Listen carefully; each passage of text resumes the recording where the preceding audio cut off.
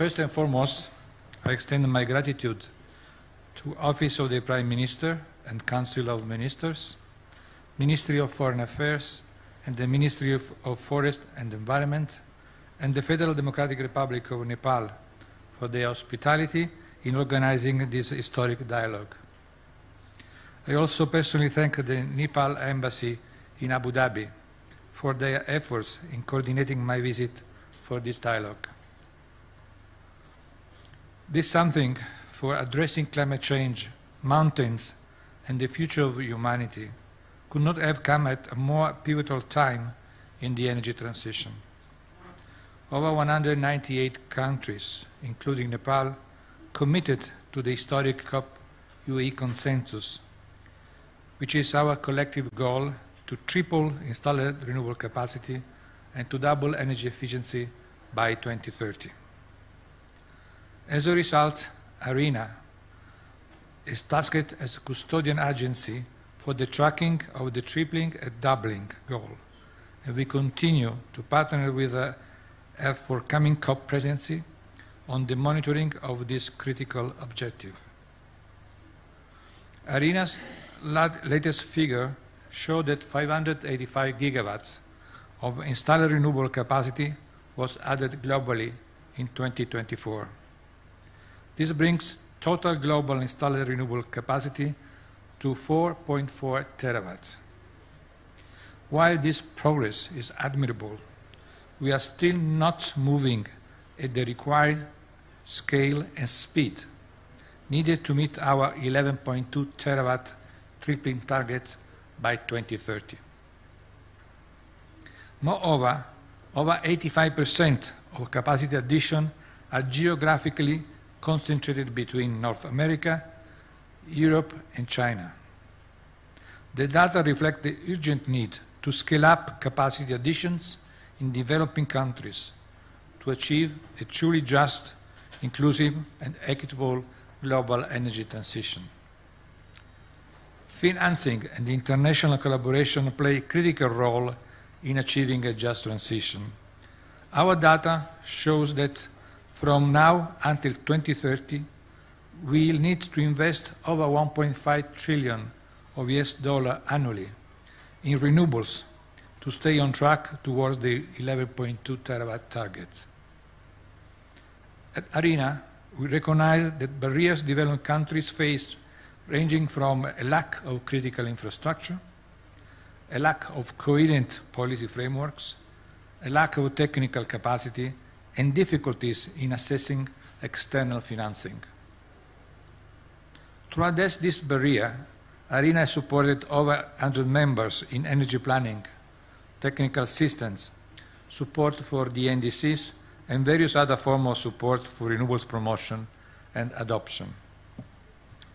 These activities range from capacity building workshop on bankable power purchase agreements, target setting, reviewing energy-related legislation, to conducting power system modeling and solar capacity simulator resource assessment. ARENA also undertakes project facilitation and bankability assessment for its developing country membership in order to accelerate renewable projects on the ground. As a result, the Energy Transition Accelerating Financing Platform, the acronym is ETAF, facilitates donors to access a demand-driven pipeline of eligible, bankable, and business-ready projects in developing countries that align with the Paris Agreement and SDGs 7 and 13. Through ETAF platform, we have been informed by our platform partners, Abu Dhabi Fund for Development is one of them, that Nepal is one of their key priority listed countries for financing public sector projects. I understand that one of our session panelists today is from Nepal Electricity Authority. Afterwards, ARENA would be grateful for your inputs on identifying public sector projects in Nepal which can be potentially financed through Abu Dhabi Fund for Development concession financing or via the ARENA ETAF platform. At ARENA, we understand that actions speak louder than words. to let me highlight a few examples of a strong collaboration with the government of Nepal and the South Asian subcontinent on energy planning and project facilitation activities for renewables. Since 2023, ARENA has engaged with the government of Nepal on our Empowering Lives and Livelihoods initiative, which integrates renewable-based solutions into agri-food value chains through renewable energy assessment and technical workshop. I'm pleased to inform that ARENA published yesterday an official publication covering our initiative's progress with the support of Nepal Alternatives Energy Promotion Center and the Ministry of Agriculture and Livestock Development. On similar notes, in 2022, ARENA published the report Decentralized Solar Electricity for Agri-Food Value Chains in the Hindu-Kush Himalaya region, in partnership with the International Center for Integrated Mountain Development, the ICMOD. Furthermore, under technical support for NDC3, ARENA has been working with the Nepal Statistics Office on data assessment and capacity building pathway to improve domestic energy data collection. And we congratulate the Nepal government for the presentation of the NDC 3.0 yesterday in occasion of this event. Additionally, in the past, ARENA has provided expert inputs to Nepal's submission, and we are grateful to the Ministry of Energy, Water Resource and Irrigation, and the Alternative Energy Promotion Center for their collaboration. We have also launched in the previous year, the Solar City Simulator for Simara Bir-Guni, an industrial corridor in Nepal. For homes and business, the Solar City Simulators provide a means to calculate solar PV potential, annual energy production, annual revenue, payback period, and social and environmental benefits.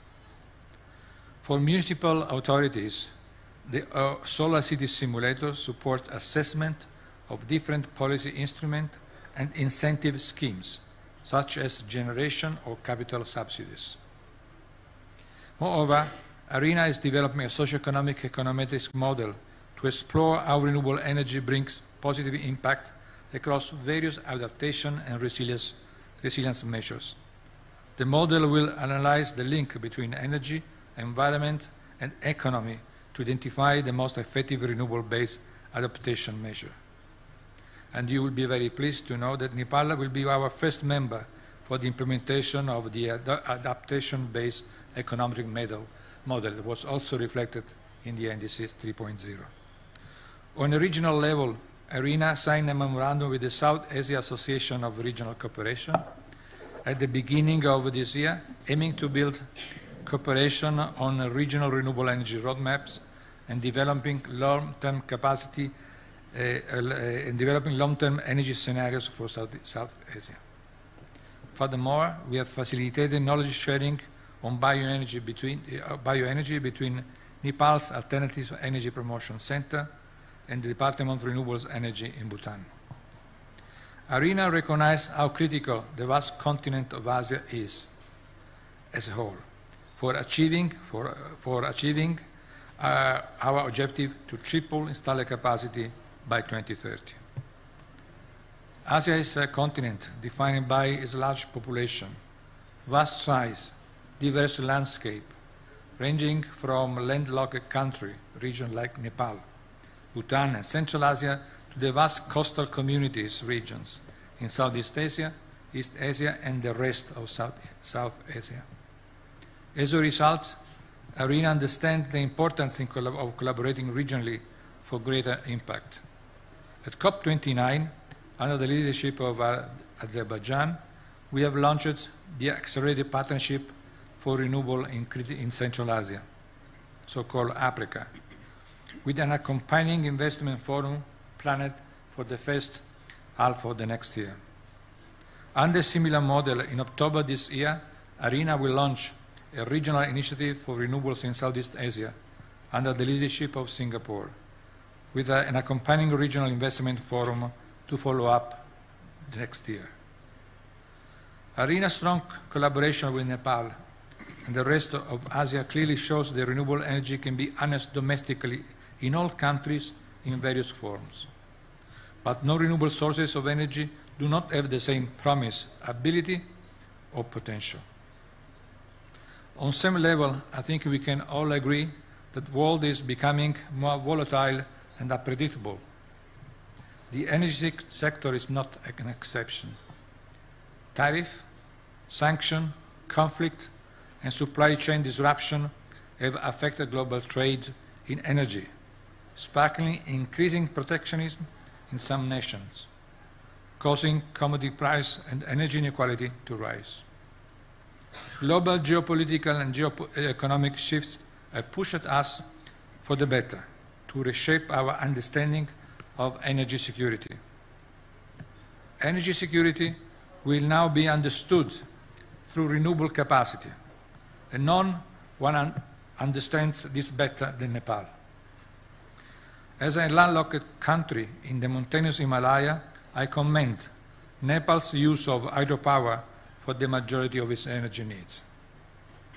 So, dear friends, I call on countries to chart their own path toward energy security by increasing the provision of renewables in their national energy mix. Countries should also develop and embrace key growing technologies such as hydropower-based pumped storage, battery storage, green hydrogen, and artificial intelligence, and other innovative solutions to strengthen their own energy system. I'm certain that the dialogue started yesterday and continue during this prestigious gathering will push us one step further toward an accelerated, just, inclusive, and equitable energy transition in Nepal and in the greater continent of Asia, powered by renewable energy. Thank you very much. Grazie. Thank you, Mr. La Camera. Thank you for your very comprehensive address. Now to setting a scene so that our panelists can really dig that further. If you recall that we are in the era that climate change has become very important aspects. I'd like to start, because since we are talking a lot about climate change, I take a pleasure of seeing IPCC Secretary, Mr. Abdullah Moqsit, sitting in the front row, that IPCC has said very clearly and very openly with the scientific evidence that if we don't act, climate change is going to be problematic, and the energy contributes a significant part of that global catastrophe of the climate change, and complete decarbonization of energy system is needed by the middle of the century, by 2050, and a lot of good things are happening along that. I mean, IPCC has said that we have enough technology to do a lot of things. Of course, we need to do more, and we have to make it happen. So the clean energy future is necessary for us, not only from energy security perspective, but also from climate change, and as I said earlier, SDG, meeting SDG goals, it really across the different spectrum. And also, especially from the recent technological development, which also I think IRENA plays a very important role in bringing those numbers and data, renewable energy is spreading. If you look at the recent statistics, 85.5% of the new capacity addition globally is from renewable electricity. In terms of 85.5% new annual capacity addition is from renewable electricity. Same thing is happening in other sectors. The price of solar PV, concentrated solar, wind, and onshore, offshore wind, also a lot of other renewable energy prices falling. We are at the era that technology is really helping a lot to really push clean energy future. Now, we have a lot of lessons to be learned globally, and especially any clean energy discussion that I want to pose to our panelists touch upon a couple of dimensions. One is a technological dimension, but the other is the policy dimension. And then financing is a very important aspect, because this clean energy technology need to be financed. Then the capacity building remains a very important elements that we need to handle in order to speed up the energy transition, clean energy transition, and the international cooperation sits in the very, very heart of this. Given that situation, first I think I'd like to start a bit with the international experience. If I may, first I'd like to invite Professor Lorenzo. Professor Lorenzo, you excel in energy law, especially regulatory policy. Among the different policy instruments, regulatory policies, of course, together with other economic instruments, are very important. And regulations and policy has been a driving force for clean energy future, what we have seen in many years. So what do we know from international experiences in terms of the policy to really drive the clean energy future? What lessons can we draw for regions like Nepal and mountainous region from the experience of this policy drive in internationally, what's happening around? Thank you very much for your very challenging question. It's a pleasure to be here to provide my experience and my ideas about what is important from a regulatory perspective. And what I really would like to bring forward with this time that I have at my disposal is that we have to be aware that we see from the international level to the very local level that the gap between what we call legal effectiveness, the ability to cope with legal standards, and then the effect that achieving the legal standard F with solving real-life problem, real-life effectiveness, is increasing over time rather than decreasing, which means that even when we are able to achieve regulatory standard, we may fail to cope with climate change challenge.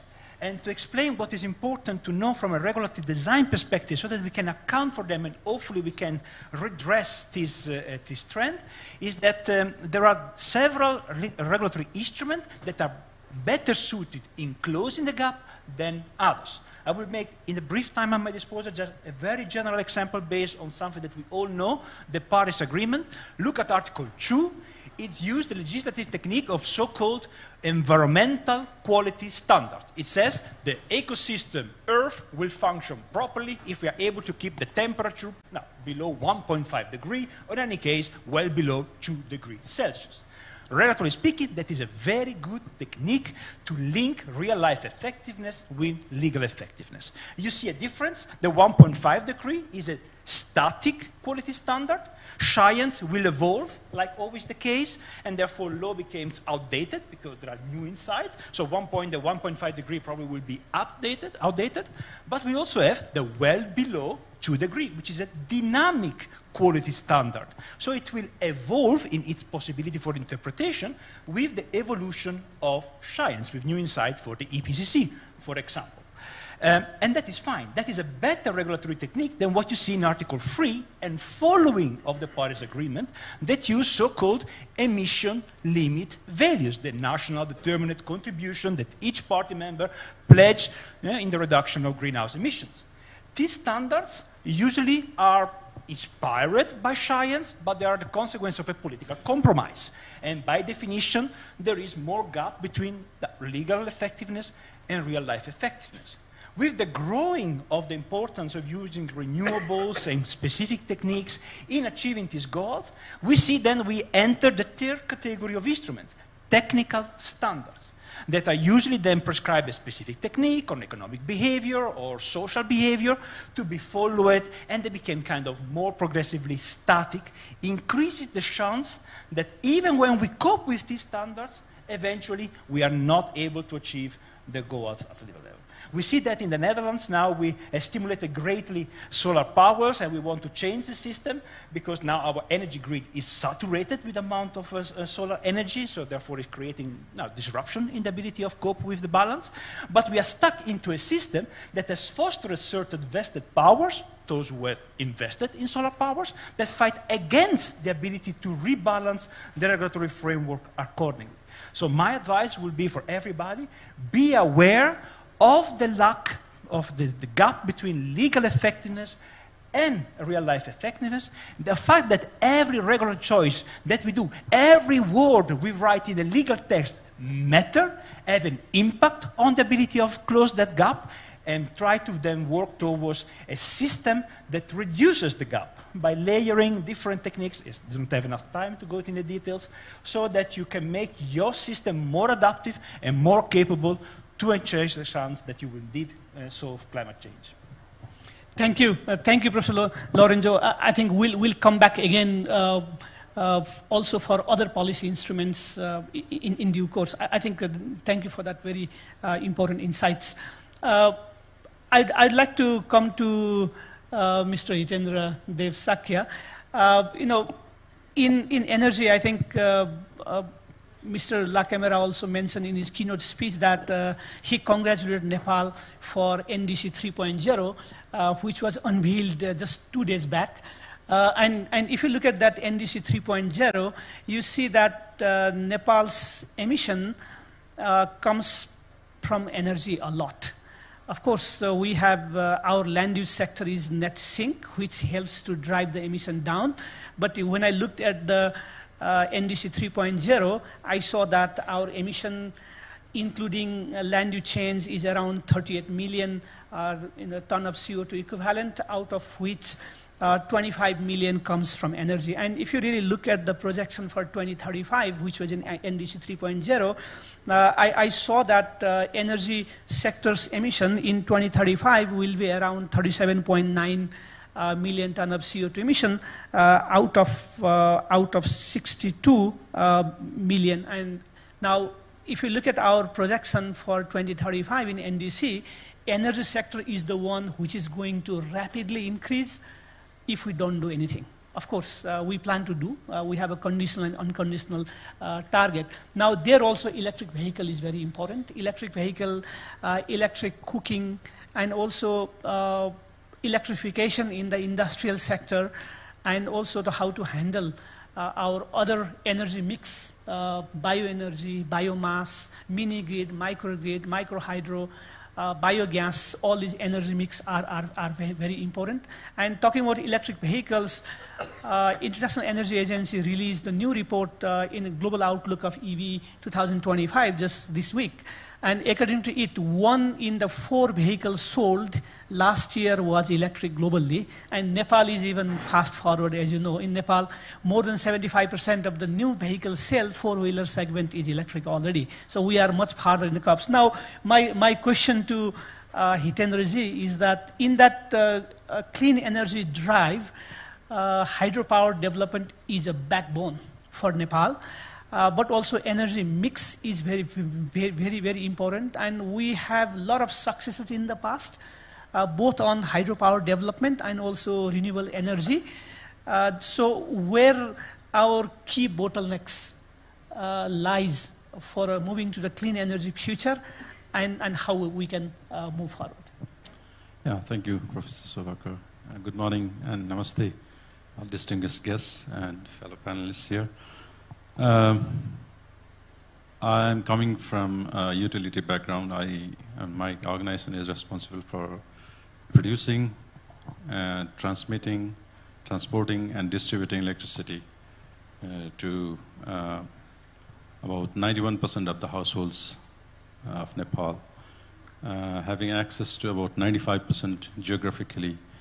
There are 6,743 wards, or small units of governance, and out of them, only 300 wards are now out of access. So we have the access to electricity.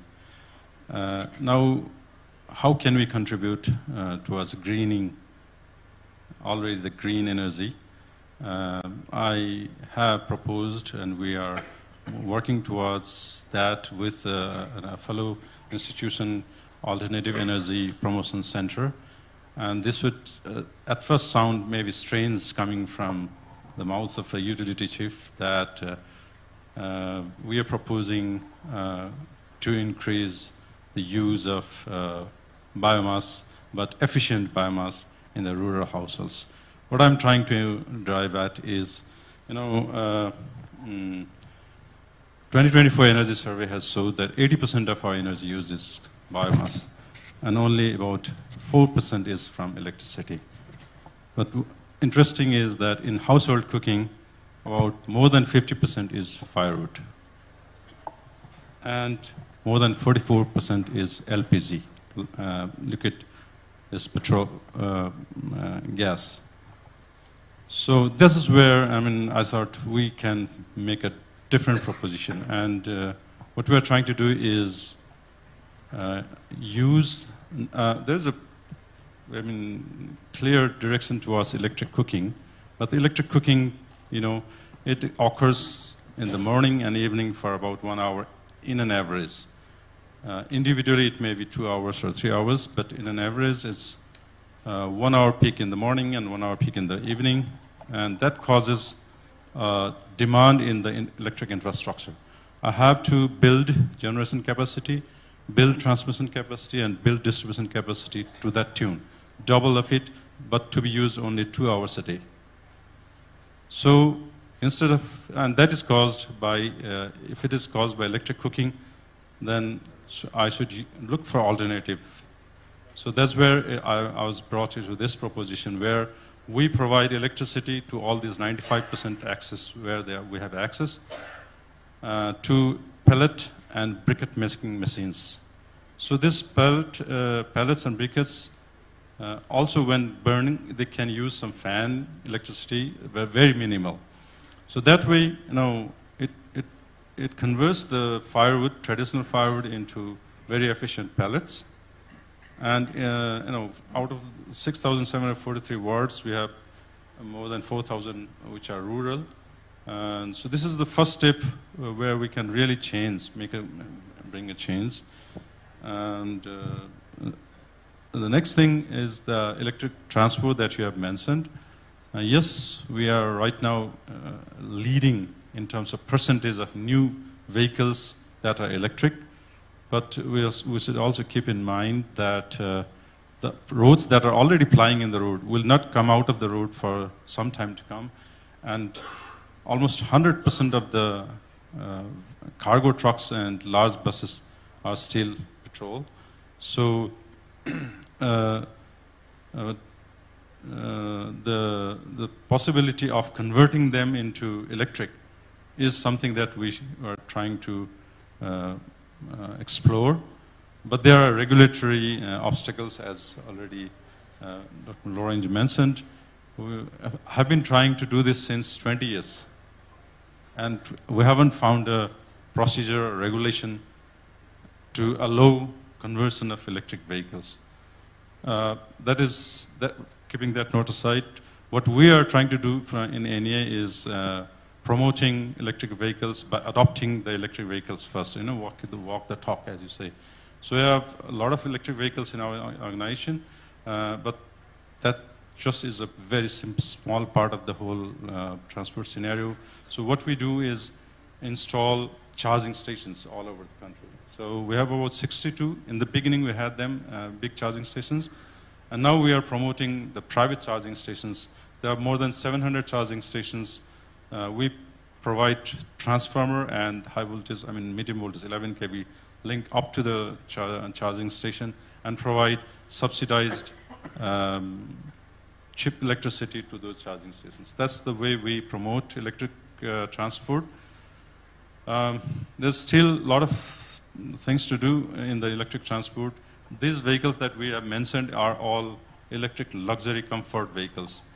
They provide good numbers, but in terms of carbon emission, they don't contribute much because they ply so many kilometers in the road per day. So it would only change when the public vehicles and the cargo vehicles are converted to electric. And the economics is still not so favorable when we buy new vehicles there.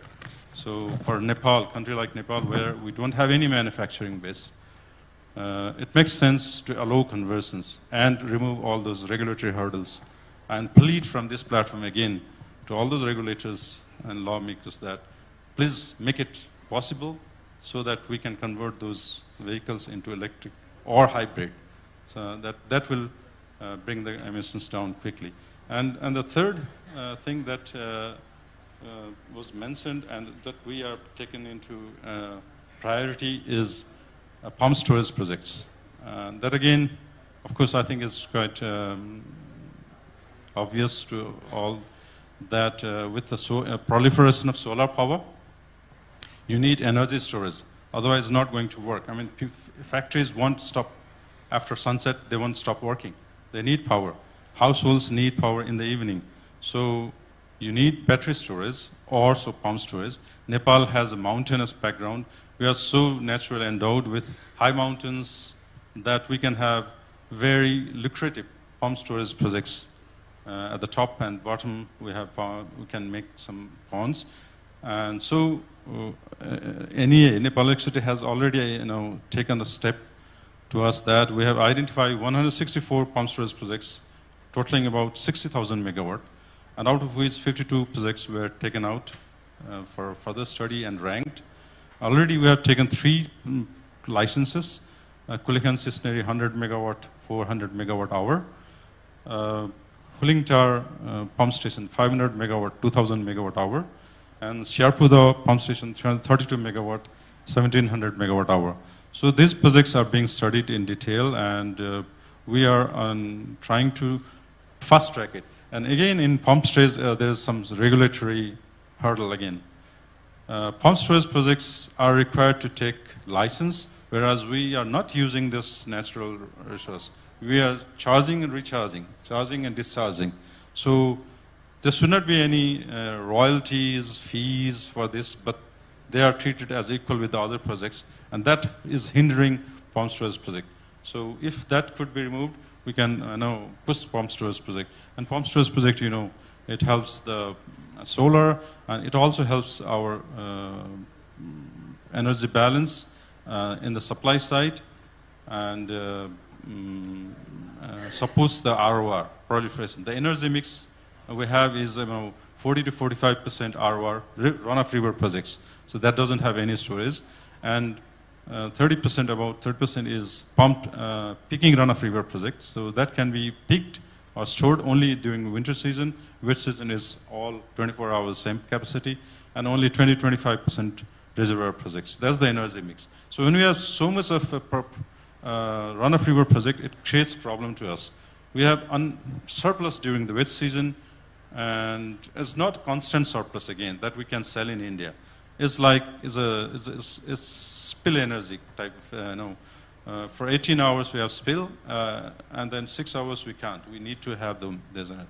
So to balance that and to make it flat and make that energy the same electricity, but we want to make it good quality and sell it to India. So for that also we need pump storage project.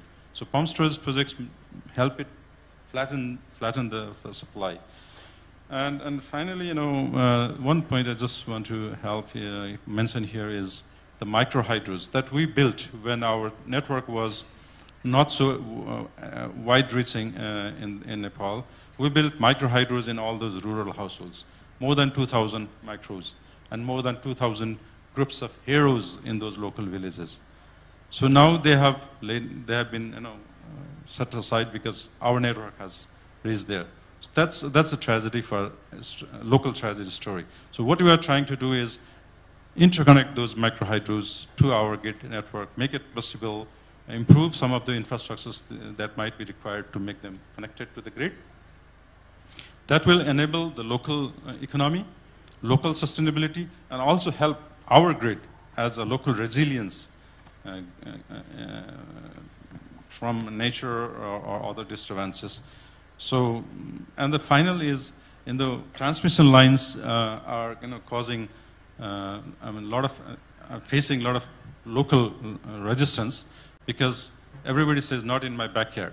They want the transmission line, but not in my backyard. So how do we promote that? So what we are proposing is that right on the right of way, say, please, you can install solar panels. We will go and take it at your doorstep at the highest price that is possible. And we'll also facilitate the banking, we'll also facilitate all other mechanisms, and your land under the right of way, which would normally be unused, would now be used for solar. So we are now getting the win-win situation. So these are a few steps that we are adopting to green the already green energy. We are 100% green. Of course, we import about 20% energy in the winter, which is coal from India. Indian energy is a little bit dirty, so to say. But we are again exporting the same amount, which is 100% green. So altogether, we can claim that we are net zero. And from next year, we'll be surplus, so we'll be net negative. Thank you. Thank you. Thank you, Hitendraji. Thank you for also touching upon some of the major area where clean energy development Nepal is thinking of. Of course, the hydropower remains a very backbone, but also things like micro hydro, things like briquettes, pellets, a number of other things are very important. Also, I do note that Nepal's electricity development plan 2081, which was released sometimes back, aspires to have a 28,500 megawatt, reaching per capita electricity consumption as a 1,500, which we have 400 plus at the moment. So I think the electricity remains a backbone, but you also mentioned that there are some sectors which are we call it hard to abate sectors. For example, trucking. How to make it electric is very tough. How to make some of the industries to electrify is some of the hard to abate sectors. I'm very happy to hear that some of the drives along that line also. We'll take some more question in the next round. I think at some point I want to come to the question of the financing, which is very important to really power the clean energy future. Before that, I would like to invite Professor Achyut Wagle to put his perspective. Professor Wagle, as I said earlier, energy is not only about energy access. Energy is not only about climate change or air pollution. Energy is also for economic growth. So now, you being an economist, and I know that you have been the past advisor to the Prime Minister and also the Nepal's central bank governor also. How is your take on energy playing a central role in Nepal's economic development? Because energy security, as you all of perhaps agree with me, drains a significant amount of our foreign currency and also our trade deficit, balance of payment. There's a lot of implications, and clean energy future really help us with a number of other things. So how do you see energy as a backbone for Nepal's economic development, and in what way we should move ahead, also thinking about economic development and economics? Thank you, Professor Dakal. I think it is already very axiomatic that clean energy is the future, and energy is sine qua non for any kind of development. I think we know that. And also for last 10 years, our scientific community has given enough data and what we need to do in terms of the climate change. Nepal now has got the very optimistic saga to talk about the clean energy. It is because Nepal opened electricity development for the private sector. It welcomed the private sector investment that many countries are now discussing. We should encourage private sector development to promote green energy production and use. We have at least set some examples of that. But I think 2 or 3 things here. First of all, the electricity consumption in Nepal, which is now said to be about 400 kilowatt hour, is far less than the average electricity consumption for average level of modest level of quality of life. Even for the household consumption, we probably need to quadruple it to provide a good quality living. I see Dr. Khatioda in front of me. His study about 8 years ago on estimated required investment to meet the sustainable development goals, and Paris Climate Agreement was about $18 billion per year. But if you now calculate that, I estimate it should be at least $25 billion by 2030 if we want to meet at least a minimum of the energy needs. The key question is where the investment is going to come from. We may have a long wish list. We know what to do. That is one key question, and then we need to find out the avenues of investment. When we talk about only the public investment, it is not going to happen. Second, we cannot isolate Nepal in any case when you look at the climate-friendly green investment. We have seen the non-fulfillment of the commitments made in right from the COP21 to COP29. There are only the promises from the developed countries who are considered responsible for it. And we are, in Nepal, we are not getting enough investment. Hitanji very rightly talked about the so many projects, dreams. But if the story that by 2050, all the snow from the mountain will disappear, what will happen to the discharge of water in the rivers that we are banking so much, be that the pump storage, run of the river, reservoir waste or not. So the risk assessment side, particularly in the situation like ours, is very limited. What actually happens, it is unpredictable. And if that really happens, unfortunately, I think we are on the very, very risky side of the investment.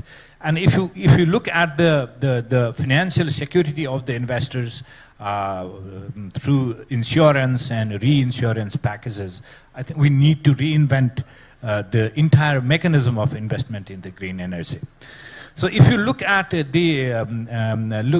our very dire need of systematic urbanization, industrialization, which is very limited. Like our manufacturing sector now only contributes to 4% of it. You talked about the reducing trade deficit. We have got only two alternatives. Either we have to be able to produce the goods that at least substitutes the imports, if not able to export, and another is exporting energy itself, which has started in a symbolic way. But why I am mentioning about these four things, the quality of life, possibly green infrastructure, urbanization, and industrialization, our energy need ourselves, the demand for energy is going to be exponentially high compared to what we are computing at the back of envelope at present. So what I'm saying is that energy need within the country is very huge. Having said that, I don't want to preclude the possibility of exporting electricity and somehow offsetting the pressure on our imports, on our import bills. But we also, in a very sensitive geopolitical locations, to export energy to one neighbor, the investment of other neighbor is probably not accepted. It is not explicitly said, but that kind of hit we are feeling when it talks about the energy trade within the region.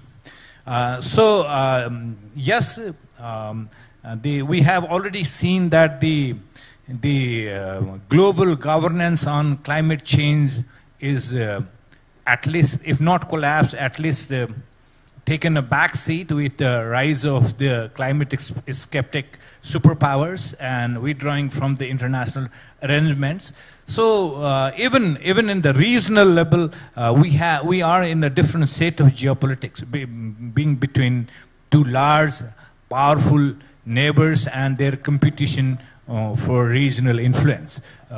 Beyond economics, I would say, we also need to manage that, which is very tricky but extremely critical.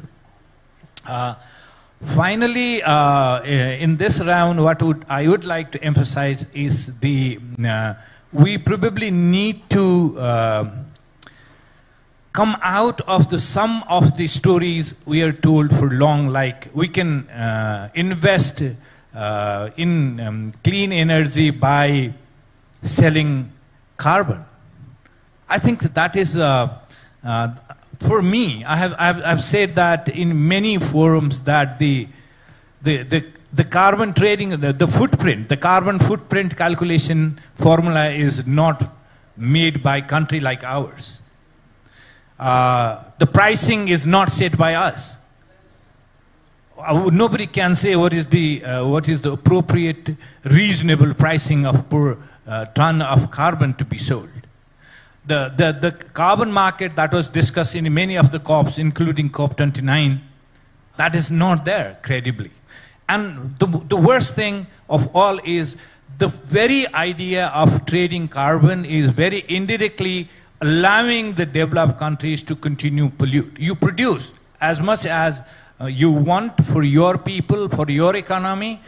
You emit carbon, but we'll buy it. So it is this mechanism is not going to work, and unless there is a behavior change of the government in the developed countries, unless they are not willing, how would I say that? If they are not willing to change their consumption pattern in vehicles, in air conditioners, in flying. We said we have got heavy trucks and buses. But what about the aeroplanes? When do we think we will be able to replace fossil fuel to fly aeroplanes?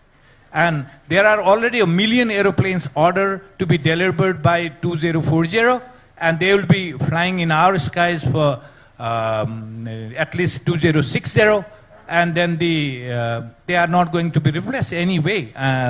They are not going to be flying by the clean energy. The fossil fuel, same applies with the huge ships. So I think the small tokenism and small scale efforts are not going to drastically differ the scenario towards the positive outcome. If all the snow is going to disappear from our Himalayas, probably Nepal's contribution to that bad fate is very little. Thank you so much.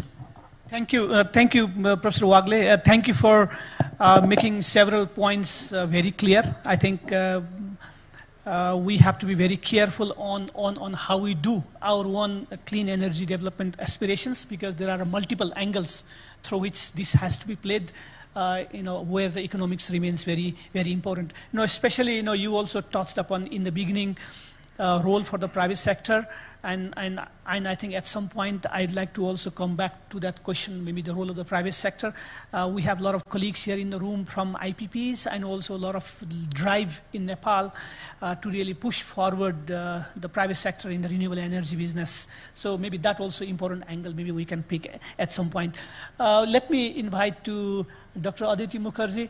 Dr. Aditi Mukherjee, Nepal is not very new to you. I know that you have lived in Nepal in the past, although you are now a CGIAR in Nairobi.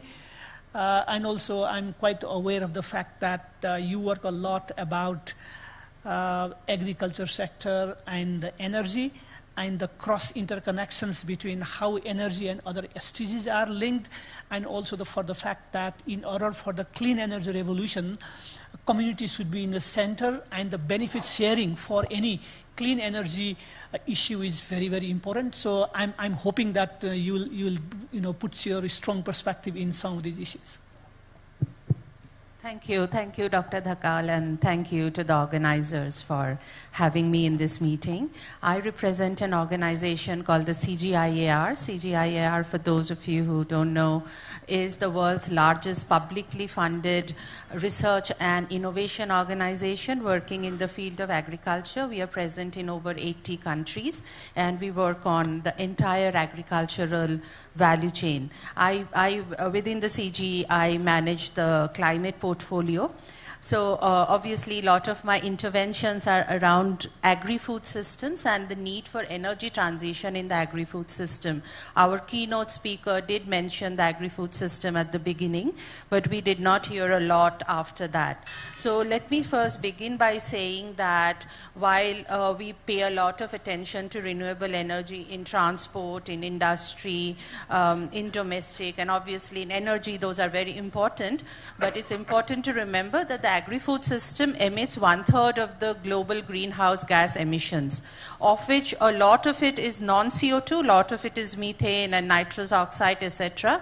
But the fastest growing part of it, according to IPCC, and I was an IPCC author in the last cycle, according to the IPCC, the fastest growing part of the emission in the agri-food sector actually comes from the use of energy in food production. That could be in the pre-production stage or it could be during production. For example, irrigation in our region is a big consumer of electricity, but also electricity is needed in the post-consumption. So agri-food system remains very important.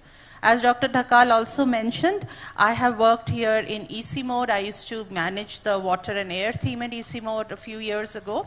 And then some of the work I have done as a part of International Water Management Institute, which is also a CG body. So I would try to make 3 or 4 points and use concrete examples from Nepal to demonstrate them. So having laid out the importance of agri-food sector and how energy use in agri-food sector is increasing, and yesterday we had heard the need for bringing back youth into agri-food sector, back into agriculture. One of the sessions was very much about how do we encourage youth. And unless agriculture becomes profitable, youth will not come back. And there is no agriculture out there which has been profitable without, say, irrigation or use of water. So basically, energy use in agriculture remains important. So the 3 points I want to make is the absolute centrality of means of implementation. The language that we use in COPs and others, the means of implementation has 3 components. Finance, we heard some things about finance. The other is around technology and technology transfer and capacity building. So some of the work that we have been doing at EC mode as well as the CGIAR centers around irrigation pumps, say in the Tarai. Tarai is the food basket of Nepal, right? And there are 100,000 irrigation pumps, which most of them are using diesel, though increasingly there's much more electrification, as Dr. Sakya rightly mentioned. And we have been closely working with AEPC, and the ED of AEPC is here. And as some 5,000 solar pumps were installed in Tarai, and we did a number of studies which are all published in journals. They show that farmers who had access to solar irrigation pumps actually grew a more diversified body of crop. They had more income and all of that. But then 2 things happened. One is the grid got extended, very much like the microgrid example, which meant that these standalone solar pumps are not so much used anymore. So their technology became a constraint. Can those solar pumps be connected back to the grid so that farmers, when they are not using their pumps, can sell electricity back to the grid and get decent income? So that's kind of a technology issue. The other issue we found was around capacity. So there are, I mean, every nook and cranny of rural Nepal, or for that matter, India and Bangladesh, you would find hundreds of diesel pump repair agents. But you will not find anybody who are capable of repairing these solar panels. So some of the work around capacity building, how do we ensure that the labor force who are already engaged in repairing those pumps can be used in repairing solar pumps? So the capacity angle is very important. On the finance part, obviously in Nepal, the good thing that happened was a lot of the municipalities used their own funds to fund these solar pumps, but that's not necessarily what's happening in the region. The farmers at the end of the day are having to pay astronomical sums for installing solar pumps when the climate change problem was not their own making. The final point I want to make in this is the absolute importance of just transition. Justice has to be at the heart of this energy transition that we are talking about. Those who have contributed the least must not be the ones who are at the receiving end. So there are some of the work that we have done in the hydropower, and Nepal again has excellent examples of benefit sharing. We did a study at EC mode looking at the benefit sharing in hydropower across the whole Hindu Kush Himalayas, and actually Nepal came out with some of the strongest examples. There are examples of royalty sharing with the rural communities. There are examples of equity where a rural community actually got a share in the hydropower. So that are some of the really good examples of how you can incorporate communities in this just transition. So I would like to finish my intervention for this round by talking about the importance again of means of implementation, finance, capacity building, and technology transfer, and keep the communities at the heart of this energy transition. It's not about technology alone. It's about how the communities interact with those renewable technologies and how they are benefiting. So back to you, Dr. Dhakal. Thank you. Thank you, Dr. Mukherjee. I think that's very, very important. I think what we do, why we develop energy is for humans, each for us, for the community. So I think that those are very, very important aspects. I am realizing that I'm not that great moderator in terms of time, as I'm looking at the screen that 25 minutes have left, and I think the beautiful lady on the blue sari is already indicating me that I have 25 minutes left. So I think I'll come back to the panelists again. But I don't want you to forget our audience. So before I come to the second round from the panelists, I want to take one or two questions on the floor. Then I think I'll come back to the 3 questions back to our panelists. The first is a bit of a financing issue from clean energy. Second is on maybe role for private sector. And the other is international cooperation. So 3 points I want to come back in the next round. But before that, we don't want to run over time, so I want to take a few interventions from the floor. I already see Honorable Member of Parliament. Please. Yes. Can we have a microphone?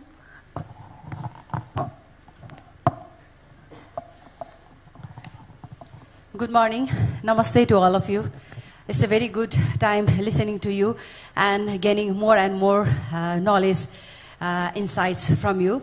Nepal aims to achieve 100% renewable energy by 2050. And the current yesterday, the new NDC 3 also declared that in 2030, we'll have 14,031 megawatt. And by 2045, we'll have 28,500 megawatt production of hydropower in Nepal. And also it mentioned that industry will be transformed. There will be transformative change in the industries by giving more and more electricity. That means in future, Nepal's industries will be converted to electrified industry. So it looks like an ambitious dream, but we also need support from internationally to support Nepal to bring it into the mainstream to accomplish our ambitious dream. It will help also not only Nepal, for all over the countries in the world, and it needs a bit transition period, as Dr. Aditi also mentioned. Just transition is very necessary. And we need for that finance, which is very lacked in our country.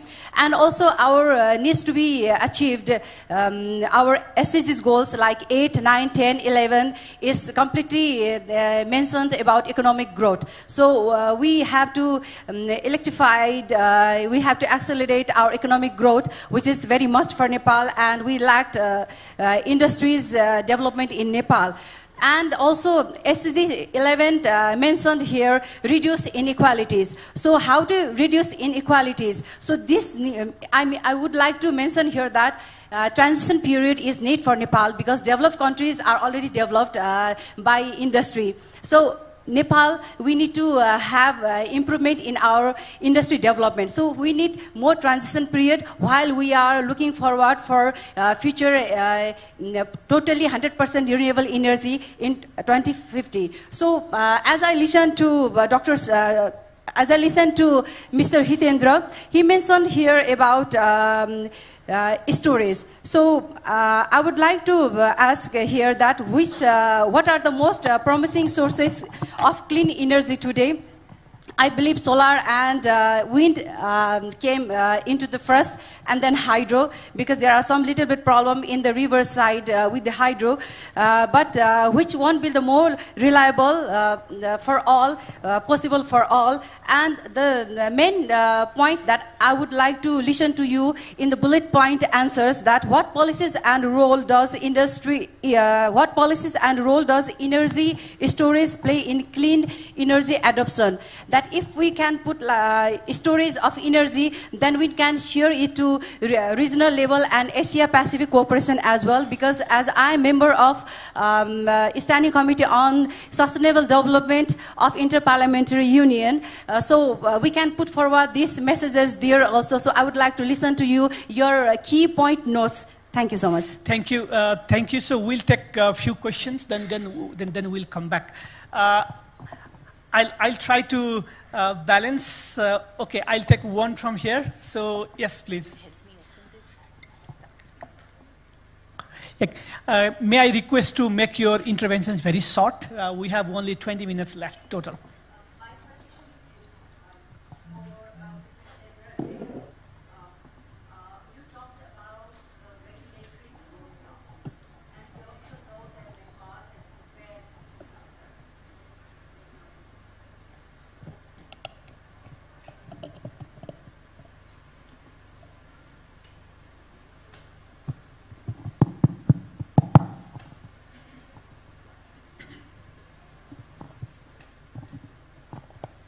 My question is for Mr. Hatindra Dev. You talked about regulatory roadblocks, and we also know that Nepal has committed to become carbon neutral by 2045. So I'd like to know from you, what are these key roadblocks that you face, and why would the government place roadblocks in its own commitment towards moving to keep its commitment to the NDC? Thank you so much. So I'll take one from the extreme. I'm trying to do a geographical balance here. So we have a colleague there on the corner. So may I invite your very short interventions? So, thank you so much. That was brilliant. My name is Niklas Hellström. I've been associated with colleagues from LDCs in Africa on a couple of initiatives led by Yuba Sokona, the former vice chair of IPCC, and others. And it really has been working around the idea of South-South collaboration, of seeing the way forward for Nepal and many other countries to come together and under the purview of this work, an LDC Renewable Energy Initiative was formed some years ago that I invite you to explore and take a look at. And we've also done some work on just transition in Africa. And I think that the key point here is really to say, as you said here too, there is a scope for a really radically different model of energy. And it can really cater to well-being, of course, and a mushrooming of bottom-up initiatives that interconnect and have also diversified ownership.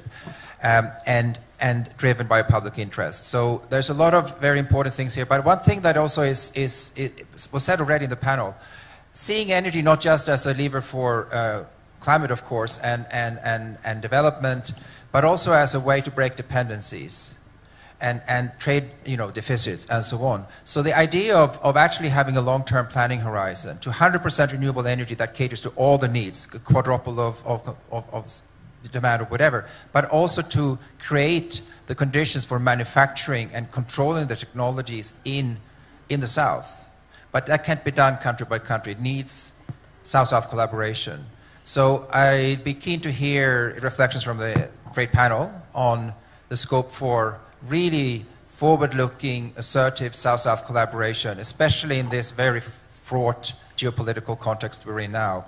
And many countries in the global south sit on all the resources, the critical minerals, the sun, the wind. So there's immense scope for that. Thank you, Nicholas. I think we'll come back to that question of international cooperation, South-South cooperation, LDC support. Maybe I hope that we can take it. So maybe I'll take one question from the center. So, okay.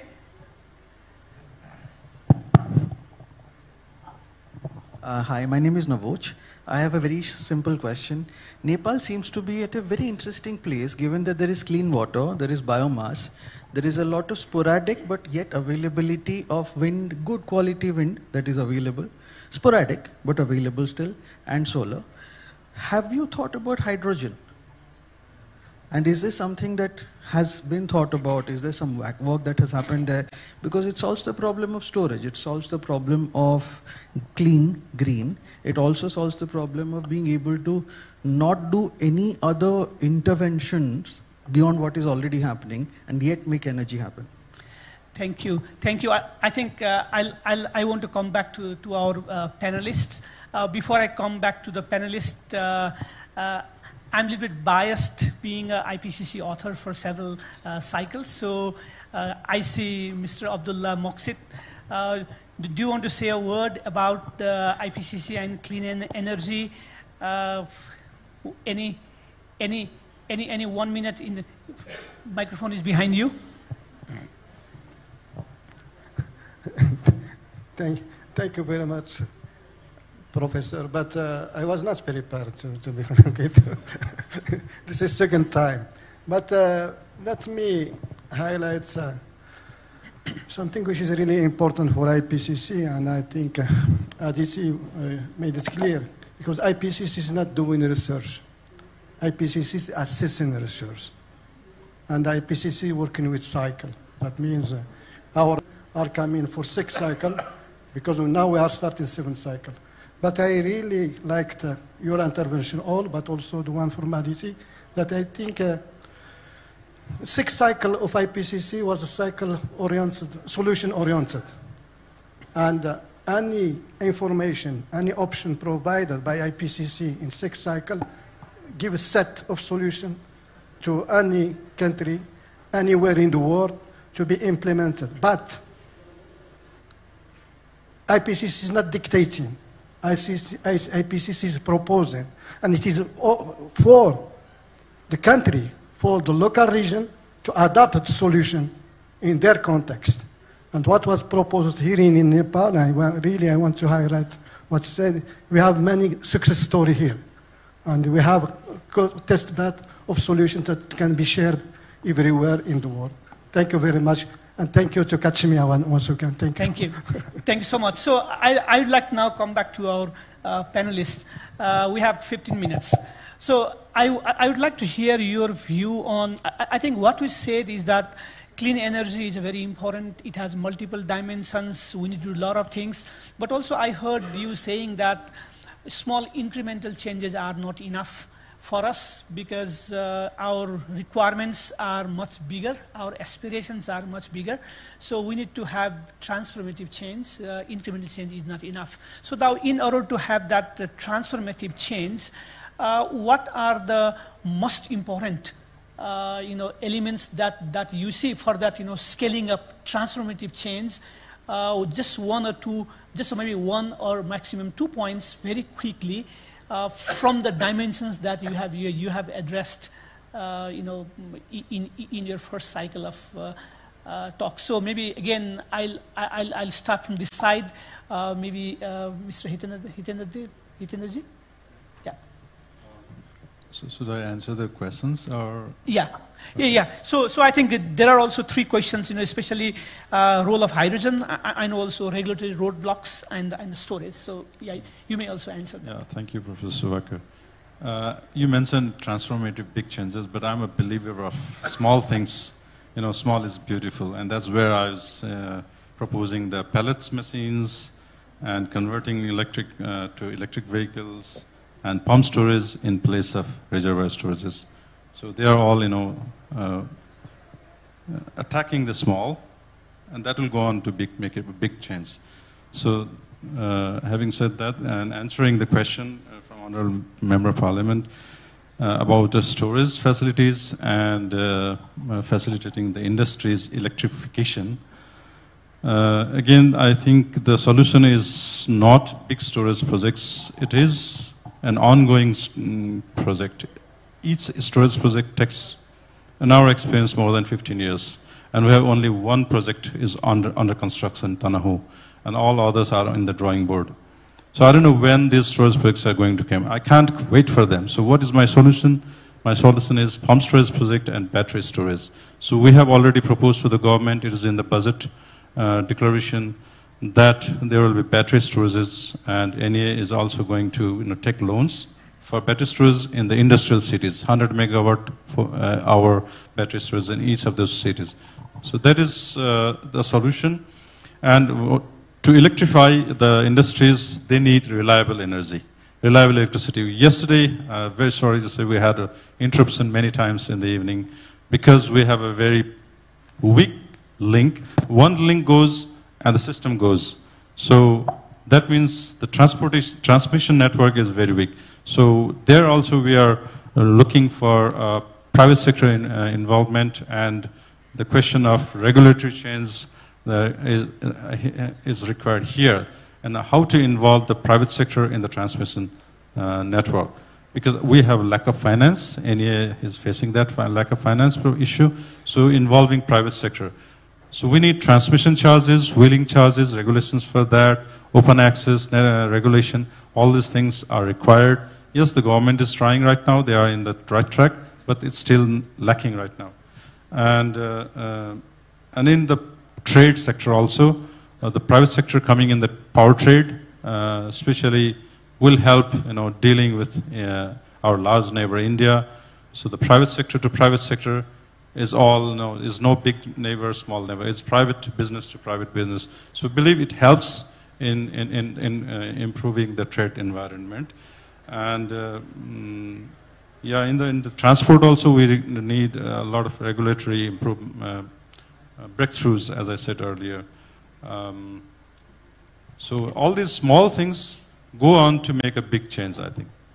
I definitely agree with you that the small things doesn't mean that it can't be, it's not incremental. Basically, small things really makes a big effect. Thank you. I'll come to Professor Lorenzo. May I add a couple of remarks based on the same question, basically, because it was also mentioned the importance of the just transition. And some lessons that we have learned, for example, in stimulating the win-win situation with the solar panels to avoid the not in my backyard mentality are very, very important and can be functional, but we always have to think also with the subsidies, for example, for electric vehicles, that usually this kind of measure will first and foremost benefit some group of society. So it's very important in thinking when designing these kind of schemes, also some kind of public funds, for example, a part of the revenue that could come from selling the solar energy to the grid should actually be put on a public fund to also help those groups of society which are not able to benefit from the first movers benefits that will be given to incentivize renewable energy vehicles or the further development of a renewable system. And so to avoid what we are now experiencing, for example, in the Netherlands, that there is a group of society that feels really left over, and now they are bringing forward concern through representative democracy, therefore voting political parties that are slowing down the move towards a more renewable system altogether. So this element of just transition should be a red line throughout the various regulatory reform and system, and both focusing on financial and more hard law approaches that could help moving up the reforms also more quickly. Thank you, Professor Lorenzo. I think that also goes back to the question I think some other colleagues also raised about the just transition. Professor Wagle. I think time is running out. I'll touch upon 2 or 3 things. I think key is, of course, money. And how can we source it? So there's no question about that. We may talk anything from clean energy to adaptation to... So we probably need to, even we talk about South-South cooperation, we probably need to redesign the investment pattern, investment institutions, investment instrument, and prioritizing where we will be investing. I already mentioned about the role of the private sector, maybe the blended finance, public PPP, public-private partnerships. And among the partnership of the local governments in context of Nepal, they are resourceful. One question raised about hydrogen. I belong to Kathmandu University. At the laboratory level, we are generating hydrogen. We are producing hydrogen. We have got the refueling station. We also have got model vehicles. But again, the question of investment comes, and then to scale it up at the commercial level and to take it to the market, one critical aspect that it should be a government policy.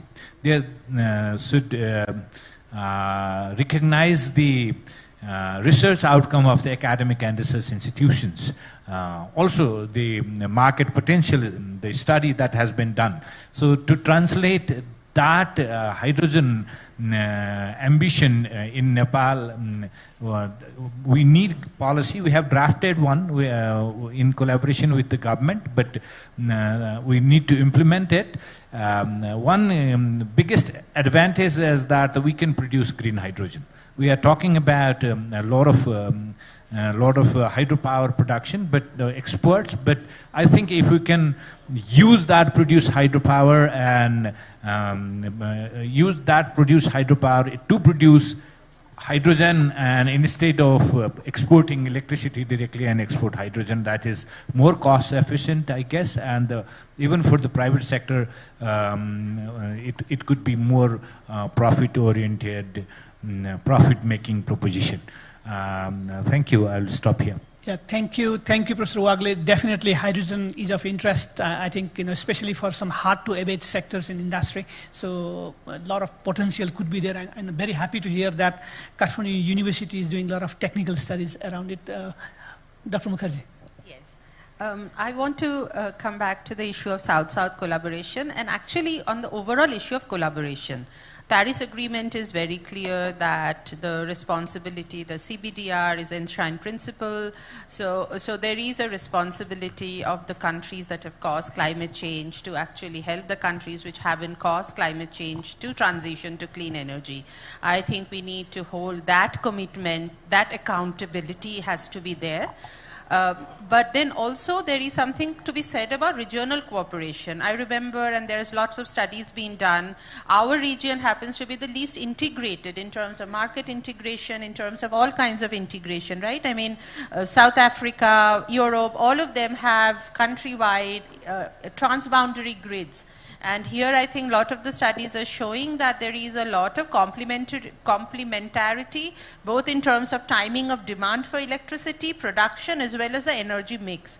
So I remember ADB used to have a proposal, maybe it's some form of working of BBIN, connecting the 4 countries, Bangladesh, Bhutan, India, Nepal, through these grids. So I think I just want to emphasize international collaboration that is holding those accountable, and also the huge potential that our region has, and for all kinds of geopolitical reasons we are not able to harness those potential. So, and obviously with those kind of collaboration also comes a lot of technical expertise. For example, in the agri-food sector that I talked about, India currently has over 300,000 solar irrigation pumps across the country. I mean, of course, we have around 20 million irrigation pumps, of which only 300,000 are solarized, but lots of lessons from what works. Like standalone solar pumps don't work. They only work if they're grid connected, and farmers can actually earn money by selling electricity to the grid. So those kind of technical lessons can also be learned, and therefore the role of research, as Professor you were saying, that how do those research findings come into the policy making? Thank you, Dr. Mukherjee. In next few minutes, I could not let go our keynote speaker. Usually we don't ask questions to keynote speaker, but there is a lot of question about money. When I look at our NDC 3.0 unveiled 2 days back, I have a number that Nepal is looking for 73.74 billion US dollar between 2025 and 2035. That means on average that comes up to about $7 billion a year to implement NDC. And more interesting, out of that $73.74 billion, $65 billion is needed in energy sector. So do you have a solution how Nepal can get that money? Brilliant. One solution is ready, perhaps not for all the money that is needed, but yesterday also I had the pleasure to meet the minister. We have this ETAF platform that is working. So my call to you, and as I did yesterday with the minister, present project to us, and we will try to facilitate the funding. It could be private or public projects, partnership between private and public, but we are really ready to support this initiative. One thing that I wish to say in 1 minute, one that you have called to the Secretary of IPPC, when we talk about the triple renewable energy, the 11.2 terawatts by 2030, it's just the translation that we did at ARENA with our modeling on the call of the IPCC to keep to reduce the 43% reduction of CO2 emission by 2030. So just to make clear that all our numbers are just a translation in measurable targets of what the IPCC provides us as a science. Thank you. Thank you, Mr. La Camera. Thank you very much. So we are at the end of our session. I think I'll not dare to summarize such a rich discussion. I think the clean energy is very, very fundamental, not globally, but for Nepal also. And I think we heard about the different technological aspect, capacity building aspect, financing aspect, community aspect, benefit sharing aspect, and I think our aspiration to lead global clean energy drive, and also in Nepal, I think we need to do a lot of things together through the international cooperation, financing, technology transfer. Some of the international initiatives are very important for Nepal and this region, and definitely we have to do on our own in our countries also. I think with that, I think I'd like to end the session and return the session back to you, back to our MC.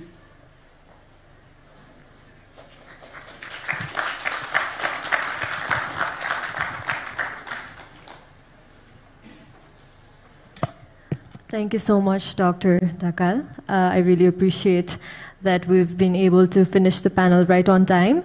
And I would not like to take a lot of your time either. So we've finally come to the end of our session, and thank you so much, distinguished panel members, keynote speaker, and our moderator for giving us valuable insights in this session.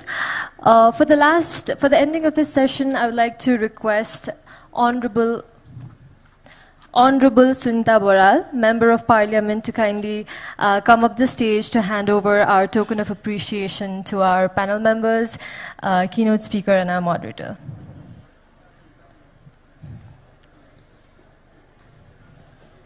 Thank you so much. Firstly, I would like to request our keynote speaker,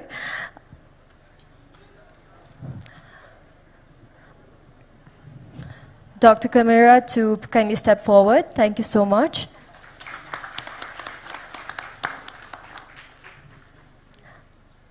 Secondly, I would like to request our moderator, Dr. Dhakal, to step forward.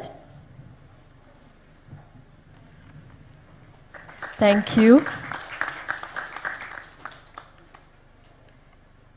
I'd also like to request Mr. Hitendra Dev Shakya to kindly step forward.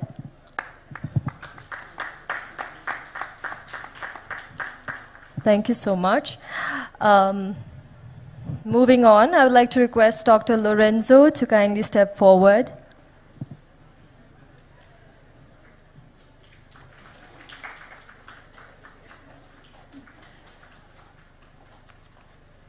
Thank you. Next, I would like to move on, request Dr. Wagle to step forward.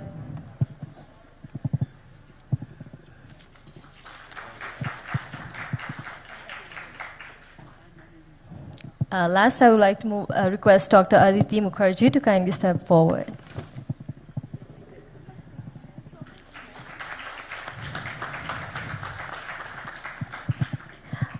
Thank you so much, Honorable Sunita Boral. Also, I'd like to request all of our panel members, moderator, keynote speaker, and also Honorable Sunita Boral to kindly again step back to the stage so that we can take a group photo. Thank you very much.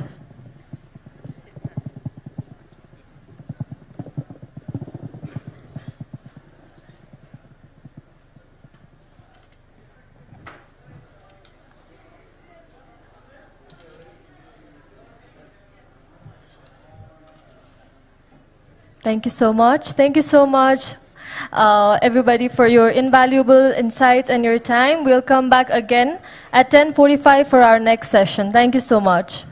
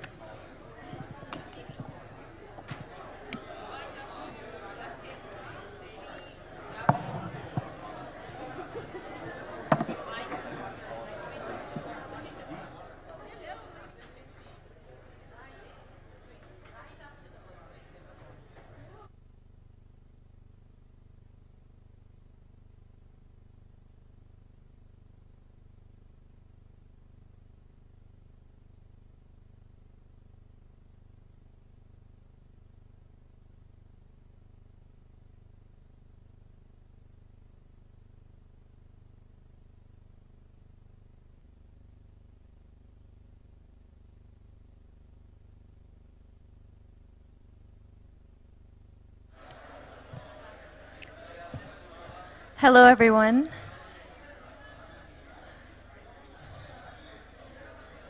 Hello, everyone. I request you to kindly remain seated.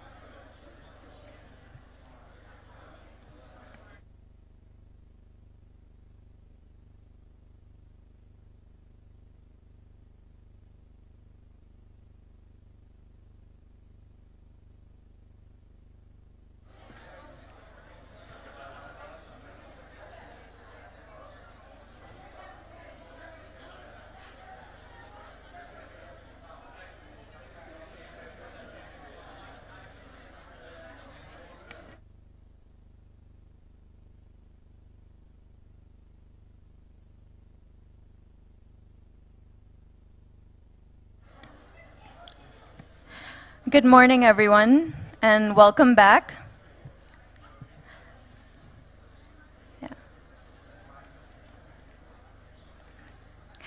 I am Bishranti Wagle, and I will be your host for this parallel session, session number 7. The title of this session is Mountain Risk Assessment and Monitoring.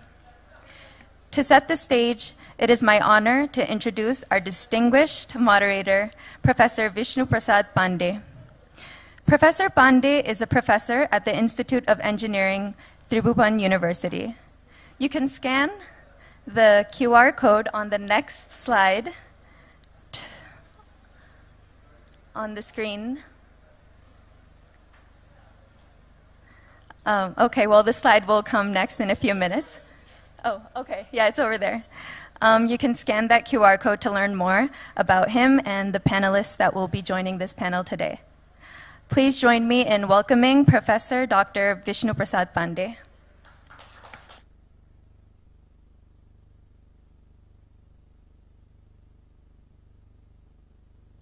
Thank you, Bishranti.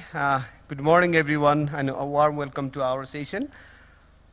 Since yesterday, we have heard many things about climate change risks and to the mountains and subsequent impact on societies, ecosystems, and economies.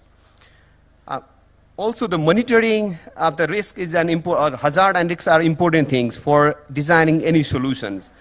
But our mountain systems are quite complex, which aids for the risks or for the challenge for understanding the risks.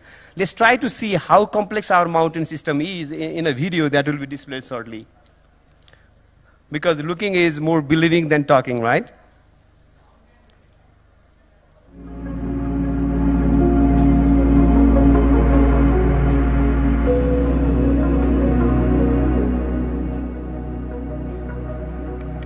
हिमताल फुटेर चाहिँ थामे गाउँलाई चाहिँ दोस्ती बनायो ठुलो क्षति भयो अहिलेको गाउँको बस्ती त छैन त्यहाँ न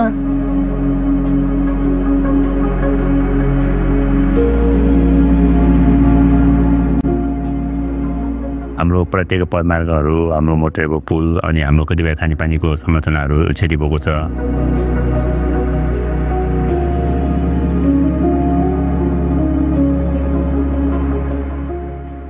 पानी परेपछि ताल फुटिसकेपछि त्यो भ्रेमाछान भन्ने ठाउँबाट एकदमै ठुलो पहिरो आयो त्यो माथिल्लो भेगमा मानवीय क्षति पनि भयो त्यहाँका त धेरै संरचनाहरू बगाए हामीले सूचना र सञ्चार भएको कारणले मेलम्ची नगरपालिकामा चाहिँ मानवीय क्षति भएन मेलम्ची नगरपालिकाको मात्र त 57 अरब चाहिँ बाढीले क्षति गरेको छ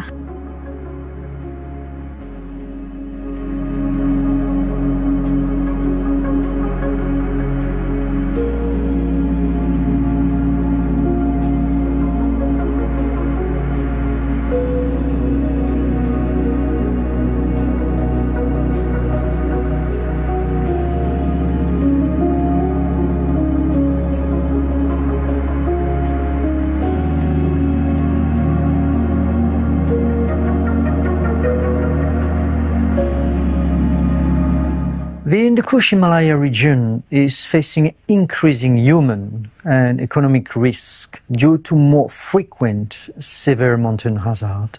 Yet, many communities still lack the data, tools, training, and financing needed to manage these growing threats. ADB is prioritizing investment in resilient infrastructure, early warning system, and regional knowledge sharing. By learning what has worked in similar contexts, we're supporting Nepal and neighboring countries better prepare and respond to the uncertainties of future disasters. इन्दोपुस Himalaya रेन्जलाई बचाउनको लागि यसमा रहेका हामी सबै देशहरूले आपसमा सहकार्य गरेर साझेदारी गर्नुपर्ने अवस्था छ।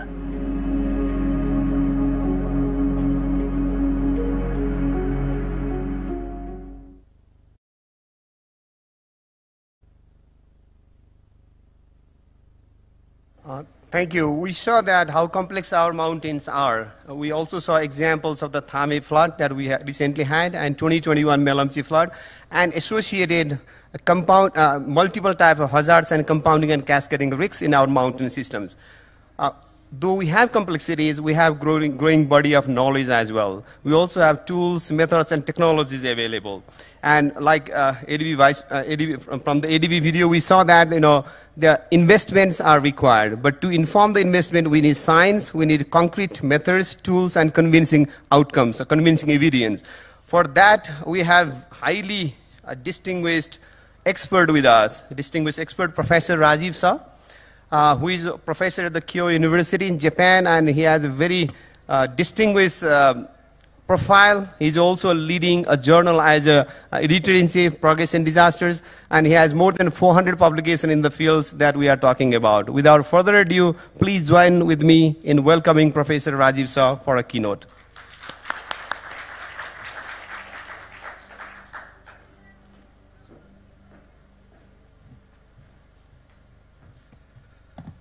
Thank you very much, Vishnuji, and a very good morning to all of you. It's an honor and privilege to be here, and my sincere appreciation to the government of Nepal, ADB, and all other the co-organizers of this particular session. Can I have my slides, please?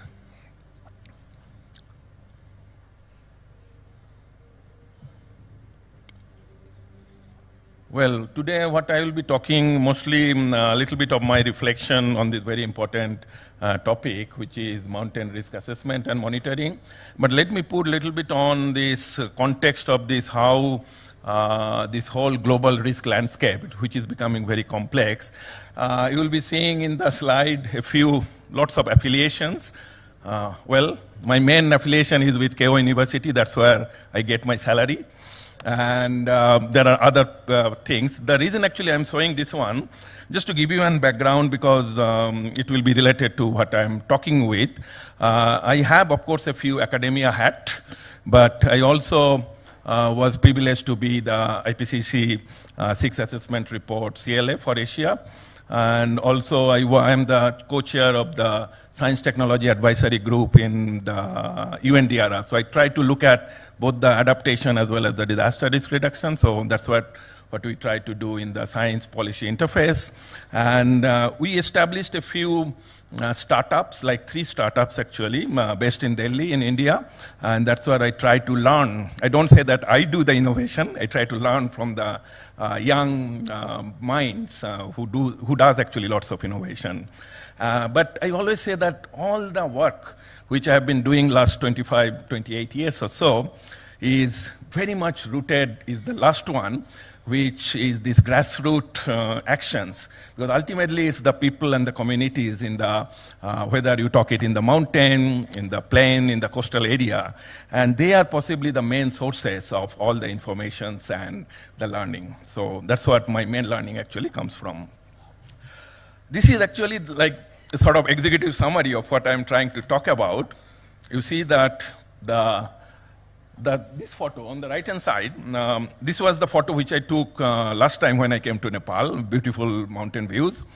On the left-hand side, that is the photo of Mount Fuji in Japan. And that's like from my own campus. Every day in a clear day, we used to see the Mount Fuji.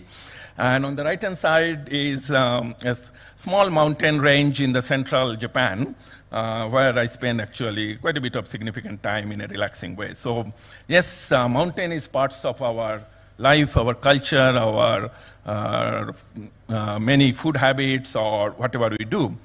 I will be talking on these 5 specific contexts. One is this emerging and complex risk landscape, then these digital divide issues, and then demographic changes, urban-rural linkage, and the changing technological regime.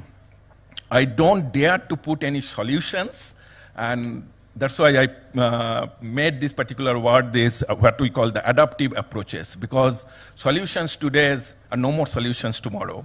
And we have to always changing our, like, the approaches in a more adaptive way in this whole global risk landscape. And a few adaptive approaches in these 3 pillars, what I say is the GATE, which is the governance, education, and technology. Many of you possibly are aware about this particular report, which is the Global Risk Landscape, the Global Risk Outlook report from the World Economic Forum. Every year in January in Davos, in the Davos meeting, they actually publish this one. So when I say 2020 is the analysis of the previous year's report.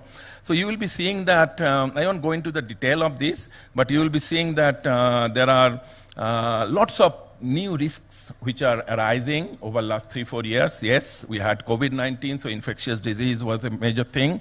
But in fact, it's not just the infectious disease.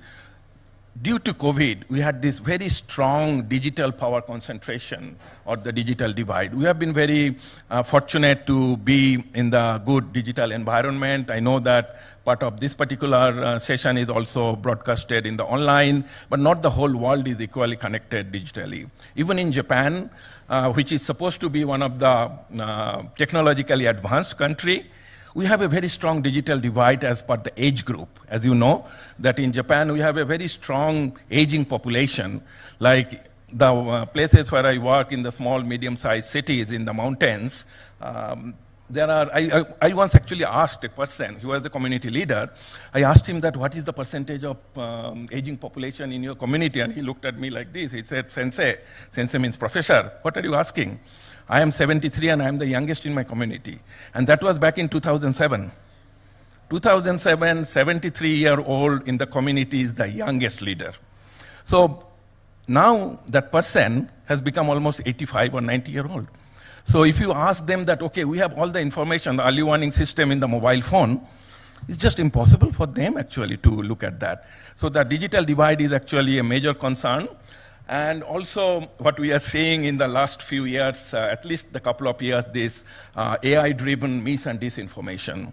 This is again a classic example. Like last year in 2024, we had a major earthquake in Japan on 1st of January. That is, we call the Noto Peninsula earthquake. After that, what you are seeing here, that particular screen, January 1, 2, 3, these 3 days, we had 370,000 tweets and retweets, which talks about that this earthquake was generated due to a nuclear explosion in North Korea.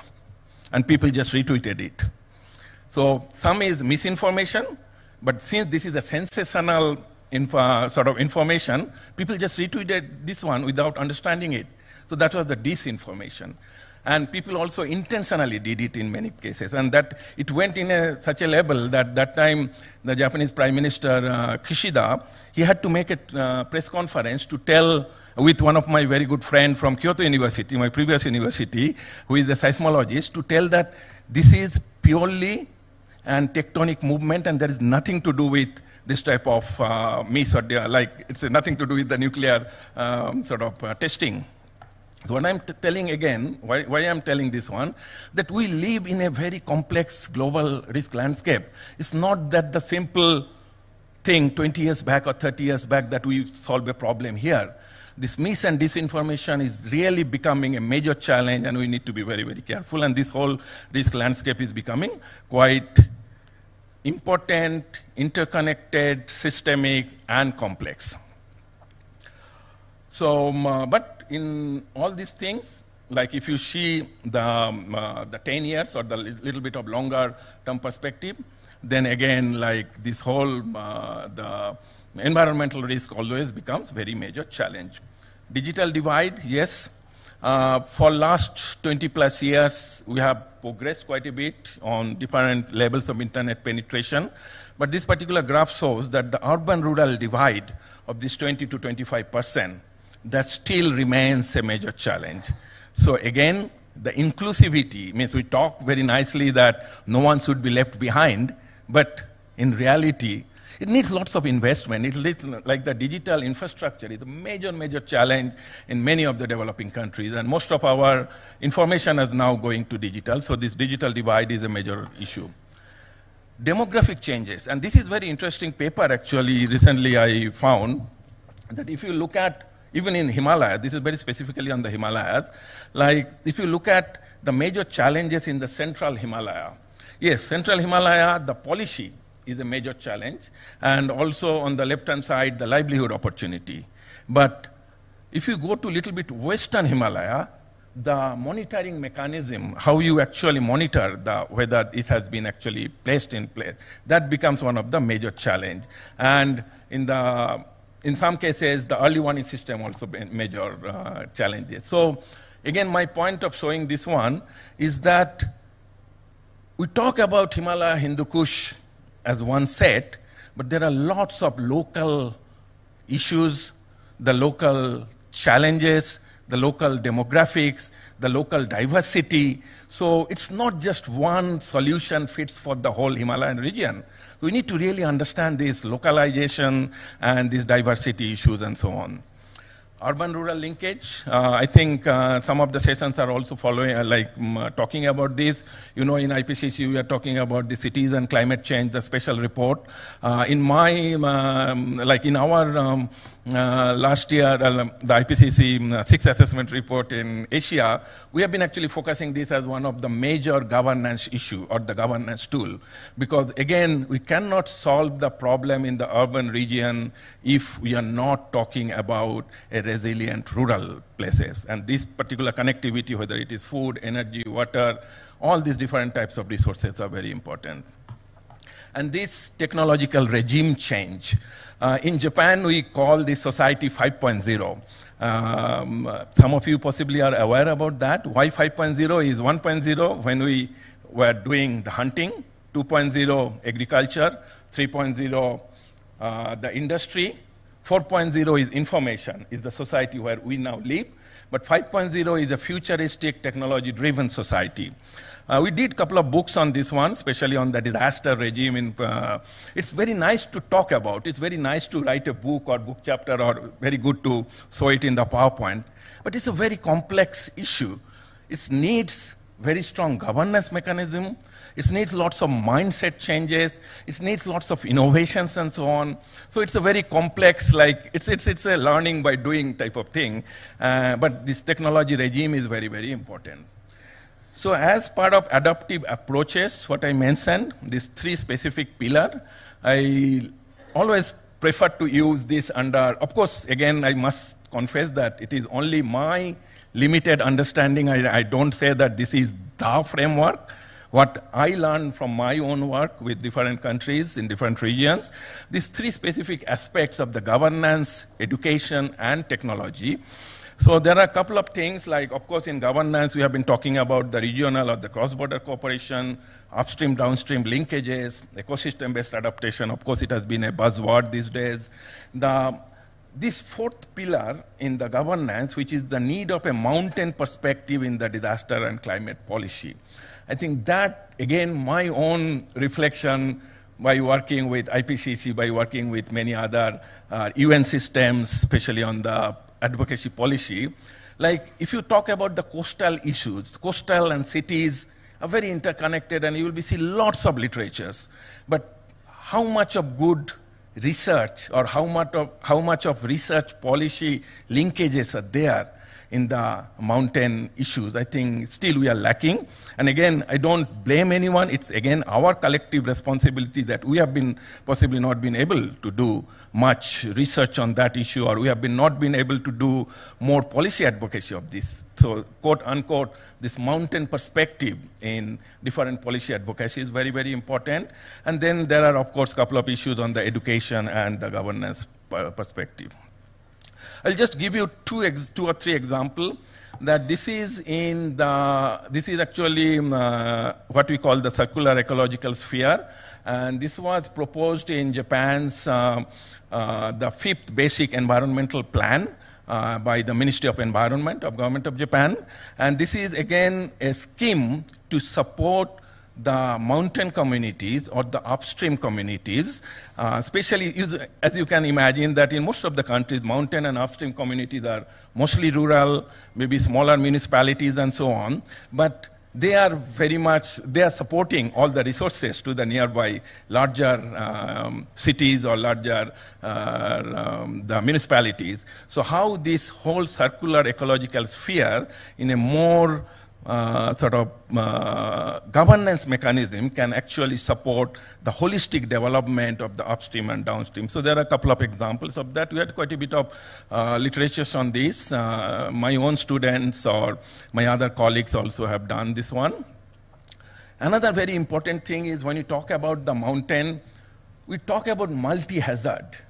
But nowadays, what we are trying to talk about, not just the multi-hazard. Multi-hazard is okay, you have earthquake, you have landslide, you have flooding, and we just try to superimpose all these different types of maps, and we have been doing this for the last 20 years. But I think it's very, very important to think about the all-hazard approach. In this particular book, we have been trying to argue on that particular issue. It's not just the natural hazard. We need to think about the biological hazards. We need to think about the radiological hazards. We need to think about the cyber hazards and all those type of things. But again, we cannot talk about everything. We need to understand all hazard approach, but then what we are trying to propose here, that the top hazard, like each municipality, the localization, they need to identify 2 or 3 very critical hazards where they will be actually focusing on their resources, they will be focusing on their investment and so on. In the previous session also, we have been talking about the investment, and that's a very, very important aspect. And you cannot invest for all the hazards simultaneously. So while understanding the all-hazard approach, this top hazard approach actually facilitates the overall investment policy. And this integrated early warning system. This is a small experiment, what we are doing for the GLOF, the Glacier Lake Outburst Flood. It's a very simple Japanese technology of we call the water battery. So it's a battery system. When it gets connected with the water or when it is soaked with the water, it starts emitting the energy. So we have been actually using this in Japan, especially to monitor the upstream where there are not that much of population, some sort of early warning system. So we are now actually trying to do this and try to see that in some of the glacial lakes in the Himalayan region, whether this can be actually used. And this can be also connected. If we can have a mobile coverage, then it can come here in the mobile phone.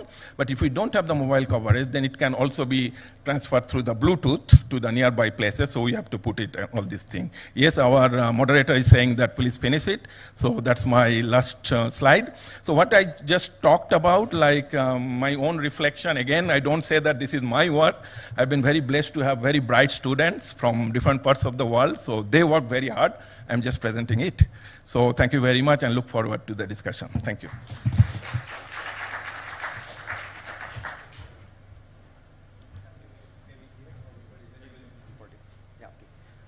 Thank you, Professor Shah, for setting educated context based on his vast experience across the different geographies of the world. What he rightly reminded us that we started from our Stone Age, now moving to our Society 5.0. He also highlighted that solutions today may not be solutions for tomorrow. But still, only the option left with us is we have to move forward. So to discuss on how should we move forward, we have distinguished set of panelists. Let me call them on the dais. Professor Niels Hovius, I hope I pronounced correctly. You can see his bio distinguished profile here. He is a chief with the German Research Center for Geosciences. He is geographer and geologist trained in Utrecht University and Oxford Universities. He is also a distinguished professor at the center where he is serving now. Thank you so much for being with us. Let me invite Professor Tao Wang.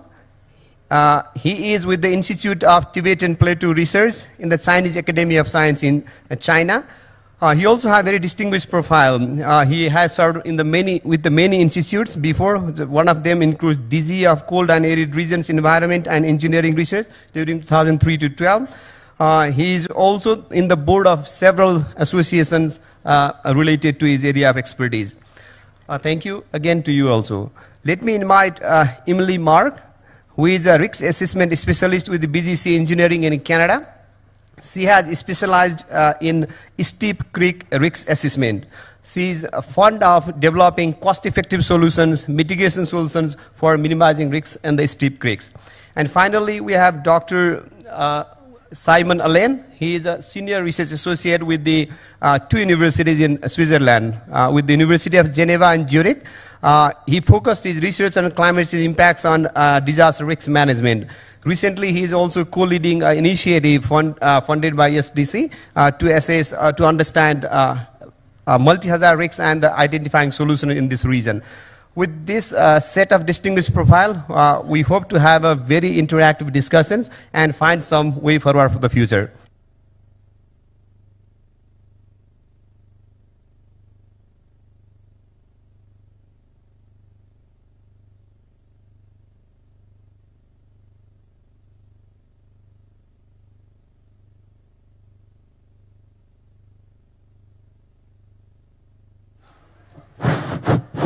I think it worked. Thank you so much. Sorry for technical difficulties. Now, let's move directly to the questions, all right? There are a lot of things to do. There is a high level of complexity in our mountain system. In most of the times, when we talk about climate change impacts in the mountains, we make a narrative that the melting of snow and glacier are the key drivers. So Professor Tao has experience in the various areas of the drivers related to the mountains. Would you please shed light on whether there are additional drivers that we need to be considering while discussing about mountain risk assessment? Okay, thank you very much for your invitation, and I'm very greatly appreciated that I can be involved in this discussion. And yeah, as you said that in addition to climate change, there are many important drivers that for mountain risk. So actually, mountain risk is resulting from a combination of different components, such as climate, the ecosystem, and also geology. All factors are interacting each other. So we should not only focus on climate change, on the climate change-induced cryosphere merit. So this is not the whole picture. So I want to emphasize the two stuff. The first one is that we should pay more attention to the increasing importance of the extreme climate events. As we know that the last 2 years, the global happened the record shattering warming events. So these warming events will be expected to occur in more intense, more frequent, and also in more widespread spatial extent. So according to a paper published in Science, and the kids or children that are born in 2020 maybe experience a six-fold more climate extreme events compared to those born in the 1960s. So actually, this is a very alarming, study, and it's so that in the future that we should pay more attention to these compounding events, because this heat wave can trigger, this mountain risk maybe more, intense. As we know that the mountain regions is also an amplification of global warming. So in the future that warmer world, these mountain areas maybe will be hit more hotter. And so this is one stuff. And the second stuff is that about the drivers for this mountain risks, maybe it's different. So it really depends on the land surface we consider in mountain regions. For example, in mountains with loss of the ice and snow, and we maybe expect that the compound events of the snow melt and glacier melt with flooding and heat waves. So this these drivers may be more important in these regions. But when we look at the regions, for example, with less snow and less ice, so maybe other factors such as ecosystem, human-induced land use change, and also the geology stuff maybe come take over. Seems like the deforestation in the low-latitude regions and overgrazing in the high-latitude regions that it could induce destroy the soil structures. So it means that it can enhance, the soils prone to the erosion, especially under the heavy rainfall. And also, the second step is that in the regions, especially for Nepal and the China, this is border regions, there's regions with the active tectonic activities. So even a very small magnitude of the earthquakes compared with extreme events can trigger the massive landslides. So I think this stuff should be really pay more attention to. Yeah. Thank you. Tao, you rightly mentioned it's more than water, and warming has multiple dimensions which can have compounding and cascading effects as well. So any other panelists, do you have any 20 seconds addition if anything is missing by Professor Tao? Maybe Niels, you can start. Yes, thank you. Does this work? Yes. Okay, excellent.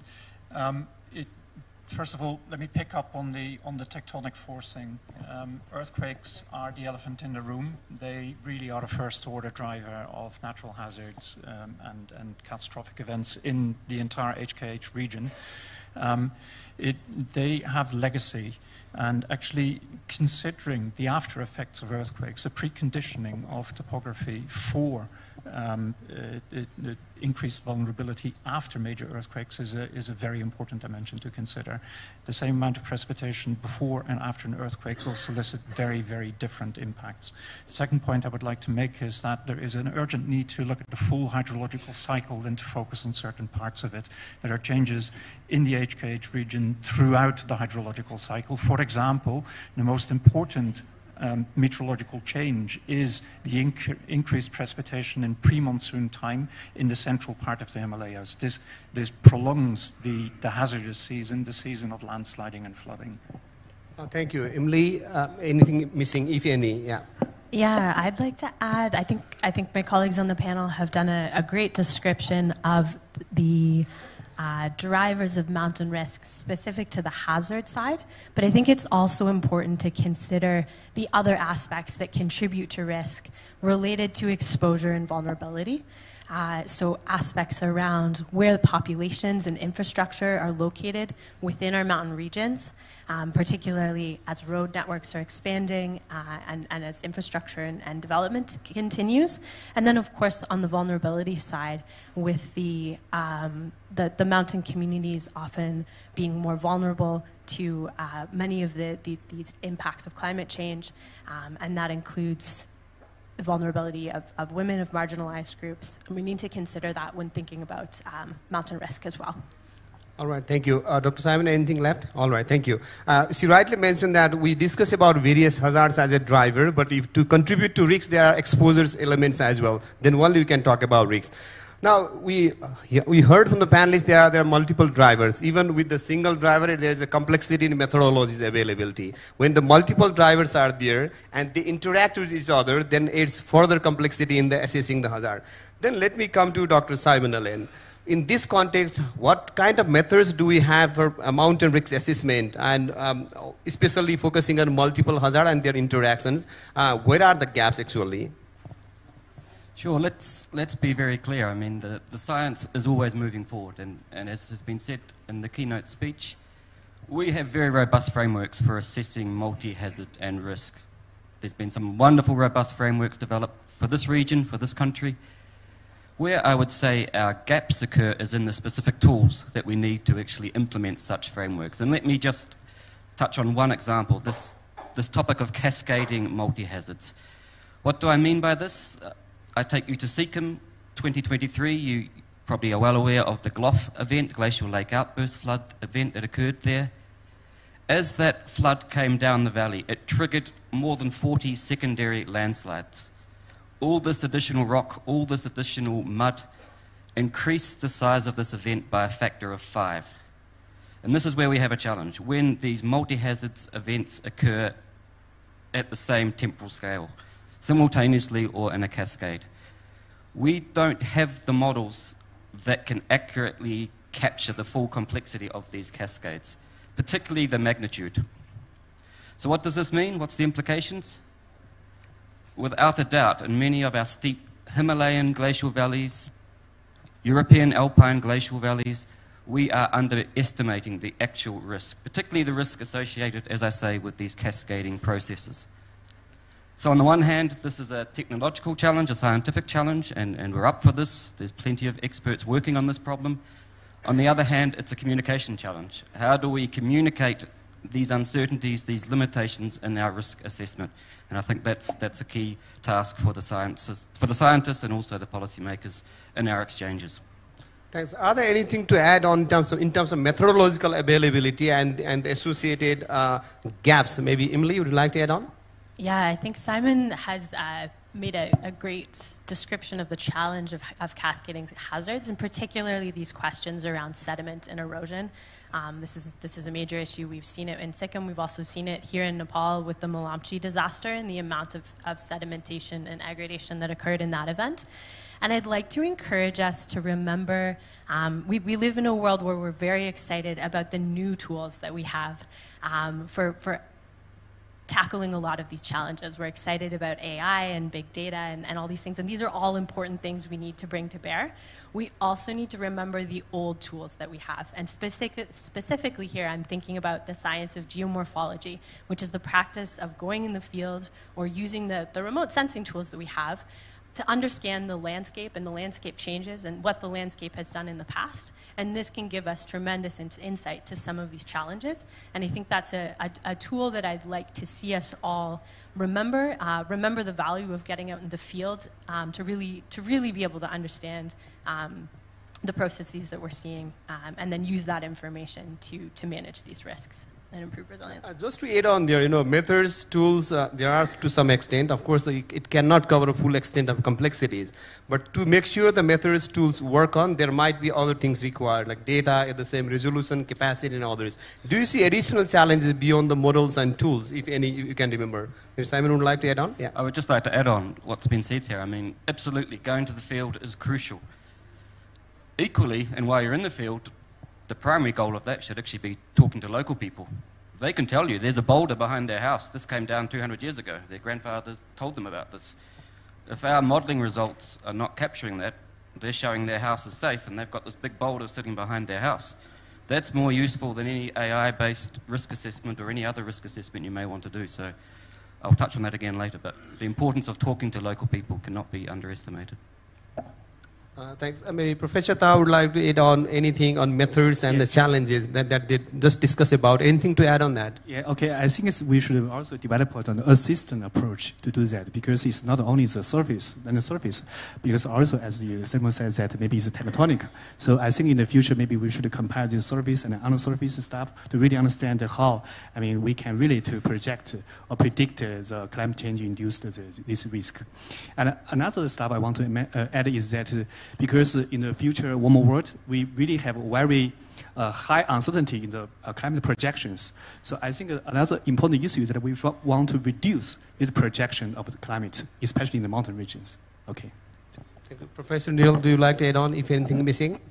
I think very important points have been made. One plea that I would put in at this particular point is for transfer functions, for a systematic understanding of the relationship between the strength of forcing and the strength of response. Now, the complexity here arises from the fact that we're dealing with compound hazards. If we focus on single elements in a system or single processes that connect within this system, then we make a grave mistake. The real crisis, the real risks arise from the interactions between different components of a system, and that point has been made. Thanks a lot. What we can interpret from whatever you have it is there are complexities, but we can move forward. We have at least something.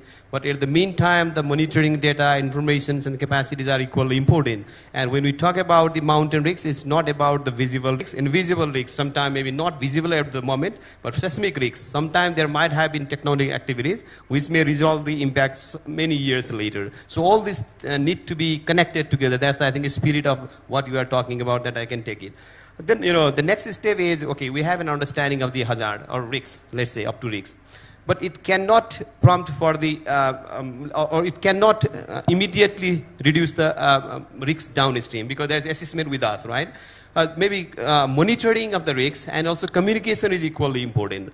So where do we stand in terms of monitoring, risk monitoring or hazard monitoring and communication, especially in transboundary context? There are a lot of complexities associated with that. You might have some experience, Neil, so we'd like to shed light on this. Yes, thank you very much for the question. We monitor and we communicate for preparedness, for early warning, and for disaster management. And the tasks and the challenges in each of these three components are different, and they may be complementary. In preparedness, it's very important to have an understanding of the state of the system and the trajectory of the system. We typically underpin that by knowledge based on remote sensing and regional observation. This gives us a pretty precise picture, if we're careful, of the landscape in its totality, but it doesn't give a very high temporal resolution. Now, many of the most hazardous processes happen extremely fast. A glacier lake outburst flood may be triggered by a landslide into a lake. That landslide happens in an instant. The outburst flood travels down a valley over tens of minutes to a few hours. We don't have a lot of time. Regional observation, especially remote sensing-based observation, doesn't give us the temporal resolution for systematic early warning. For early warning, we typically, therefore, resort to local observation, and that is tripwires and gauges, or the Japanese battery approach. These are functional. They tend to work at a site, but at some point during really catastrophic event, basically they get killed. And all we know then is that something big happens, but how big it is, where it comes from, where it goes to, how fast it goes, we don't know. And therefore, we need alternative approaches. We need approaches that are out of channel, that cover an entire region, and that are robust under the most extreme conditions. This is where the recruiting of actually existing technology from out of field may be very important. I will give one example very, very briefly, and that is the use of seismological approaches to actually monitor what goes on in a landscape, where, when, and how large it is, how fast it moves, on a regional scale with very high temporal resolution. This has, in our opinion, enormous potential for early warning. Now, in the disaster management phase, we combine these approaches, and we have to keep our eyes open in order to understand how a situation actually develops, and we have to have awareness of the fact that after the main event, there is a long aftermath with actually a lot of activity and a lot of exposure and a lot of risk. Now, in communication, we should also shift our attentions, our focus, and our approaches according to the phase of a disaster cycle that we're in. In the preparedness phase, I would argue that it's actually fundamentally important to give local communities ownership of their safety. This means that they have to be enabled as experts of their local situation. That has to be supplemented with information that is gleaned from global observation in order for the best possible understanding of the situation and its trajectory to emerge. During an early warning situation, an actual crisis, it's very important that communication happens along the shortest possible pathway very often what we see is that communication ricochets through a bureaucratic system and doesn't actually reach the end target, which is the population and which is the operators of very vulnerable plants, hydropower industry, for example.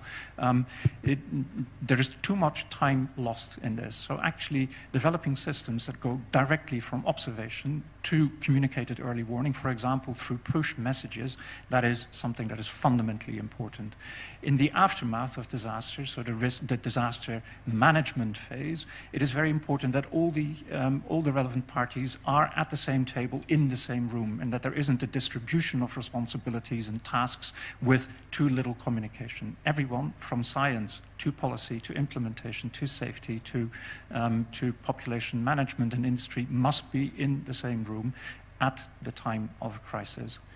Thanks, Neil. Tao, do you have anything to add on, if you have some specific examples of what has worked and what hasn't worked, especially in transboundary risk monitoring and assessment? Do you like to add on? Okay, because this field is for me is a bit not familiar, so I'm thinking about that. I think first maybe Neil has a very comprehensive talk on that, and actually I think first we should have a kind of inventory using the high resolution data, satellite data, and then we should identify which is the mountain risk hotspot are. And maybe in the incoming future, maybe for example, we have kind of stationary satellite image that, and then we could also, for example, to have kind of data processing in the satellite, not in the surface. So this we could have more prominent time to track this mountain risk and its influences. Okay. Thank you, Emily. Anything missing you would like to add on? Simon. Just one quick point. I mean, I fully agree, and where we would love to get to is that there's a direct coupling between the detection and then the warning going to the communities. But we have to understand there can be legal frameworks that get in the way of that. So I know examples from South America where my Swiss colleagues have been working.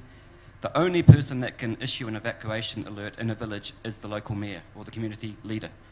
So in that context, we have to overcome this legal framework, because you cannot just send a warning direct to these people. They won't move until the village leader has told them to move. So I think that's something to keep in mind. Thank you so much. Let me go to the second round to the panelists.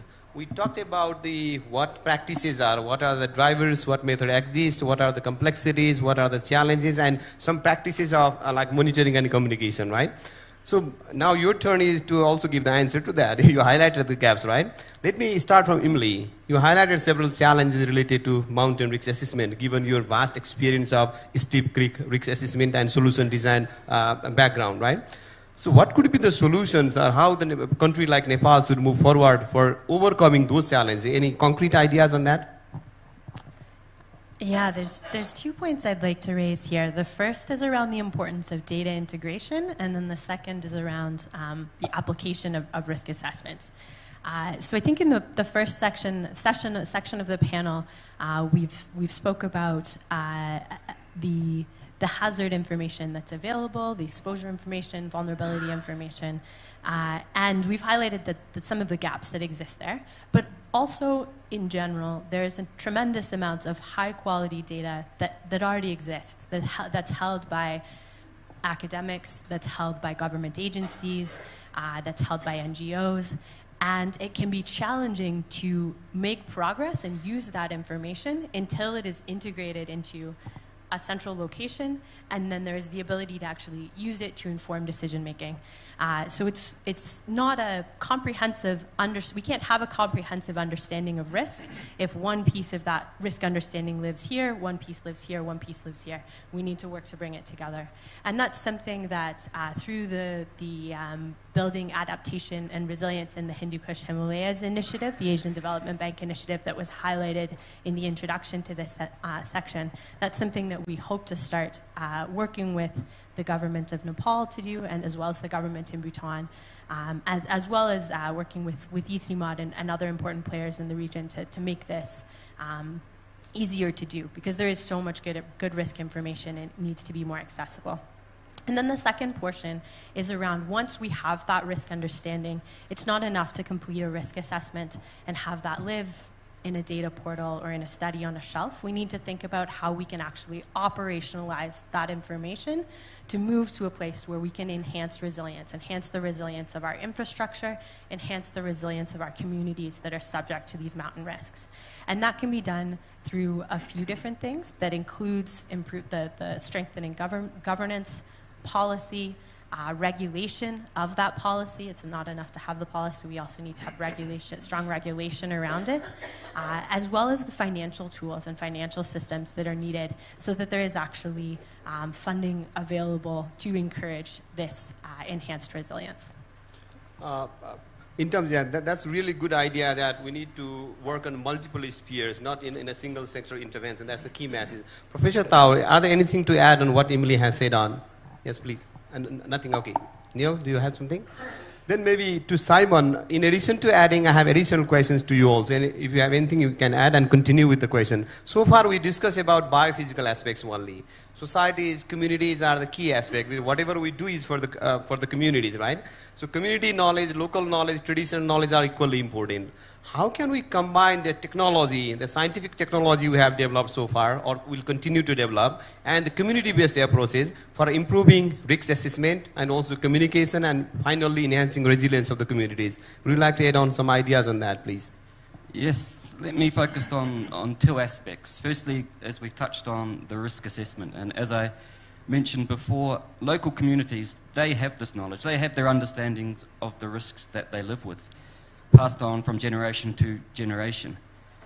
Of course, let's be clear, climate change comes, it changes those risks, it creates new risks in some cases, and that's where the role of scientists can come in with our tools to predict and to project the future risks.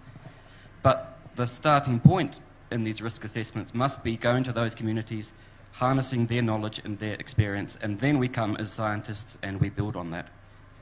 The second point on the risk communication. Again, we know from examples globally, local communities have their existing communication networks, their informal lines of communications. As we've heard, we've got technology that can detect natural hazards. There's smartphone-based apps that can spread that warning. But we know from examples, and again, I look to SECOM 2023, the way in which that message finally went from household to household was through these informal lines of communication. So again, our role as scientists and as practitioners is to harness this information. Start early with the stakeholder engagement, learn about their knowledge, learn about their communication systems, and bring that into our disaster risk management planning. Emily, do you have anything to add on what he has said, especially integrating community-based approach in the scientific technical tools? Yeah, maybe just very briefly, and I think this directly aligns with what you were saying, is the importance of the community ownership in whatever is done. It's one thing to, really many of these early warning system tools, we might dream them up as academics or consultants, but if we don't have that direct buy-in, this is what you're saying as well, and ownership from the community, then we're not going to see even the best ideas result in actual action. And it requires action at that community or provincial, district, ward level of government to actually have change happen. Tao, do you have anything to add on this one? Neil, do you have anything to add? In addition to adding, you can continue with the other questions. Emily rightly mentioned that even if we have technological solutions or community-based solutions or data and capacity, to make sure that really works, governance, institution policy is the key. So when you continue, would you please also shed light on what kind of governance solution might help to make sure the technologies we have, tools we have, will really work to solve the problem? Yes, thank you. And that is really a very nice segue. And my colleagues on the panel have very rightly stressed the importance of community empowerment and the harvesting of information, traditional information, and oral information that resides within these communities. Science also has a very important role to play in liaising with policy and with management. And that goes in a completely different direction. And my actual observation also during this Samba is that there is somewhat of a disconnect between the science. This is a very science-heavy panel, I bet you that in the next room where they discuss loss and damage, there is less science and there is a different audience. It's a shame that these two sessions are planned one against the other. It would be really nice to have a continuous and substantial dialogue and transfer, two-way transfer of information between research and policy and implementation. This is fantastically important. It means that science is communicated in clear ways. It also means that there is a very keen ear for that communication and an absorption of information at a higher level than is typically the case. There is a tendency for forums like this to become echo chambers for simple messages. The danger is that these messages are oversimplified, and this is where a continuous dialogue of substance between science and policy can be really important and can enrich and actually strengthen the debate. Now, a lot of what we talk about is flow, air flows in the HKH region from south to north, water flows in that same region from north to south. Both airflow and water flow don't observe any borders, any national boundaries. Information, knowledge, expertise tends to stop at national borders. And here is a fundamentally important problem. In order for us to get on top of the risks of the management to deliver adaptation and resilience, we have to take an international integrative approach. This has to be done fast, it has to be done with trust and with proactive sharing of resources, of understanding and of data.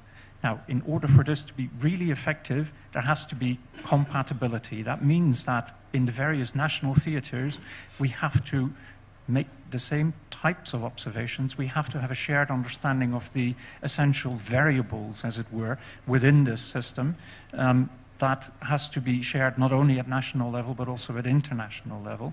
We have to observe those variables in similar ways, and we have to be able to digest the information that we gather in a unified and a very rapid fashion. AI will play a very important and increasingly dominant role in this whole thing. But old-fashioned dialogue and diplomacy are important here. This is where science actually leads. Science is about international dialogue and exchange. This is where policy has a lot of catching up to do, and where diplomacy and politics, I would really hope venture out of national shells and really engage at an international level by, for example, creating networks of national risk assessment and management, disaster management centers that not only focus on management but also host research. Continuation of research is tremendously important, and really operating with the notion that we know, that we have all the knowledge, that we have all the technology, it is not serving us very well. There should be a continued push for new technologies, for better understanding, so that we actually can deliver an ever better resilience and ever more robust early warnings. Now, this is not only about international borders, it is also about borders within nations.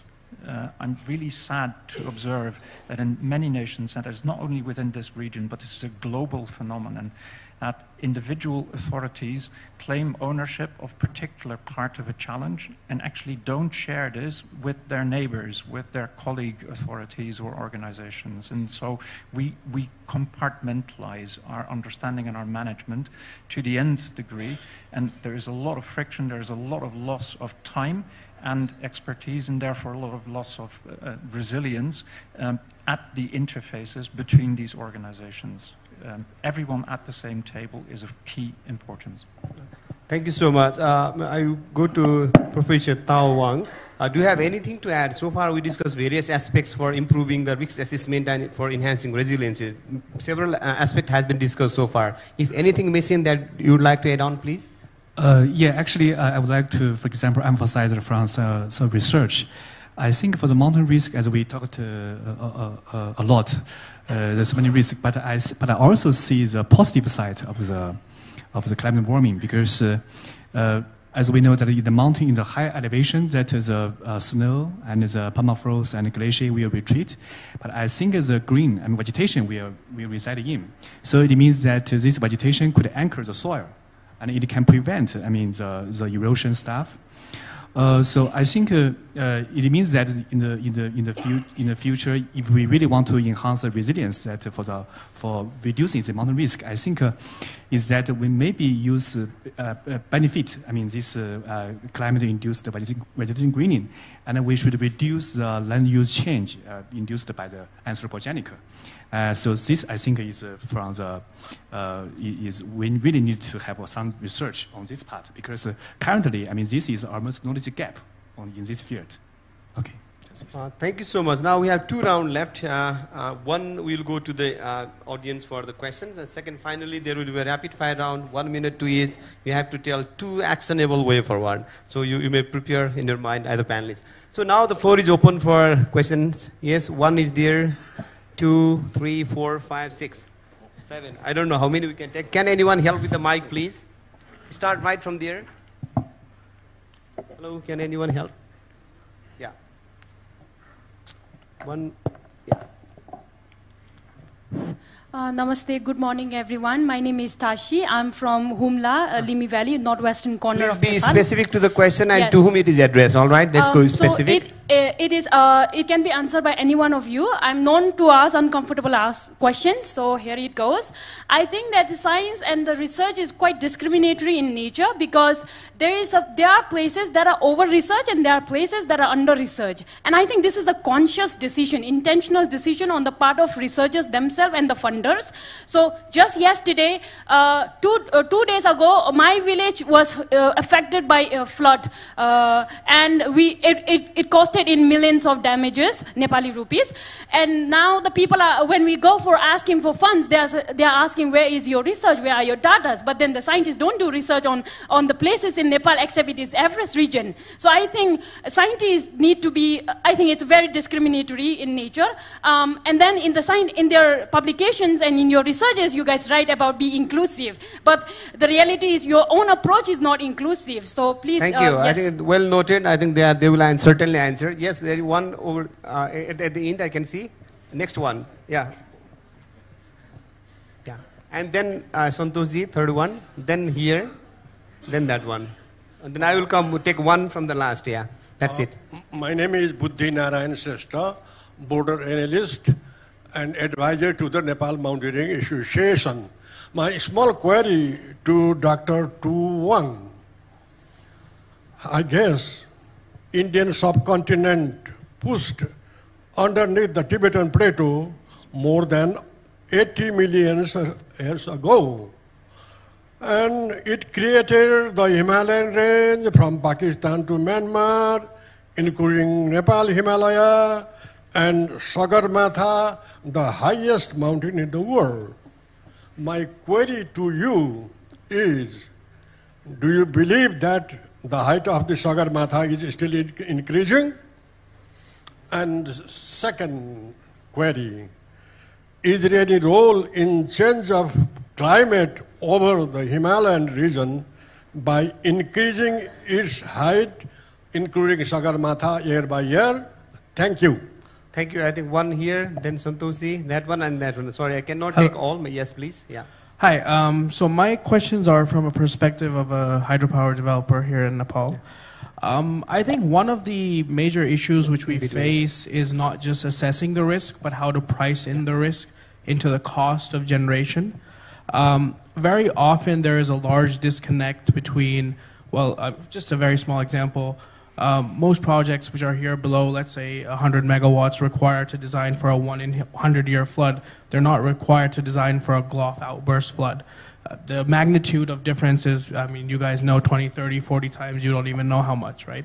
There is a cost to actually addressing the risk. How can you guide the government on building better pricing models for different river basins, because the cost of managing risk is different everywhere? And maybe it'll be self-selective in itself, where certain projects are developed, certain are not too expensive to develop when it comes to managing risk.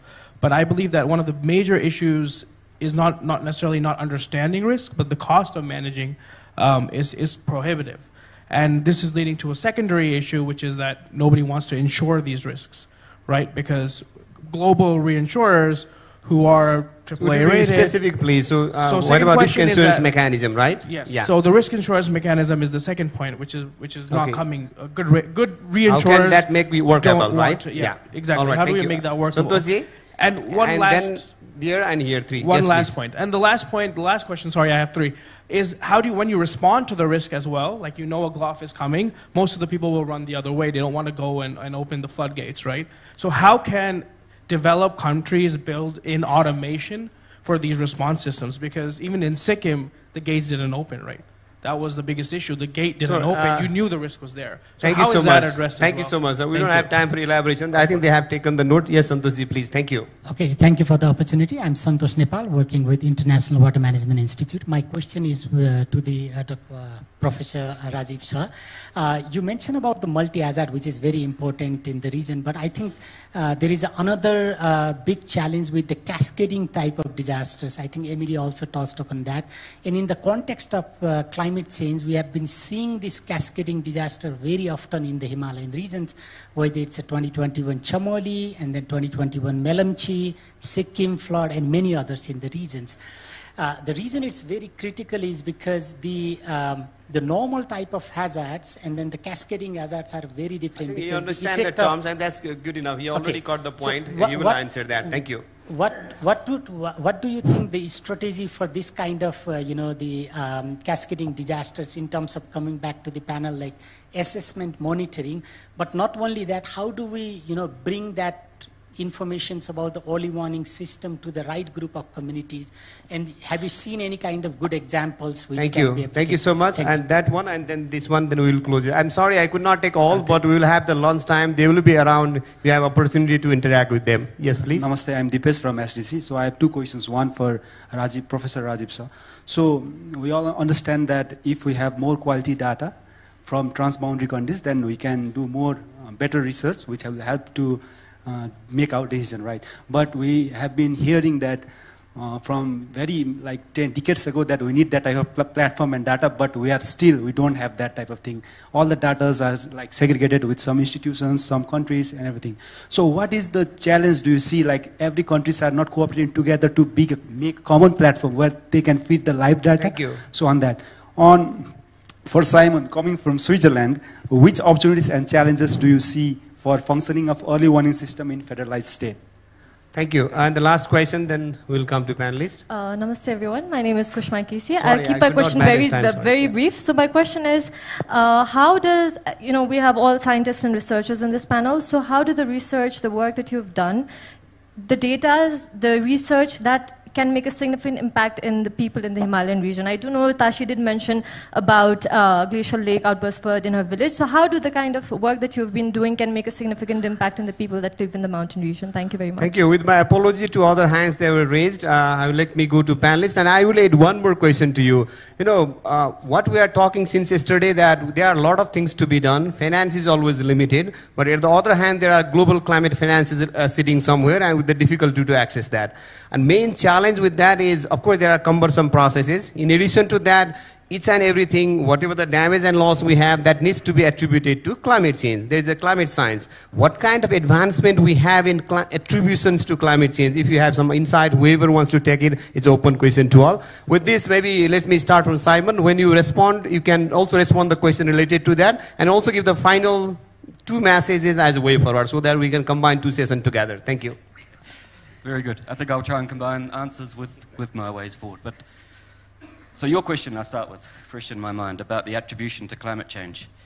The IPCC Secretariat's just left. I mean, he would certainly be the expert on this. But with attribution, our challenge is with the extreme events. Climate change attribution can be done pretty well for slow changes, the mean changes, but attribution to extreme events, or attributing extreme events to greenhouse gas emissions, that's the challenge. And in the Himalayan context, think about things like cloudbursts, trying to link individual cloudbursts to the effects of man-made climate change. That's a challenge still. It's not only challenge, also do we have advanced sciences on that and examples? You don't need to elaborate now if it exists or not. Yeah, if I go back to Kiranath, this was the major flood event in 2013. People have retrospectively looked at that event with all the advanced modelling, and they can put a probability on the effect of greenhouse gas emissions contributing to that event. I think from memory something like it was enhanced by 30% as a consequence of greenhouse gas emissions. So it can be done, but it's complex. Yeah. Any final message? Okay, sure. Well, I will partly respond to the question down here too with my way forward. I think key is to bring all the different voices to the table when we want to address risk management challenges in these mountain villages. Look up at the podium here, we have engineers, geologists, geographers. That's just a very small subset of the skills that is actually needed to address these challenges. And of course, the diverse voices from the global south, from the global north, combine our experiences from Switzerland with the Himalayas, getting that exchange of knowledge, and then finally, the stakeholder dialogue. And I think at the Samba here, this is a great opportunity. The way forward is to keep this dialogue happening with the full range of voices. Thank you. Thank you, Emily. Any questions addressed to you? And then the final message. All right. The first piece I want to address is the first question about the science not being sufficiently inclusive. And you're right. This is a problem. This is something we need to fix and we need to do better at. Because to some extent, the hazards, the mountains are the same across, but when we're looking at risk, a major component of risk is the people and the communities that we're trying to protect. And we know those are different across Nepal, across the valleys of Nepal, across the countries that are represented here at this dialogue. And so we need to be bringing in that component and that specific local understanding, and we need to be helping the different groups in the different areas and not just focusing on regions like Khumbu, to be frank. So this event is called the Sagamatha Samba, but we need to be using this as a starting point to be thinking about all of these mountain communities. The next question, the three-part question on hydropower, I think I don't have time to specifically respond to each of those, but I'd be happy to discuss afterwards. So there were some points around cost of risk, challenges of insurance, the automation one, maybe I'll leave, but generally, you're right. We need financial services and financial tools that we can use across the board to incentivize resilient construction. This needs to be something that so you're mentioning the point about the 100-year flood versus needing to design for a glacial lake outburst flood. So if that is a step that an individual the hydro developer is taking, that should make it, it should result in theory, again, I'm speaking as a scientist, not as an economist. I don't get to decide these things, but in theory, there should be availability of cheaper rates of financing and other tools that are going to incentivize that resilient development.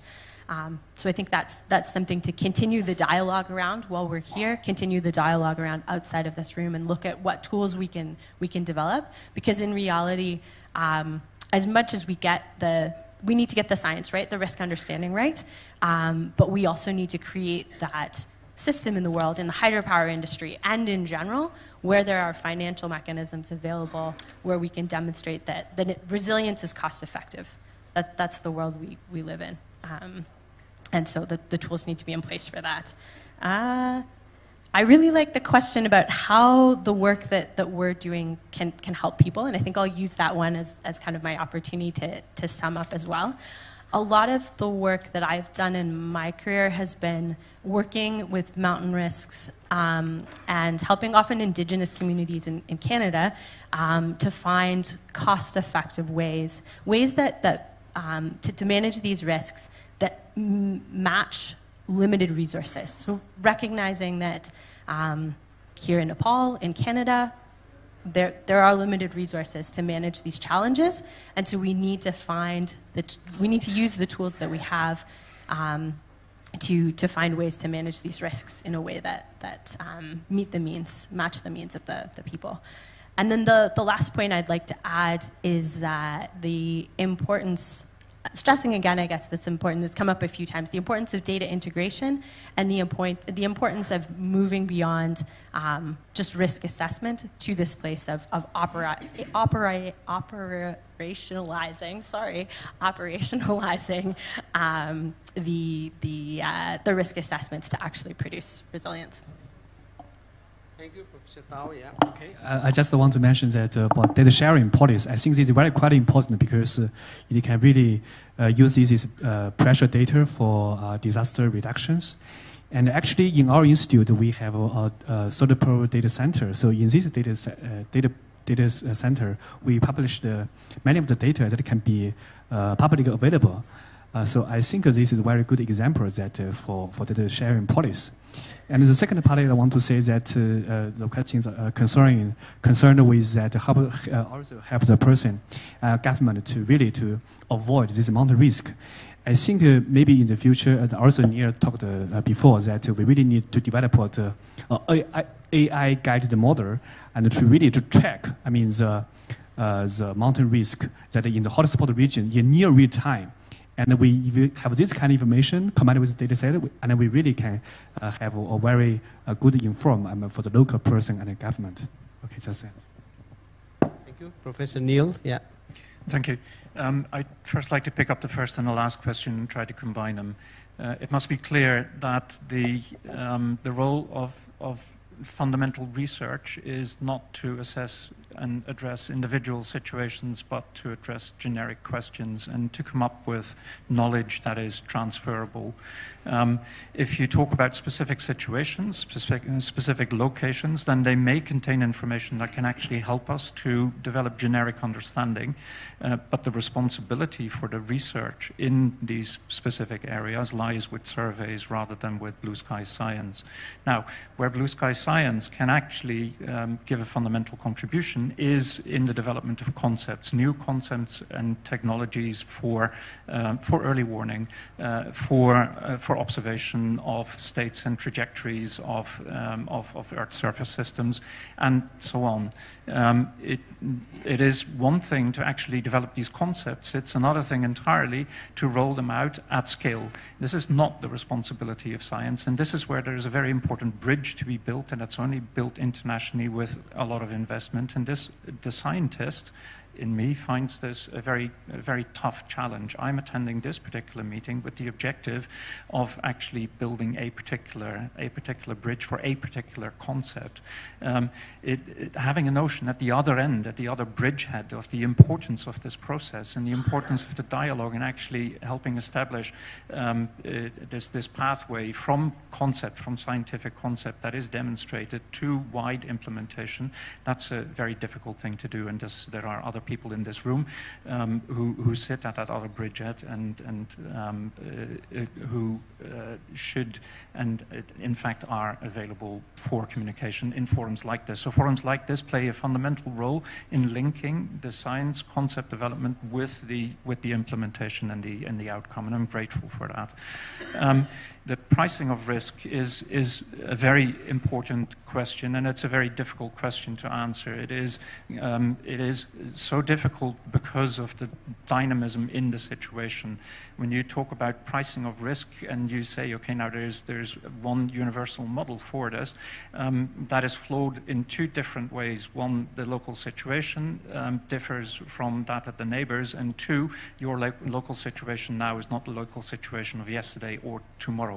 I already stressed that, for example, having had an earthquake in a particular region, it predisposes that region to different levels of propensity to hazardous geomorphic processes, for example. So actually having an eye on that and understanding that the pricing should be dynamic as the risk is dynamic, that is very important.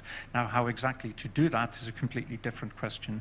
This would have to be informed by statistics going beyond individual events. It also has to be informed by the notion that many of the most damaging processes and events are actually not those that originate at the most obvious locations. yes, the Sikkim flood did originate in a 50 million cubic meter glacial lake, but the Chamoli landslide that caused a similarly large flood catastrophe in northwest India just a few years back didn't have a lake at all.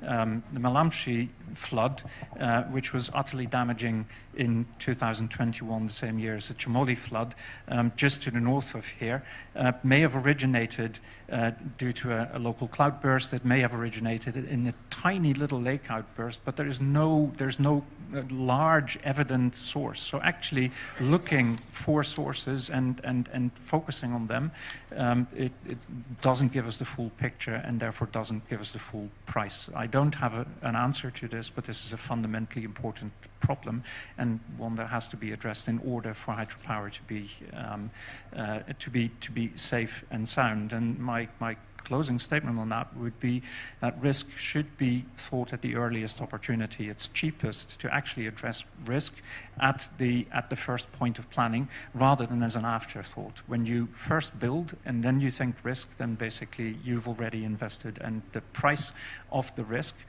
is going to be disproportionately high. Think risk from the start. Thank you, Professor Neil. Like we opened this session by context setting by Professor Rajiv. Now context closing would also be by Professor Rajiv. There are some questions to him. In addition to that, listening to all these conversations, do you like to add on some words that what should be the way forward to the science for risk assessment and enhancing resilience, and also the mountain people who are residing here who are suffered by the actions made by somebody else? Thank you. 3 quick points and 1 closing statement. Yes, about the questions, you know, for last 20 years, at least 25 years, I will say that wherever I attend any conference, this particular word data always comes. And we always say that we don't have enough data, we are not sharing the data within the country, outside the country, transboundary, and so on. And my current understanding, again, I may be wrong, that data is not free. It needs an investment. And in many times, we fail. We means sometimes scientists, sometimes government, sometimes international agencies. We fail to invest in the data generation and make it more openly accessible data for everyone to share. So because data comes in a very invisible way, like it's what we call the soft asset. It's not the hard infrastructure. So one of the key takeaway nowadays I'm telling it in many of the forums that we need to invest in data to make it more accessible, more usable, and ensure that it is properly used. That's number 1. And regarding also data, there is another part actually, yeah.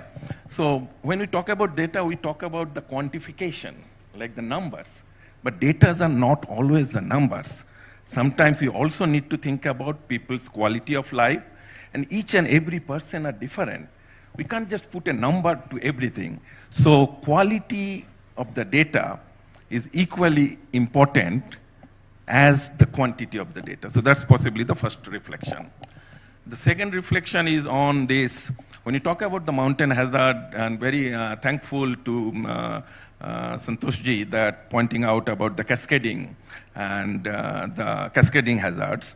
And obviously, like 2 years back with UNDRR, we made a compilation of this cascading as well as the compounding risk, not only in the mountain, but in the Asia-Pacific region. So there are 2 differences. One is, of course, cascading is one hazard is triggering the other, and compounding is 2 or 3 hazards are occurring at the same time. And in COVID-19 during, like we have seen that there have been the COVID-19 ongoing. Then if you remember, there were strong heat waves, there were landslide, earthquakes, floods everywhere. But there was also another very important event on the locust, which is that insect contamination, not contamination, insect, it's a huge amount of insect which actually affected very strong areas of Tarai region of Nepal, in India as well as in Pakistan. And that is also considered a biological hazard. So yes, there are improved interest, technology, and awareness for challenge like addressing this not only the cascading, but also the compound hazards and so on. So that's the second point. And the third point is actually that young lady over there who was asking the discrimination of research. Yes, I think that's a very important point. Indeed, research is extremely, extremely discriminatory. With LCBR, I did a project for 5 years, we tried to look at what is the current status of global disaster research. We did all the searching of the Scopus publication, the index publication, and we found that there is a major divide between the countries which are more prone to the disasters or where the economic losses are the human losses are maximum versus the countries where the economic losses or the infrastructure losses are there. And the research are mostly concentrated on that northern countries where the economic or the infrastructure losses are there. We are possibly not focusing that much on very root causes of the vulnerability. So thank you for pointing out that. Again, I consider that our collective responsibility in the research community, in the science community, to bridge that particular gap. There have been increasing awareness, and I hope that maybe 2 years down the line or 3 years down the line, if we have this type of dialogue, we will be able to make a much better statement. And my final statement would be, when we talk about this risk assessment, monitoring, and early warning system, we often say this word, connecting the last mile. And again, when I go to the community, that's always a challenge I feel that it's not the last mile. When we use this word last mile, that means we are the provider and the communities are the receiver, and that's why we are telling that connecting the last mile. But I think that last mile needs to be changed to the first mile, where we put the community at the ground zero or mile zero, and then let's go design the solutions. Try to look at the field. And I always tell my PhD students also that don't give me a research proposal by sitting in the university campus or in my office that, okay, I want to do that one. Go to the field, actually try to address that one and see that we can solve each and every problem. But at least understanding the problem at the ground zero level, I think that's a very, very important. So my final statement would be, we need collective efforts to change that last mile to the first mile. Thank you.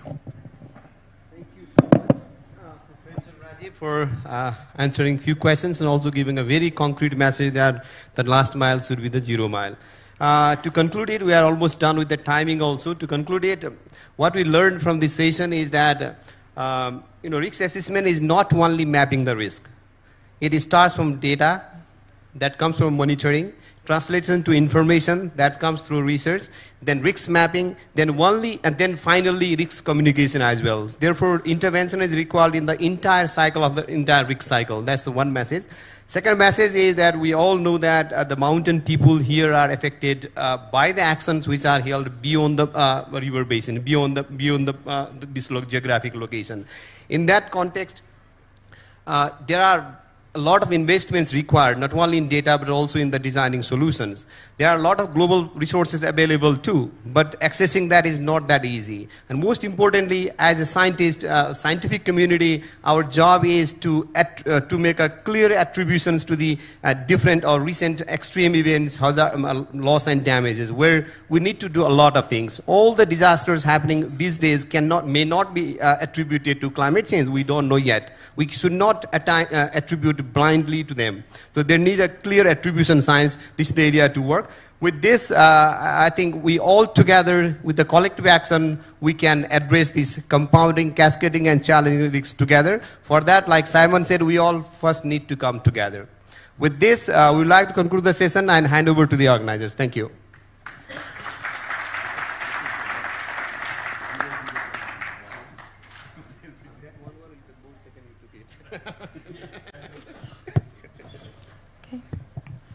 Thank you all to our speakers and panelists for your insightful contributions to today's session.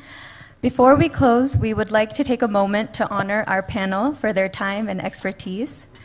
Now, may I kindly invite to the stage Honorable Dr. Yuvraj Khatiwada, Advisor to the Prime Minister of Nepal for Economic and Development Affairs, to present the token of appreciation to the speakers. Let's welcome him on stage.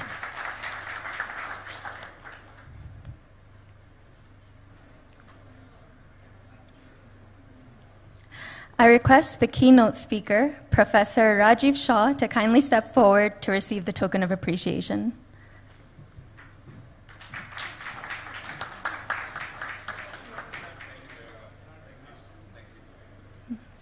Now, Dr. Niels Hovius, may I kindly invite you to receive the token.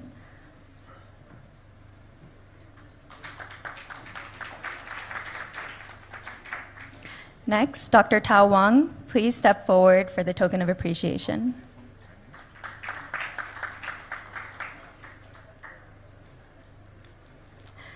Miss Emily Mark, kindly come forward.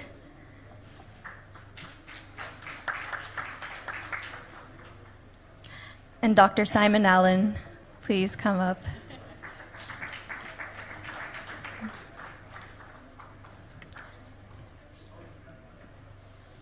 Now, may I request the moderator of our session, Professor Vishnu Prasad Pandey, to receive the token of appreciation.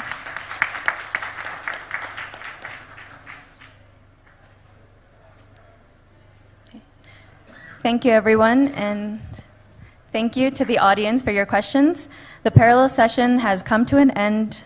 I'm sorry. I request everyone to please stand up, the panel members, for a photograph with Honorable Dr. Yuvraj Khatiwada.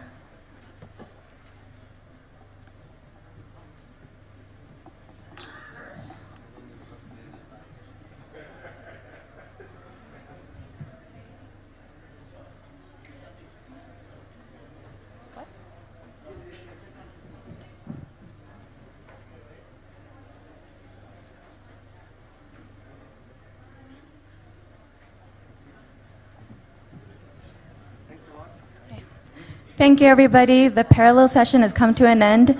Thank you all so much for joining us here today.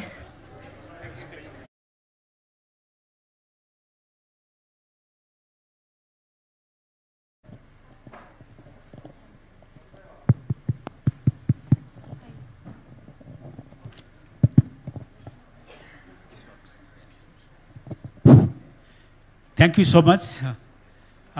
Good afternoon, everybody. This session is on the sustainable cities and communities.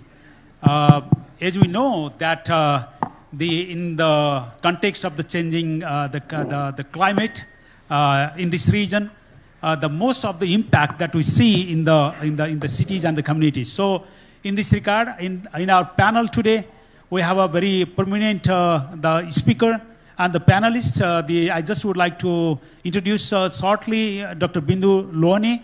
He is our keynote speaker, former Vice President of Asian Development Bank. We have Mayor from Lalitpur Metropolitan City, Chirubabu Maharjan, who is the two-time the mayor at the moment.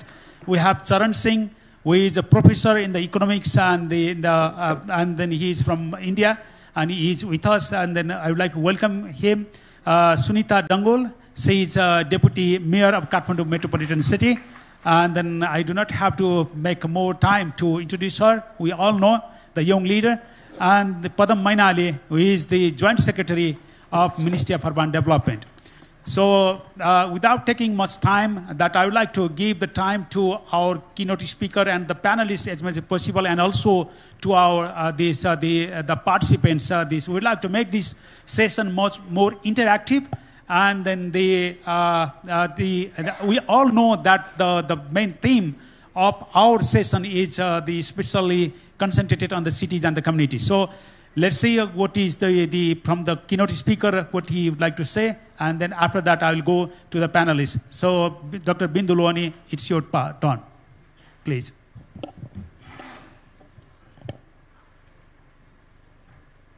Thank you very much. Honorable Moderator, Mayor, my Mayor, Deputy Mayor, my former Mayor, the colleagues, ladies and gentlemen, many distinguished people in the audience. Thank you for asking me to share a few words. My experience has been mostly global and regional, but now that in the last 10, 15 years I've stayed here, I'm learning every day about Nepal. So we will see how relevant is what I say in the context of Nepal, but I'm also trying to be as relevant as possible. I don't have to say that two of the most pressing global mega challenges in the world today are the rapid urbanization, the challenges brought about by the urbanization in the cities, and the challenge of climate change, among the many. And these two are very interrelated, as our MC said. I don't need to talk more about it.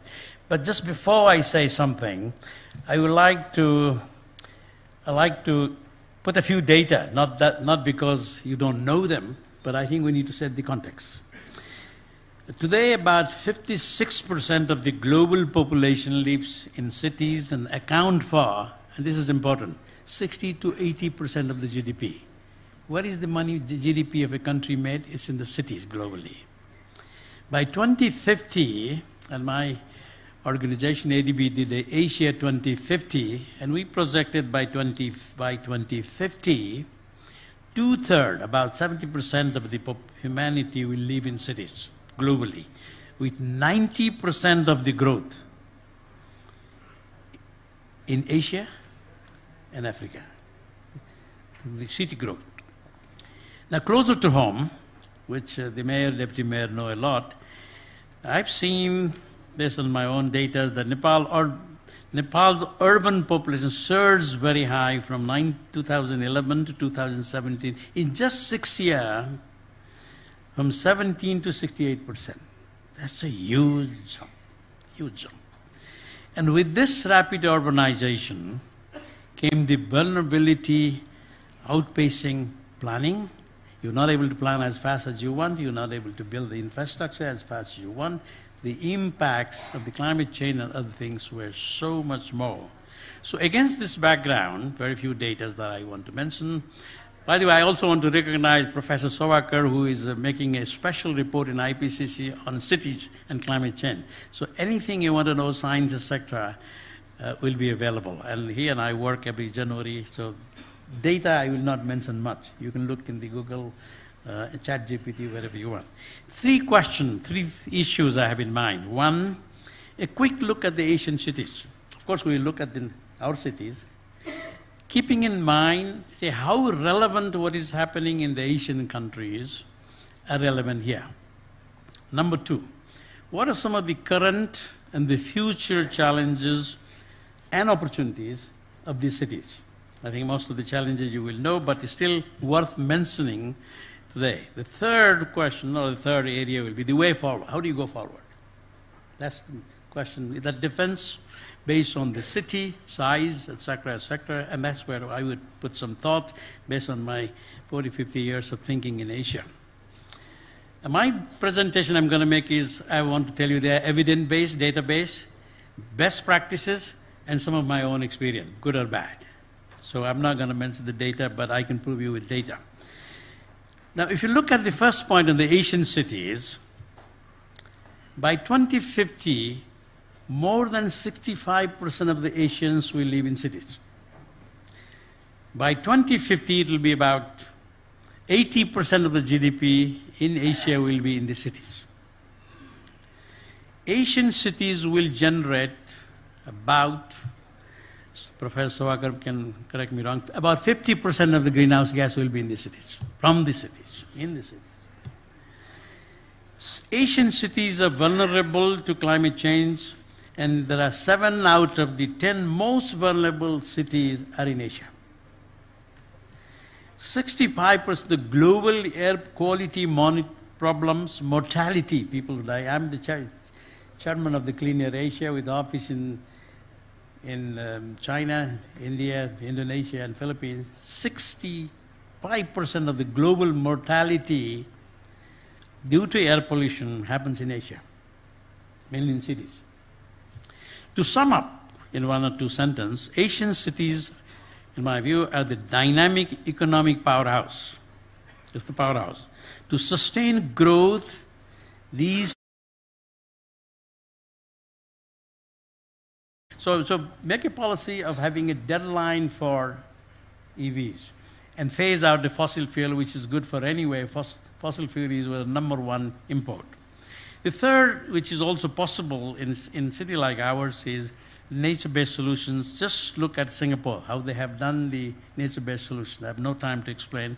And make circular economy as a policy, not only reduce, reuse, recycle, the whole, close the loop. It is possible. It's being done in many cities. Fourth, leverage technology. In the technology we use is many of the time I see, including traffic signals I see, is very outdated. It's inefficient. It just creates more traffic jams than what the AI could probably do today. Number two, you would make quality. I like the Singapore's Pro League One News meeting when we were discussing. He said, if you want to be a developed country, it's not, you have to make like a developed country. Don't build 100 kilometers of average road, but just make 2 kilometers and make it developed so you become 2 kilometers developed, rather than remaining developed forever. And my fifth is the finance and the governor. I will not talk, but I will mention one thing. I think it's about time, I think, some of the rich municipalities like Kathmandu, Lalitpur, maybe Pokhara, to think of municipal bond. If you go back to the history of development in the United States and Canada, it's the municipal bond that help, because you have money, rich municipalities, but you don't have money to fund the future. Maybe we can ask Dr. Katiwaraji later on this one. And I think one mindset I would want on the management is, think city, managing city is not a city. Think like I'm managing a country. You need everything, managing country. Laboratory, things are changing. Young people are doing different things. Think of a laboratory and collect data. And third, my favorite, which many mayors don't do it, is put everything in the public space, transparent.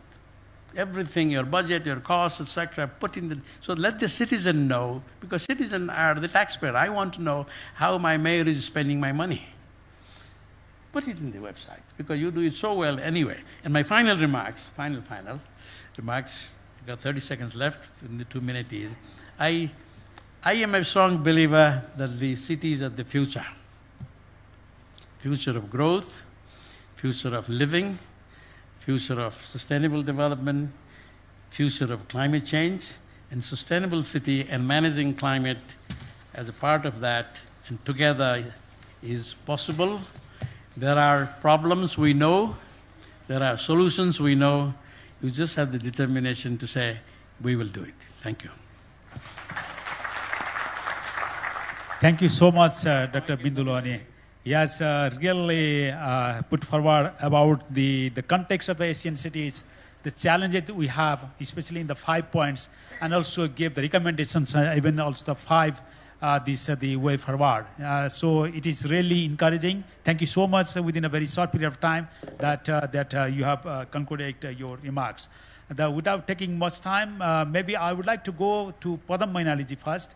Yeah, to look into, to get the feedback from the central government or the national federal government perspective. So we have been able to have the different level of the planning in the past. We came up with the different policies, legal framework, and these strategies. So in the new context, with the experiences that we have, what sort of the new legal framework and the policy framework and the strategy that the government is taking, considering the issues of the climate change, recent issues of the climate change? Would you please highlight some of the areas that the federal government or the Ministry of Urban Development is considering in the context of Nepal? Yeah. Thank you. Thank you, Sushil sir. The question really goes on the planning practices and strategies and the new direction that government is taking over. I mean, let me just first start with how our regional planning evolves actually. The regional planning really evolves on conceiving the administrative headquarters, and in one way, and another way is more like economic command areas that evolve around. And one is administratively we really conceive the cities, and second one is some more organic cities which are developed in settlement in a network with kind of some of the economic command areas. So, so if we look at our regional plans, starting from the 4th to now, what we see is there are some of the areas in which we really translated our cities in greenfield development as well. In greenfield development or using the tools like land pooling or GLD or all the way, these are the strategies we use since 50 years. These all are conceptually a land value capture method. So land is there. We really use this land value as a tool of developing the cities. So this is basically the conceptual way, and on that conceptual way, what we really had is more like change in urban morphologies. So based on the policies, I just want to just see since 2009. We really recognize 7-8 economic areas. So once we saw these economic areas, they are actually, I mean, Kathmandu and Pokhara, they are more like point-based development, and other are more like line-based, meaning two cities making a cluster and something like that. So examples are more like Dhangadi to Bhimdatta, let's say, and Nepalganj Koalpur to Surkhet, Bhairaba Butwal, Tansen, and Chiton Hetona to Birganj and Janakpur. Then Janakpur Bardivas and Biratnagar Dharan. So what I mean is, among 8 economic regions, we see 2 of them are more like urban region kind of thing, and other 6 are more like on urban corridors. So recognizing these dynamics, actually, the government really started to see this area as and translate it into the policy. So what new urban policy says is, see, these are the dynamics, mega urban region and corridors. So we have to recognize the urban system now. What that urban system means, if we think one urban region or the corridor, then what we can think is more like on that area, the urban system appears. The urban system means the exchange of goods, peoples, and services happen in a place, in one territorial region, so that we can think of cities like Kathmandu Valley with the cities of Dhulikhel, Pat, and Dhading all around, so that this system works around. I mean, so what that means is we have to recognize that in an economic way. So that the more policy happen on that way. So based on this, we think the institutional reform and the policy reform all the way. And what Dr. Lohane actually says on that is, the policy really goes on green process, on green, resilient, and understanding the people. So our policy shows on that way. In terms of legal system, we had a Town Development Act, which is more like changing the physical features of the land.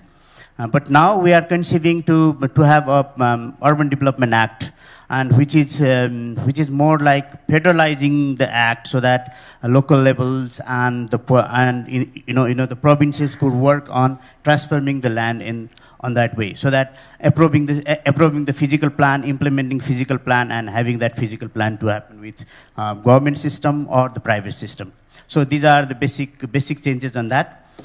And based on it, so what we can conceive is two major things. One is implementation by local government, provincial government, and federal government.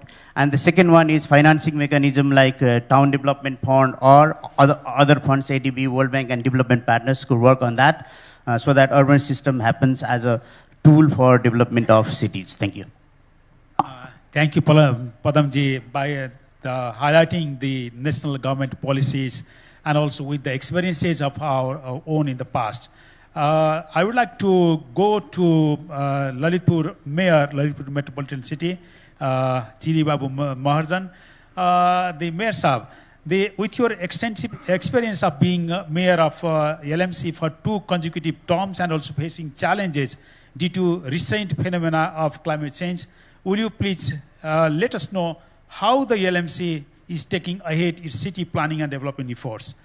Can you also please highlight on how these plans being implemented with special consideration of the governance, such as the perspective of the participation, transparency, etc. So can you please highlight the challenge that we are facing and the approach that we have taken? Thank you for the question. First of all, I would like to thank Nepal government for organizing this Samba 2025, and wherein I'm invited and I represent Lalitpur Metropolitan City. Okay, regarding your question, my answers are like due to the climate change, we are experiencing a lot of new devastating things. Like a few years ago, we had tornado, which was, it's quite new thing for Nepalese people, okay? That was happened. And similarly, in September 2024, we had devastating rainfall. Dr. Lone has nicely mentioned that. And in this, now the problem is, these are really new things, new devastating events happen. So in that case, we were indeed not prepared for such big, unexpected phenomenon. Just take an example.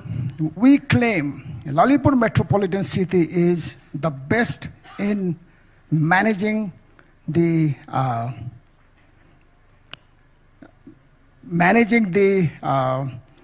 what we say, it's the devastating things, okay? But last September, the problem was, it's the excessive rainfall, and there were 4 people on the roof, but we could not save them because we didn't have boats, okay? So, but we used to claim that we are very good in saving in the emergency cases. But in that case, since we didn't have boat, we could not save them. And we were heavily criticized. From that, we learned a lesson. Then we said, okay, in our fleet, we need a boat. We need boats as well. So we are going to buy 5 boats. Because monsoon comes every year, it's quite unpredictable. Again, the pre-monsoon, it's very unpredictable. So that is the main reasons that we are going to change our strategy on this type of jobs. Okay, having said this, now we made a plan that under one roof system, we provide all the services regarding this type of academic. Like, for instance, we got fire brigade, we got 6 engines, and we got ambulance, we have sub-bahan, and then we got our very smart municipal police. So these are under one roof, and we got it's the toll-free number 1131. And very recently, we have introduced it's the LMC alert, wherein we provide 22 types of services, and we are planning to provide such services within 4 minutes time. But we haven't announced that simply because the traffic jam is beyond our control. We had very bad experience that in many times the ambulances were stopped in the traffic jam. Even the fire brigade engine was stopped in the traffic jam. So now we are planning to keep 4 separate substations wherein we are going to equip all of these equipment as well as Metropolis. Then we will announce that, okay, from now onwards, if there is anything happen, we will provide our services within 4 minutes time. But that is, we are doing our homework. So that once we complete our homework, definitely we will announce this. Okay, thank you so much, Mayor Saab. The initiative that you have taken after the September flood in the last week, it's really, really encouraging having all the services from one roof under the one roof. Thank you so much. I would like to also now turn into the Kathmandu metropolitan city. We have, being a young emerging leader of the capital city of Nepal, you have been the hope for our young generation. But young leaders have the challenges that they need to address the existing challenges and also consider the aspirations of the future generation. And it is more complex when your city is facing its impact of climate change in this situation. So what are the major challenges in this context for making the city sustainable, especially Kathmandu metropolitan city, to make it sustainable? What are the major challenges that you are facing? Yeah, will you highlight some of the major challenges that you are facing? Yeah, thank you so much. Thank you, the government of Nepal, for organizing a global platform where we can discuss about our local issues and also related with the global issues. I'm very happy to be on this platform and share the challenges that we have been facing. So when we talk about the cities, globally 50% of the population, they live in urban areas in cities. And by 2050, it is estimated that 70% of the population will be living in the urban cities. And at the same time, it's also talking about the Nepal, 60% of the population live in urban and peri-urban areas. And globally, 70% of the carbon emission, it's from the cities because it's populated, because it's the center where different economic activities are happening, and it's also because of the infrastructure that we build in. So in this regard, cities are placed in such a position that cities are also the contributors of the carbon, but at the same time, they are uniquely vulnerable and they're in a position where they can actually address the issue itself. I want to remember and also quote the UN Secretary General, who has said that cities are where the climate battle will be largely won or lost. That means it's high time we invest in cities so that we make our cities sustainable and also inclusive. Talking about the challenges itself, so let's be Kathmandu specific now. Last monsoon was not something that we had expected. September 2024 was tragic, and also it shows that how prepared we are or how unprepared we are. And that in single event, 250 lives were lost. 500,000 households were affected, and 11,000 were displaced. At the same time, another is Kathmandu is very popular for the pleasant climate and the weather. But now we can see the rise in temperature. And that has not just affected the pleasant weather or the temperature of Kathmandu, but also has given rise to different hazards. For example, health hazards. Dengue was not something that we were familiar. So last decade or last 4 or 5 years has been very dangerous in terms of vector-borne diseases in Kathmandu. At the same time, airborne diseases, respiratory diseases are something that we have been saying it's alarming. Kathmandu, the topography itself is different. The forest fire, which are like miles away from Kathmandu, but it affects Kathmandu and the people who live in Kathmandu. These are the challenges that we have been facing. At the same time, another challenge that we face is infrastructure system. Dr. Lohani has also mentioned about the infrastructure and also retrofitting. So the traditional water management system, it's not ready to actually handle the intensity of precipitation that we have been experiencing lately. So that has also showed the challenges that we have been facing. At the same time, it's something, I have given like some of the examples of the challenges that we are facing, the specific one, but being local government, I think we are like 2 cities, but it's important that we speak for other local government too. We have different layers of government. the most closest government to the people is local government.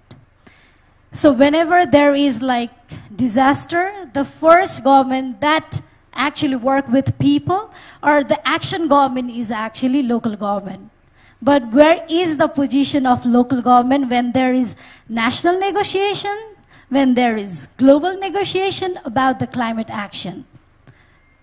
So the challenge is not just about whether we are prepared or not prepared, it's also about including the real government into the position where their voice has to be heard, not just in terms of implementation, but also from the planning.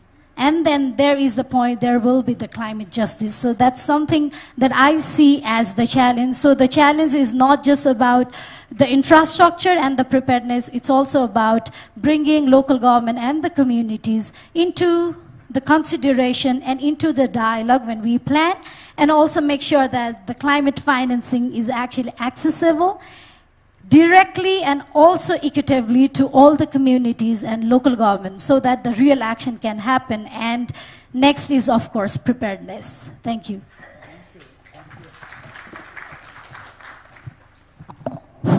Thank you, Deputy Mayor, Kathmandu Metropolitan City. Your observations about the different challenges that the cities are facing, and especially Kathmandu. Now, without taking much time, I would like to go to Professor Charan Singh. He's a very renowned professor from India. The challenges and the way forward that have been presented and highlighted by the keynote speaker, Dr. Loani, we see there is a huge financial need for the cities to achieve their sustainable development goals, which has also been highlighted just now from the Deputy Mayor of KMC as well. There is also a huge economic impact of the climate change to the cities, and it's more alarming in our South Asia region. In this context, how do you think that we have to be adopting the financing models that will be, in one hand, address the impact of the climate change, and on the other hand, it is within the limit of our economy? Will you also please share some initiatives on it that are taking place in India and also in South Asia? Professor Dr. Singh. Thank you very much for inviting me, and thank you very much for this excellent question that you have asked. I would like to take over from where she mentioned about what's happening to the local bodies. I totally agree. In case we want to bring in an effective change in climate issues, I think decentralized approach and community action is most important, because that is where the whole effectiveness would take place. In general, I would agree that in India we have lots of economic constraints and financial limitations on urbanization. About 35% of India lives in urban areas, which is large, and by 2030 will be 40%. And please remember, India's population is 140 crore. In Delhi, the capital city, we have 33 million people. In Bombay, we have 21 million. In Bangalore, we have 14 million. Huge urban centers. How do we finance these issues? So I think the best model, and I'll give you some illustrations from India, is the PPP model, the public-private partnership, and bringing in international finance. That's a very big help. And the global community and the national government and the subnational government understand the need. The issue of flooding has been referred both by the Deputy Mayor and the Mayor, and these issues happen regularly in Bombay, and we are aware of it. How do we really modernize and make the cities resilient? I think blended finance plays an important role. In India, we are experimenting with green bonds. Our cities like Ahmedabad, Pune, Ghaziabad, Indore have experimented with waste management and public transport. The point which was made earlier, that 2% of GDP is lost while you are waiting in traffic jams. Extremely important. In Washington, I have seen that there is drone movement or cameras which decide where traffic jams are taking place, and immediately traffic police swings into action and ensures that traffic jams are minimized. Because lots of pollution, apart from time wastage, takes place there. In a city in Pune in India, we have tried to do waste management, and we have improved it by having a fleet of 9,000 people whom have been trained as waste pickers. That's made a very big difference. In Uttar Pradesh, which is the largest state of our country, we are now experimenting with Miyawaki forests, clustered, focused forest. We are also planning from the waste management plastic roads one time, and that is helping us in a very big way. For the last 8 to 10 years, we have been experimenting with smart cities, and in the smart cities, the focus has been on infrastructure, and basically public transport is the key issue there.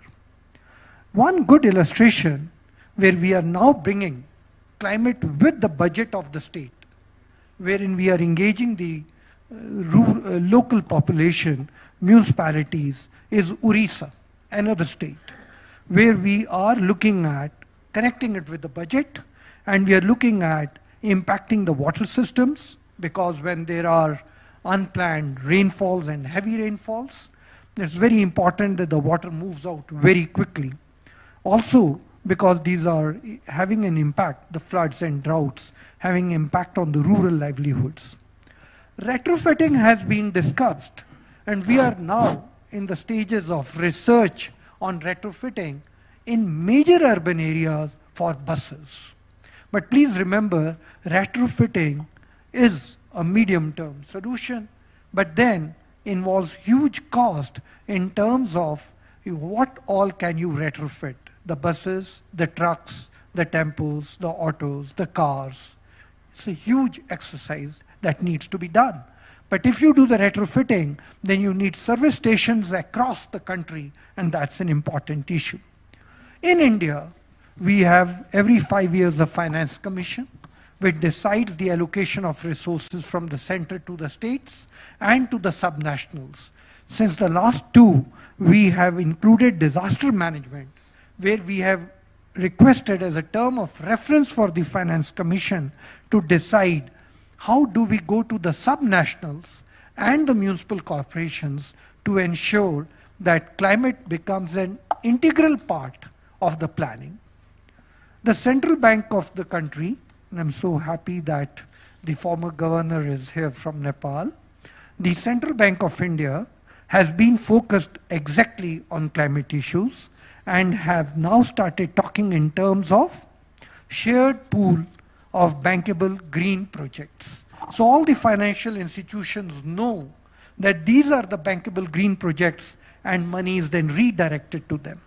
We are also encouraging green financing by bringing finances, green finances, into priority sector.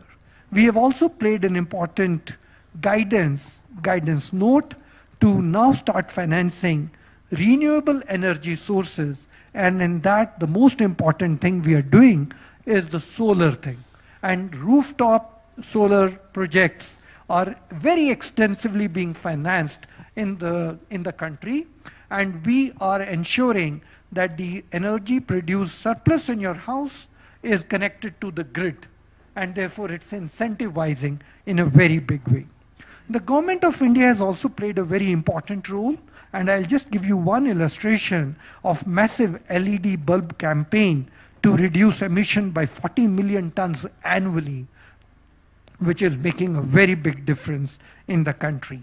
The last point before I want to close, I want to mention about the lifestyle for environment, which the Prime Minister mentioned at COP26 in 2021, where he discussed about environmental conscious consumption lifestyle. And that would make life in the urban areas far more climate oriented and ensure that the emissions that are taking place from the urban areas are minimized. Last year, we have also introduced a special act in the parliament with focus on green hydrogen, green ammonia, biomass for energy and feedstock. So these are the various initiatives which we are taking in our country to ensure that we are climate more responsible. Thank you. Thank you, Charan Singh. You have highlighted the different initiatives that you have taken in India. So it is our participants have also been benefited from your experiences which you have shared. I would like to go to the floor now, because from our side the panelists have taken most time. So before entering into the panelists, also some of the questions from the floor, I would like to first of all request to Mukhtar Babaev, who is the president of COP29, to first intervention from your side, being the president of COP29. Yeah, please.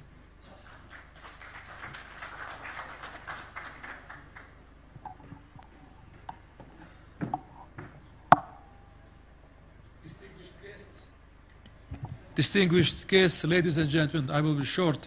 Thank you to Mr. Sushil Gyawali for moderating this important conversation, and our honorable panelists for their reflections, remarks. Cities are the meeting places of our societies. They bring people together to help unlock development, innovation, and prosperity. But they are also major contributors to the climate crisis and are highly vulnerable to its impacts. The importance of cities, of our societies, will only grow. The UN has predicted that nearly 70% of people will live in urban areas by 2050. We need to manage this rapid urbanization carefully so that it can deliver sustainable and just outcomes for all. At COP29, Azerbaijan launched the MAP Declaration for Resilient and Healthy Cities to drive progress on this critical topic. This declaration recognizes that cities bring together every part of our economy and society. It is therefore committed to work on multi-sectoral approaches to climate action and planning in urban areas. We have been delighted with the world response. The MAP declaration has been signed by over 50 national governments and over 100 cities. We also launched the Baku Continuity Coalition for Urban Climate Action. This coalition of past and future COP presidencies will ensure that urban climate actions are coordinated and sustained between successive COPs. This will ensure that important topic does not slip down the agenda. Finally, the MAP declaration also encourages stronger links between international platforms for sustainable urbanization. This includes World Urban Forums, COPs, and World Environmental Days. Here I am delighted to confirm that Azerbaijan will host the 13th World Urban Forum in Baku in 2026 in collaboration with UN Habitat. This will be an important platform to address the challenges of rapid urbanization in a sustainable manner. It is the second major international gathering Azerbaijan is hosting in 3 years. This reflects the determination of the President of the Republic of Azerbaijan, His Excellency Ilham Aliyev, for Azerbaijan to play a leading role in tackling the world's most pressing issues. Azerbaijan is appointing a special envoy for urban climate action to lead efforts to strengthen cooperation between international platforms on urbanizations. Dear colleagues, ladies and gentlemen, Azerbaijan is raising ambition, driving action, and creating discussion on sustainable urbanization. We have an ambitious agenda of initiatives and events which are open to everyone. We invite you all to endorse the MAP declaration and to join us in Baku for the World Urban Forum next year. I thank you. Thank you so much, Mukhtar. It was really an inspiration, the message being a president of COP29, and also it's good to know that you are going to have the World Urban Forum in 2 years' time. So without taking more time, I now would like to open the floor, and then would like to get some of the queries. Be precise, and also please tell who you are. and then what in which topic, to whom that you would like to address your queries. Yeah, from this side. Please provide the microphone. Yeah. Thank you, moderator. My name is Indra Sapkot. I work for Ministry of Forest and Environment. My queries actually go to two of our mayors, and probably Mr. Padam can also respond. You know, our cities have many challenges: air pollution, traffic congestion, and of course, climate risk. But my concern is about smart green infrastructure. What sort of ideas have you explored yet to materialize the smart green infrastructure in your cities? And follow-up question is that, have you really got the support from your central and provincial government on your ideas? Thank you so much. Thank you. Maybe we'll pick up 3-4 the queries and then we'll respond. Yeah. Yes. Thank you. My name. Okay. It's okay. Shall I take? Okay, go ahead. Okay. Thank you so much. Myself, Binay from Institute for Global Environmental Strategies in Japan. So I have two things I thought. I think looking at all the discussion, I think what is missing and what can solve everything. I am not finding the cities like Kathmandu or Lalitpur saying, why can't you say, make our Kathmandu or Lalitpur city climate smart and resilient?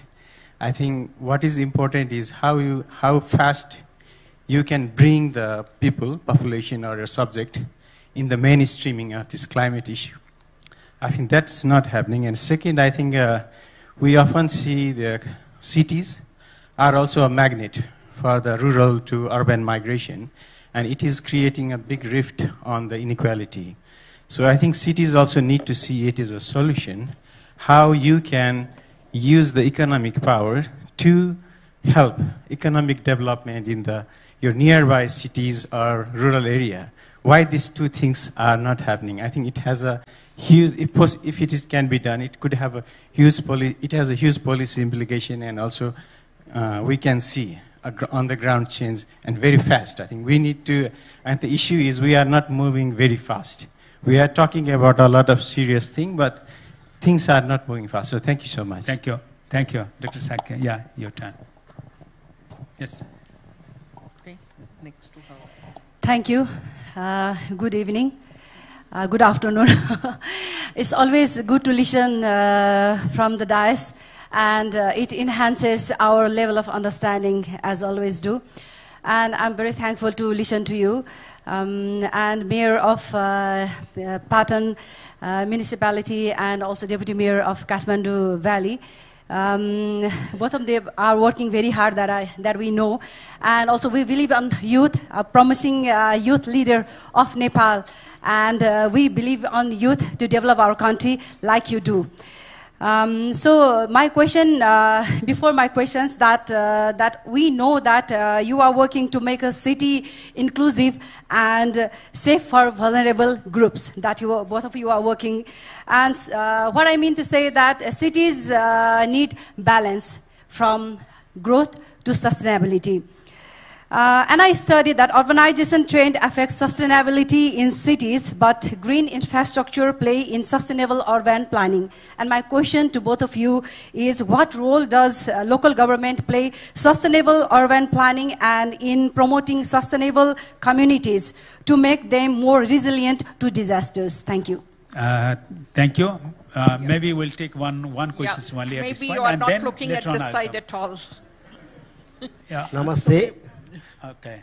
Namaste. I am Jivan Pagini. I am DFO of Nawalparasi district and work under Ministry of Forest and Environment. I am asking about the sustainability of the city. I think every civilization in the world started from the river bank, or like Nile River civilization, another Sindhu Ghati civilization started from riverside. Like in Kathmandu and Lalitpur, Bagmati River has flowed since. But the Bagmati River, I think, is going to be vanished. Or what about the planning, a plan of the two municipality for making sustainable cities, responsible communities, and healthy river of Lalitpur and Kathmandu metropolitan city. Or is it the plan of making plotting or selling gaderi, I think, like that, maybe, or the government. And what about the sustainable city, I think. Okay. Curiosity. Thank you so much. Maybe I'll take one more, and then I'll come next round. First, the ladies first, and then. Please, ma'am. I'm Dr. Vibha Dhawan, and I represent the Energy and Resources Institute, TERI, 50-year-old organization. And something on which we are working very closely, how do you make your cities more sustainable? And by that you mean, and it was also mentioned, green infrastructure. Because like if we look at India, Nepal, and many other countries, we are in a situation that 2/3 of the infrastructure is yet to be built, and therefore we have opportunity to go green. And by green, I mean right from the building design, that you consume less of energy. That energy has to be renewable as much as possible, and use sustainable building material. And then, in a way, you also give a gradation to the buildings. And we have set up one system called GREHA. We also have living labs, because every city has a different experience. So even negative experience are to be somewhere recorded so that others learn from it. If we look at cities, one is building, other is transportation, and third is waste management. And for waste management, I'll say it is wasted material and not really waste. And that, again, is a source of energy. So what I would like to offer over here is that please learn. We have got a long way in India, and we'll be more than willing. The other thing, one should be little conscious, and let's look at the future. What we are also doing wrong, we are only looking at problems we are facing today. And you rightly mentioned development versus sustainability. The two can go hand in hand. We also have to look at modeling, because what happens in most of the mountainous areas, it has become, I should say, places for the rich people. They visit, there is a lot of tourism, they also build hotels, and all comes at the cost of environment. So we have to do the modeling, both how much is the carrying capacity of a particular state, and then go towards it. Thank you. Thank you so much. Maybe I will come later on. I have seen lots of hands that have been raised. So before coming again to you, I would like to request to, especially to our mayors and also the concerned panelists who have been addressed by our participants. Yeah, maybe first, the mayor from Lalitpur. Yeah, maybe you can club the queries that have been come up, and then and also respond on that. Okay, thank you for very, very important questions. We will share answer by Deputy Mayor Sunita and myself, okay? Whatever answers I give, then rest. Rest, you take it off, okay? Okay, thank you. Okay, regarding the questions raised by Mr. Sapkota, it's the smart, clean infrastructure. I will not jump onto Kathmandu metropolitan city, okay? So I'm just going to tell you what we are doing by, say, Lalitpur metropolitan city. Now, in this case, we have made our policy that we don't buy fossil fuel vehicles. It has been implemented very, very nicely. So we buy just e-vehicles, including two-wheelers, okay? So that is one of the policies. And the next is we give rebate to our citizens if they show their EV blue book, owner's blue book, okay? We give them some tax relaxation. Second thing. Now, third thing is we are trying to convert our city into a smart city, but it's very difficult. However, we are undertaking quite a few items, like in my city, all the roadsides have been tree planted. So if don't take an example of the place where the chariot festival is going to take place, okay? Like the route from Pulchok to Patan Darbar Square, okay? It's quite narrow, as well as the chariot festival takes place over there. So we haven't planted anything over there. However, we are thinking to put some trees on,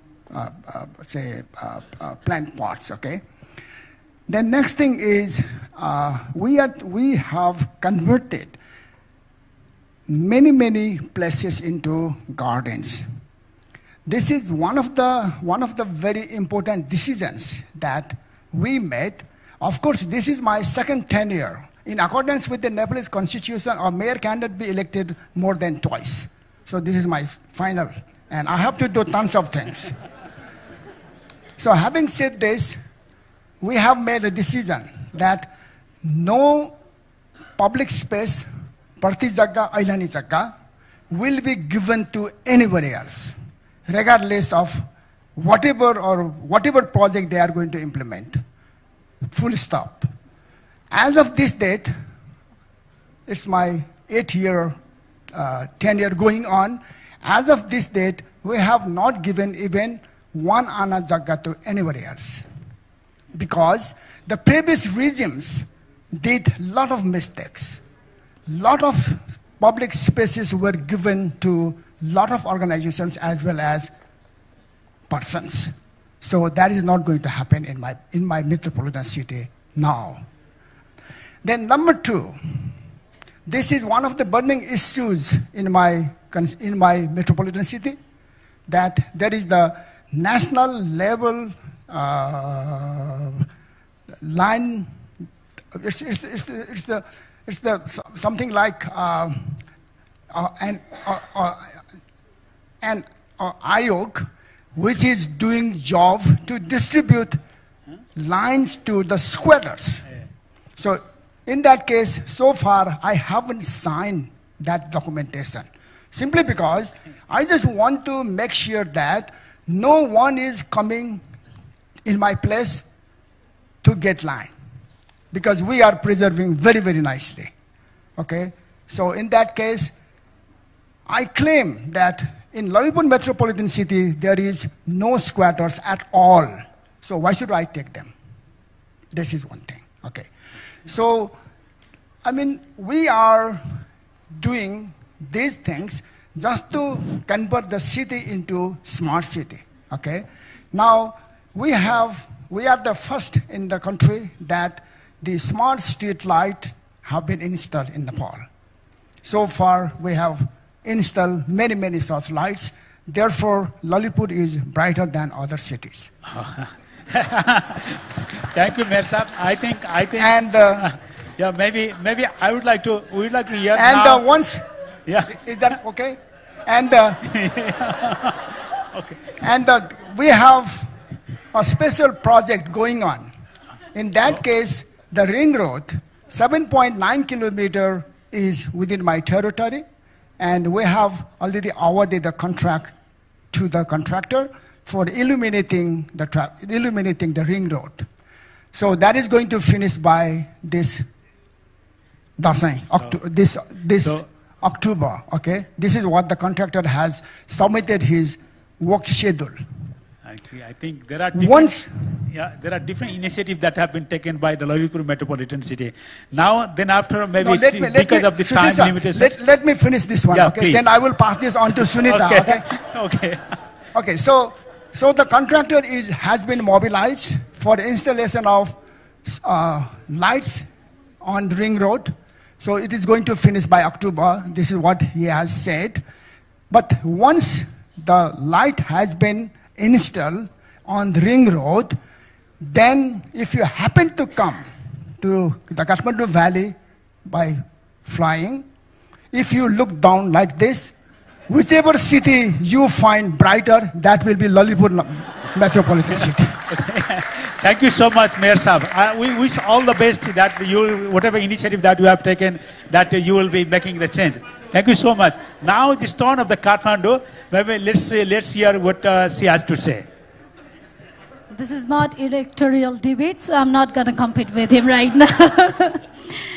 Anyway, so thank you so much for putting highlights on what Lalitpur is doing. There are somehow similar kind of projects and also policy programs that we have been doing. Talking about EV, it's somehow same. And I don't want to repeat what he has said, but I'll just say like something that we have been doing different than what he has mentioned. I really believe that awareness is the key, and children are actually, they should be the focus group in terms of making our city green, livable, smart, whatever we want to give the terms. And bringing my childhood memories back into the action, we have revived Baba Club in schools, which means Baba means, it's not father or Baba, lover Baba. It's actually Bal Balika Ra Vatavaran, which means environment and children. We bring environment issue and children together. For that, we are calling young volunteers, city volunteers. That means youth and children. They come together for the conservation, preservation, and also the promotion of the environment. That's one of the practice that we have been doing. And another is urban agriculture is the work that we have been continuously doing to make sure that we don't have space. We don't have space to do that. What we are doing is we are also promoting urban agriculture. And next is we are also working on making car-free or vehicle-free Saturday, such kind of initiative. We have already done this initiative, and it's continuously happening in Hardigaon.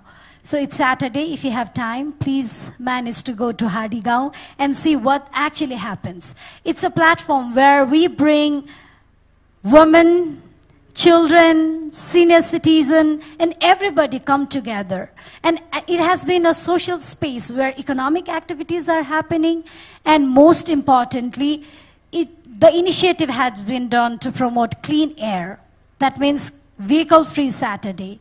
At least make sure that you don't go on your vehicle at least one day a week, so that it is somehow a relief to the environment, being responsible to the environment. And smart green infrastructure, I would always say that our ancestors, they were smarter than we are today. Let's go back to the indigenous practices.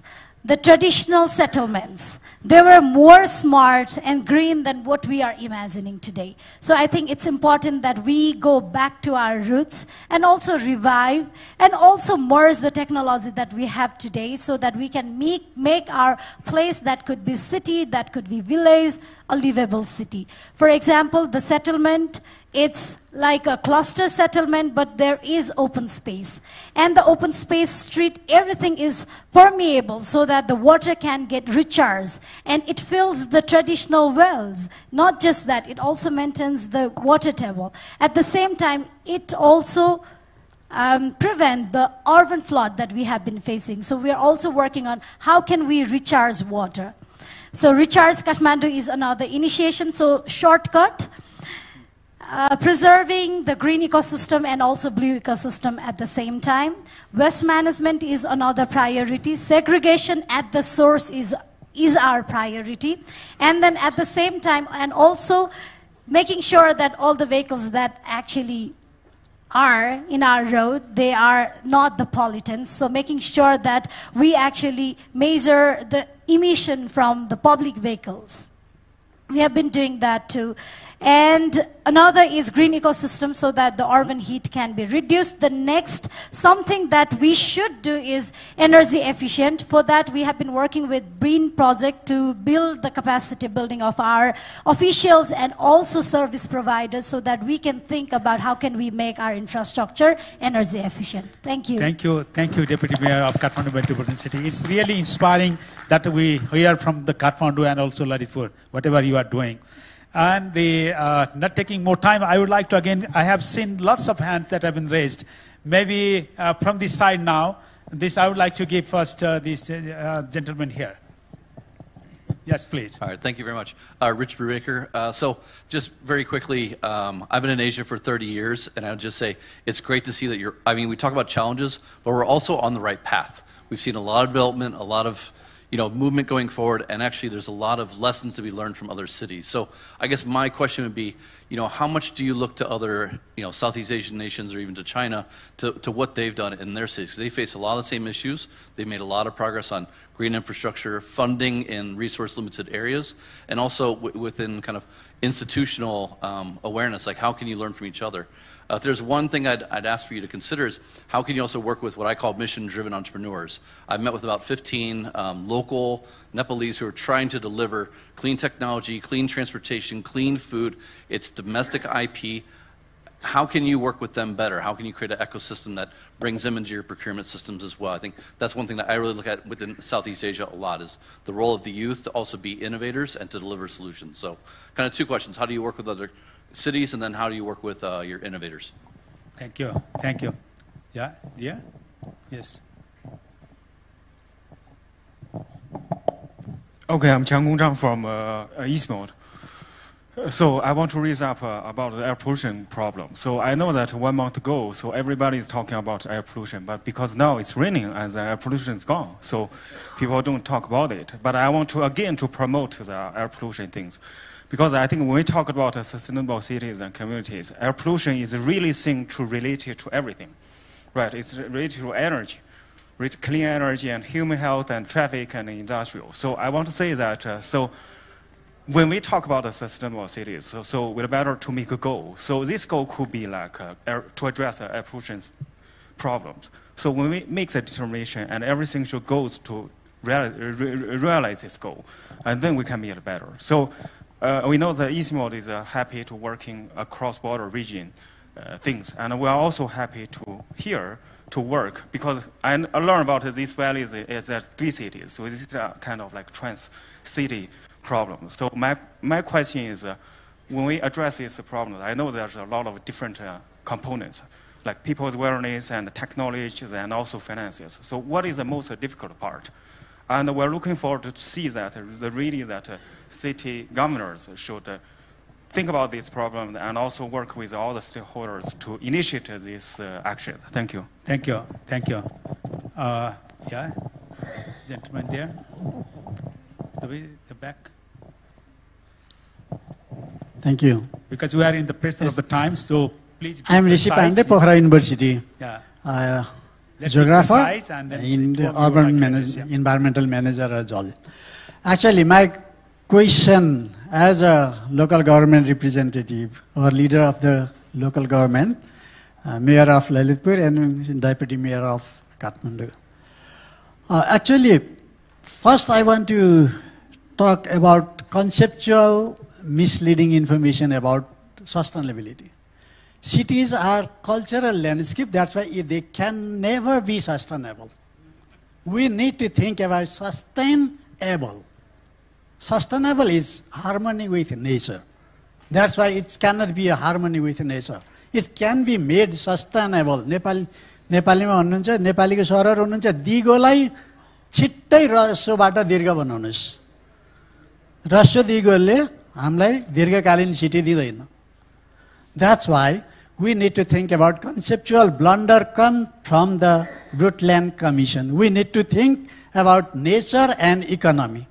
This terminology has been changed by the economists, and we should not follow the same that has been misleading the overall sustainability. Even the UN agencies need to think about this. Second is, why Kathmandu Valley is several cities? It's a single watershed. It's a single city.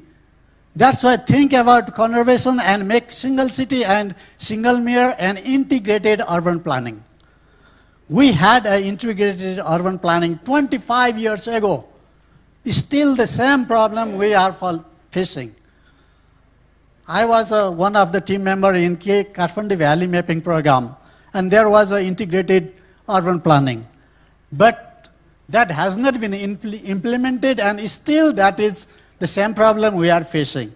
That's why we need integrated urban planning to make Kathmandu Valley a sustainable city. Thank you. Thank you.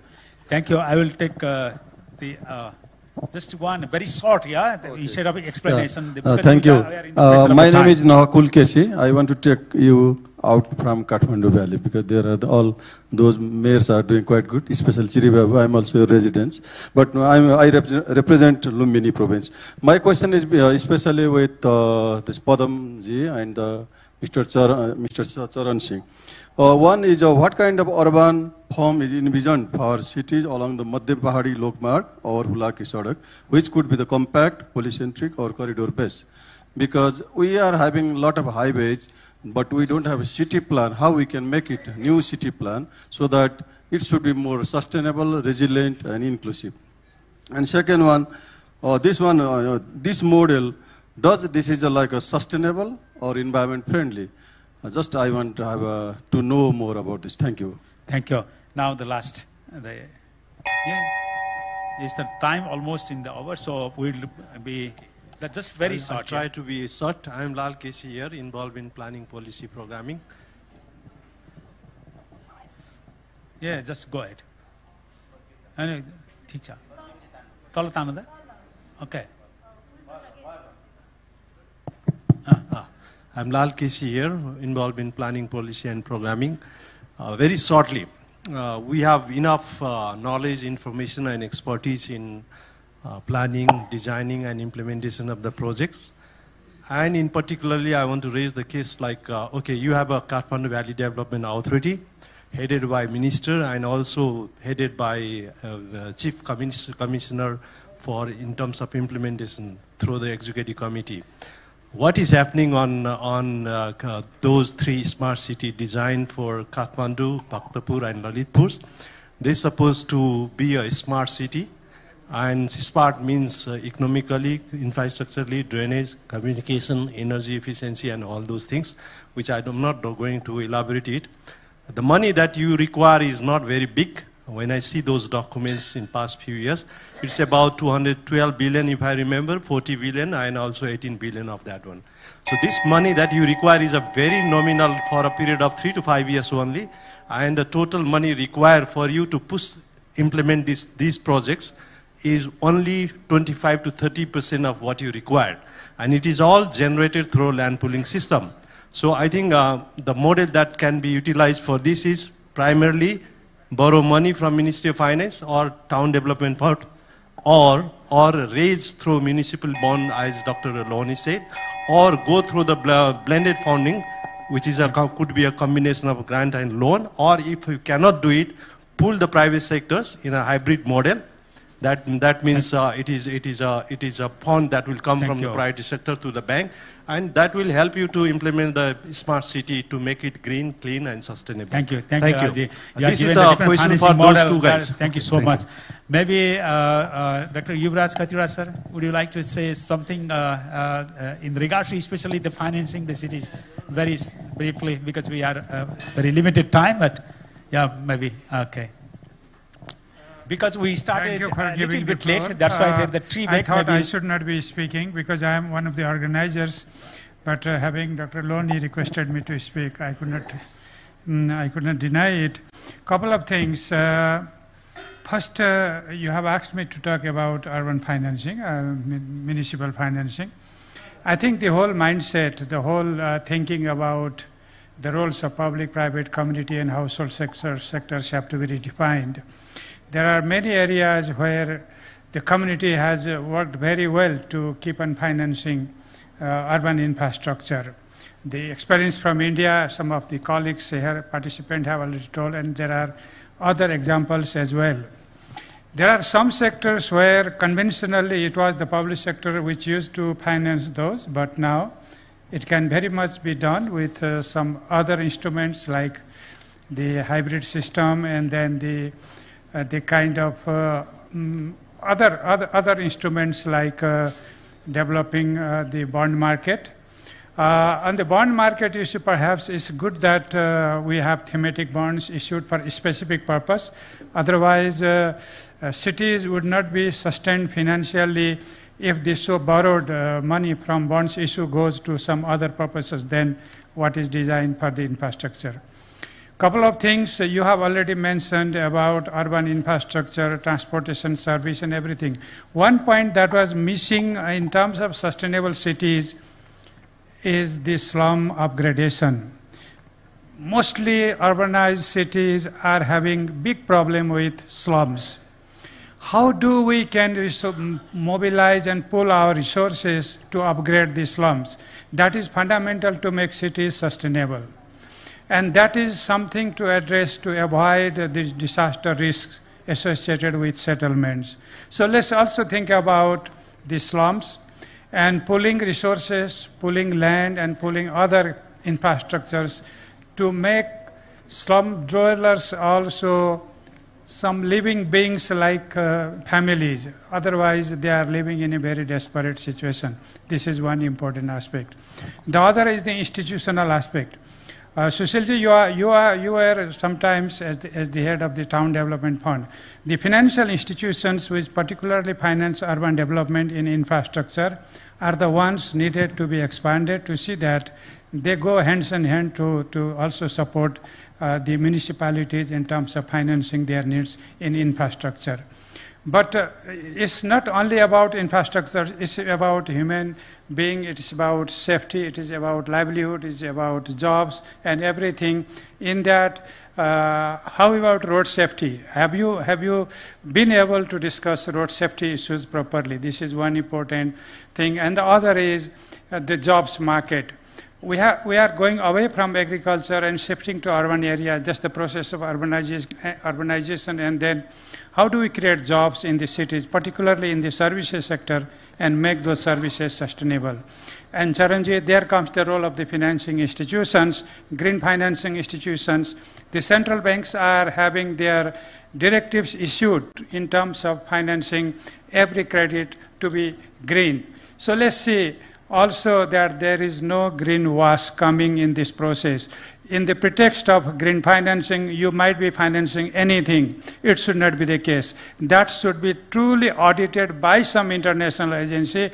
And Dr. Loni, if you have some idea, I haven't seen any such institution to really accredit that this kind of financing is really a green financing. Otherwise, it could simply be greenwashing. Let's stop that. Thank you. Thank you, Dr. Khatioda. It's very inspiring, the message that you have given and some of the area that we have to think of, more about. Thank you so much. I'm not taking more time because we are almost the final issue of the timing. So I would like to, from here, just within 1 minute maybe, that you will be giving your response. I think most of the things that have come up as a suggestions, yeah, instead of queries are like that. So you respond and wherever that is from Padamji now. Yeah, yeah. Thank you. Thank you. Within 1 minute, what I can actually explain is 3 major issues are coming up in audience. Number one is greening infrastructure, which is actually an evolving science. So we have to work together on that. And smart city, government has already passed the smart city indicators now. Based on 4 pillars: the people, infrastructure, economy, and the governance. So we are going to evaluate on that. That is just that's not the smart city that Mr. Casey is saying, but these are the areas in which we can look at the areas in which smartness is gaining or reducing, or where we have to actually invest on. The third one is more like attracting the issues on planning unit, whether we plan for administrative region, administrative boundary, or country, or something like that, because this climate change has opened a different thing, you know. Based on watershed, I think Kathmandu watershed could be a one planning unit, even if there are many administrative units all the way. But if we think in a larger things, then we can find out this the planning unit as a watershed as a planning unit. Then we can cover many things, and this could be a transboundary or the supranational level, or even in the continent, because we have to think of that. The real resiliency goes on that way, and that should affect a kind of settlement pattern in that watershed as well, so that the land use, land risk sensitiveness, risk informedness for settlement could work together on that. I agree on the government. So, but investment things for a smart city could be discussed in different area and different forum. so it actually could happen with the Ministry of Finance and all like that. We don't have more time on that. Thank you very much, Praise. Maybe Deputy Mayor KMC, maybe 1 minute. Yeah. Is it working? Huh? Hello. Thank you so much. Let me summarize some of the queries, and also thank you for the feedbacks. Talking about the sister cities or cities that we are collaborating, and also how we are working with entrepreneurs, I would still say that there is so much to do in terms of the cities' relationship and also promoting entrepreneurs and procurement system. I have to say, it's not in a favor of innovation and creativity. Sorry to say that. So we really need to work on that. And the next is there's so many issues and also feedbacks that we have achieved or received today. Thank you for that. Talking about the last highlights, I would say, is actually it's very important to collaborate with vertical and also horizontal stakeholders with different international to national governments, but at the same time it's also important that we collaborate with horizontal stakeholders to actually fight the climate battle. And at the same time, the worst is yet to come and we don't know how it will look like. So for that we are not ready. We really need to work on preparedness. It's not just local government, it's actually collaboration, cooperation, and coexistence. And at the end, what I would highlight is we have Guti system, the social organization structure, and we need to bring the issue to the root. That means how can we bring Guti people and make them sensitized towards the climate issue itself. Thank you. Thank you. Now, Charan Singh ji, maybe you can highlight very short. Thank you very much. Yeah. Thank you very much. I think some important points that were raised, I just would like to mention. In 50s, we developed Chandigarh, a very sustainable city, and that's doing very well. Right now, Government of India, we are developing Greater Noida, another very sustainable city. You're welcome to see it. As far as air pollution is concerned, we had a very big issue about 5 years back. We had crop stubble burning, and that was the issue. We have found alternate ways of handling the crop stubble, and that is to some extent helping us in handling air pollution. So those were the two questions that came. I would like to conclude by a suggestion. Yeah. I think it's very, very important, the point which he just made on the greenwashing. And therefore, I think we need to have in the region shared financing mechanism, which should become part of, like the European Green Deal in that region. I think we need the Himalayan countries come together and have something in the local area, regional climate agreement, where dialogue should play a role and financing should play a very important role so that we can avoid greenwashing. Thank you very much. Thank you, Dr. Charan Singh. Now the Mayor Lalitpur. Okay. Yeah. 1 minute. Thank you for the opportunity again. One thing I just forgot to tell you last time, that we are going to operate electric shuttle buses in Patan Darbar Square. Okay, that is going to happen very soon because we are going to get cooperation from the provincial government. Okay, so the next thing is we have obtained quite a big piece of land from Army Lagankhel. So that is going to be converted into a lotus pond, or that is a sort of green and blue fusion project. That is going to happen very soon.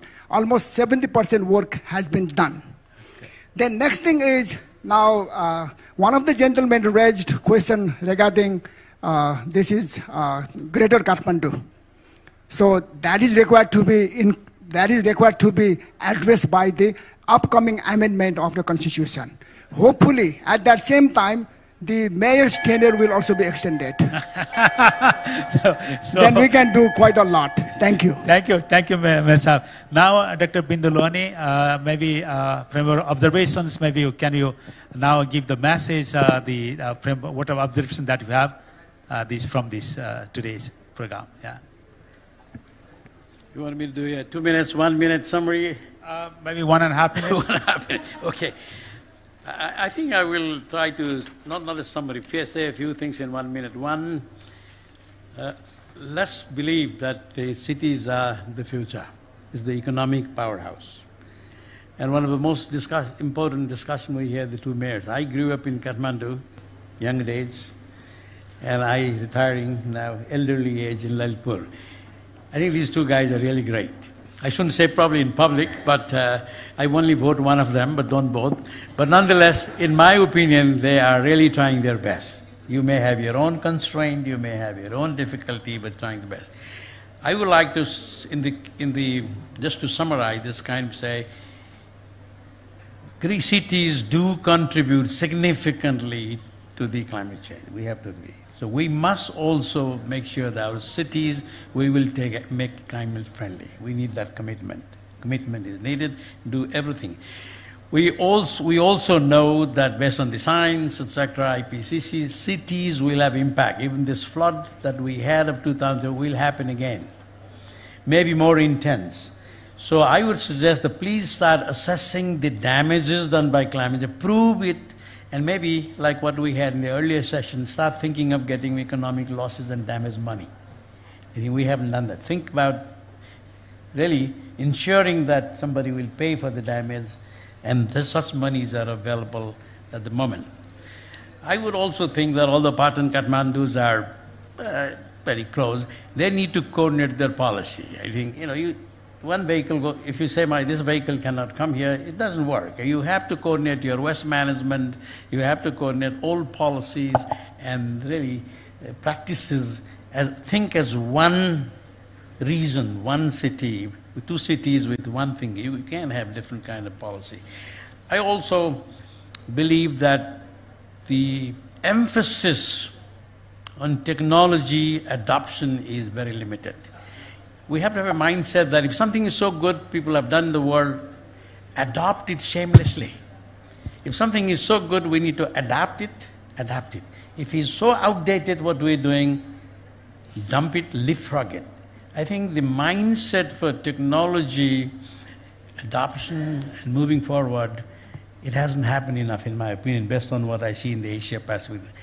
And our ability, capacity building, although we may say we know everything, we don't know enough, but we can learn from the best practices. As someone said, let's share knowledge. There are forums where mayors meet, like I go to the Yokohama, you go sometime, the Asian Smart Cities Coalition. Mayors come in, they change their ideas. We have to, if something is good, take it.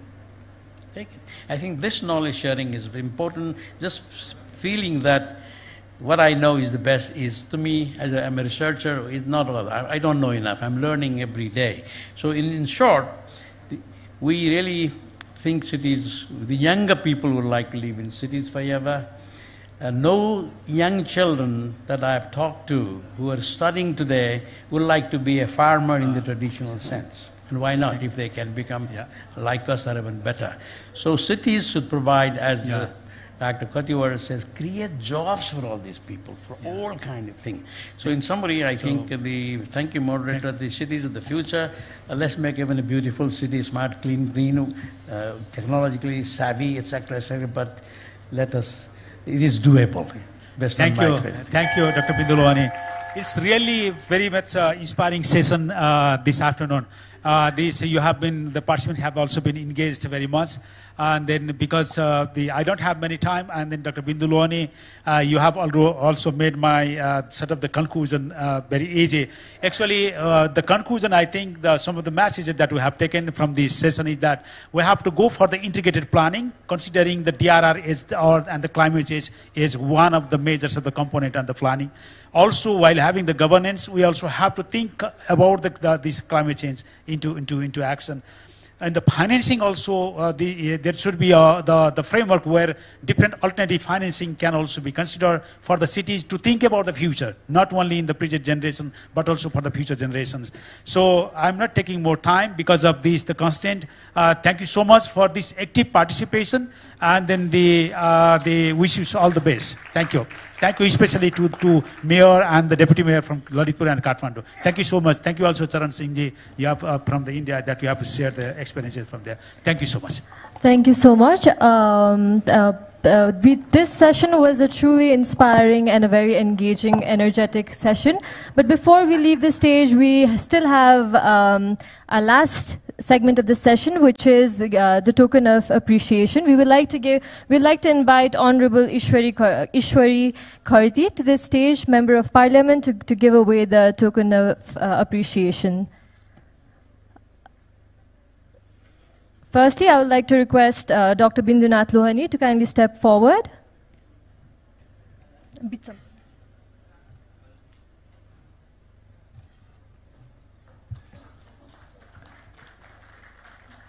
Thank you. Secondly, I would like to request Dr. Sushil Gyawali to step forward.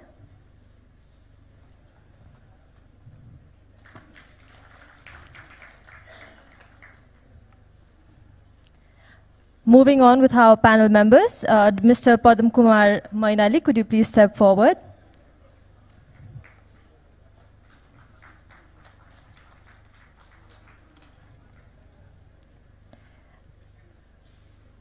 Mr. Chiri Babu Maharjan, could you kindly please step forward?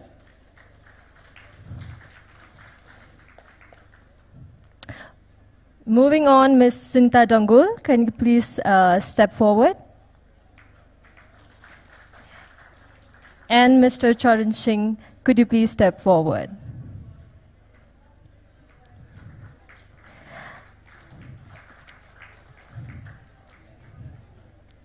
Thank you all for your invaluable insights. And before we leave the stage, we would like to request a group photo with the whole panel members.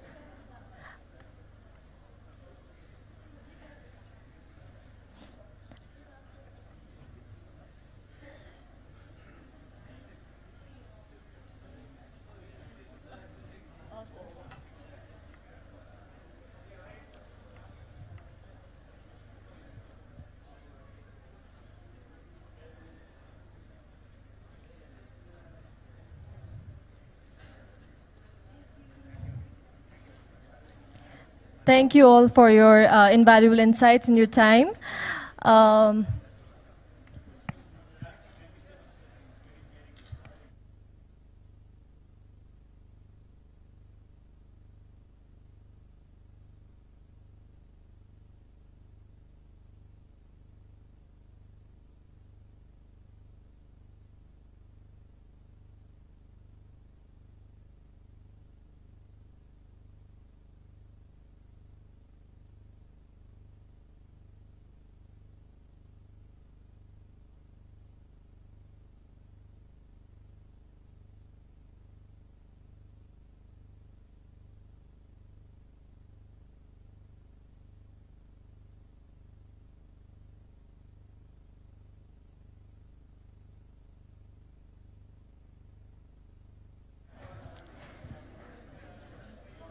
Since we have already overlapped with the next panel session, therefore, without any further ado, I would like to introduce other panel. But before that, I would like to request everyone to be seated. Attention, everybody.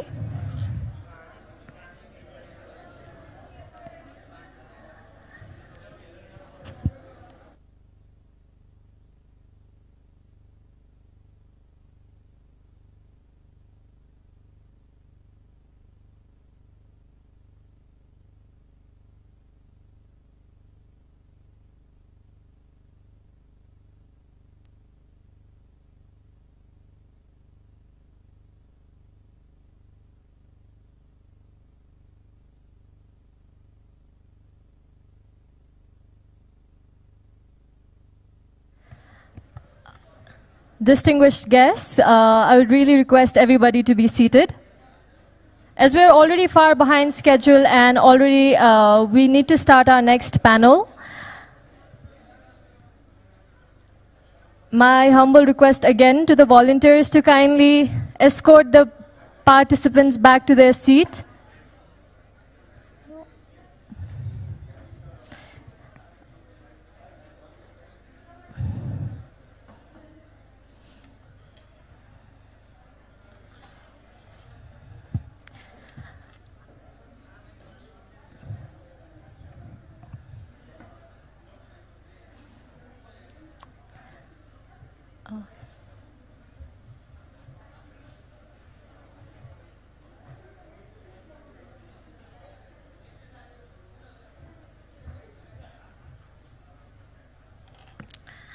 Now, as we are already behind the schedule, therefore, without any further ado, let's begin our next session, which is on bridging science and technology for mountain resilience, with the objective of inspiring innovation by bringing ancient and traditional knowledge with present-day scientific and technological knowledges.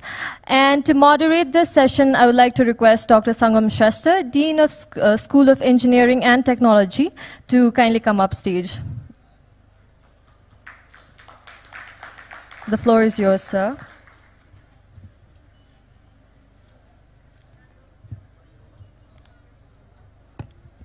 Thank you very much. Good afternoon, Excellencies, distinguished participants. It's my honor to moderate this parallel session on bridging science and technology for mountain resilience as the first edition of this Sagarmatha Sambad. I think we have already seen and also heard a lot of presentation on how the climate change is impacting the mountain ecosystems, mountain livelihoods, for example, caused by the glacier melting, flash floods, droughts. Also, there are some other hazards like landslides and so on. Having said that, there are the mountainous communities which are reservoir of the indigenous knowledge, traditional knowledge, and if we can combine this indigenous knowledge, traditional knowledge with emerging technologies like artificial intelligence, remote sensing and satellite images, I think they can create kind of solutions which are used for the adaptation to the climate change impact in the mountainous region.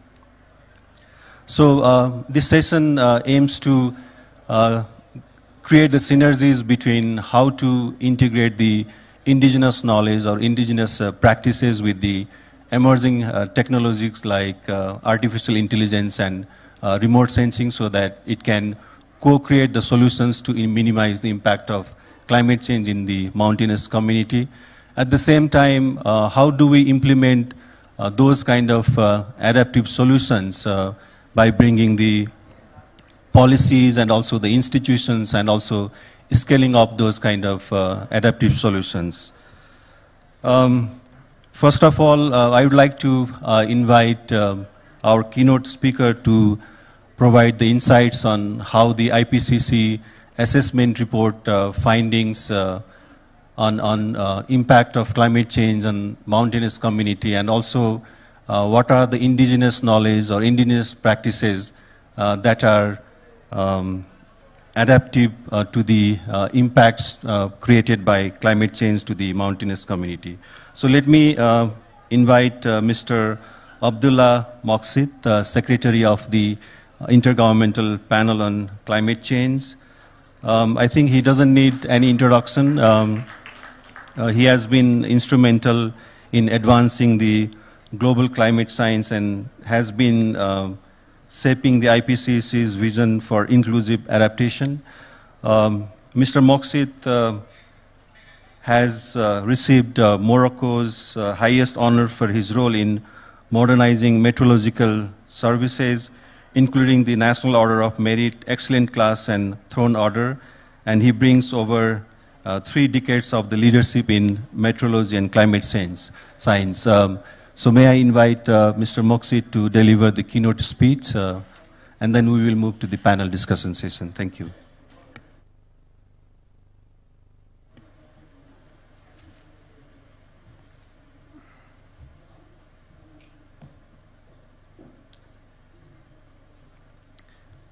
Thank you very much, dear moderator.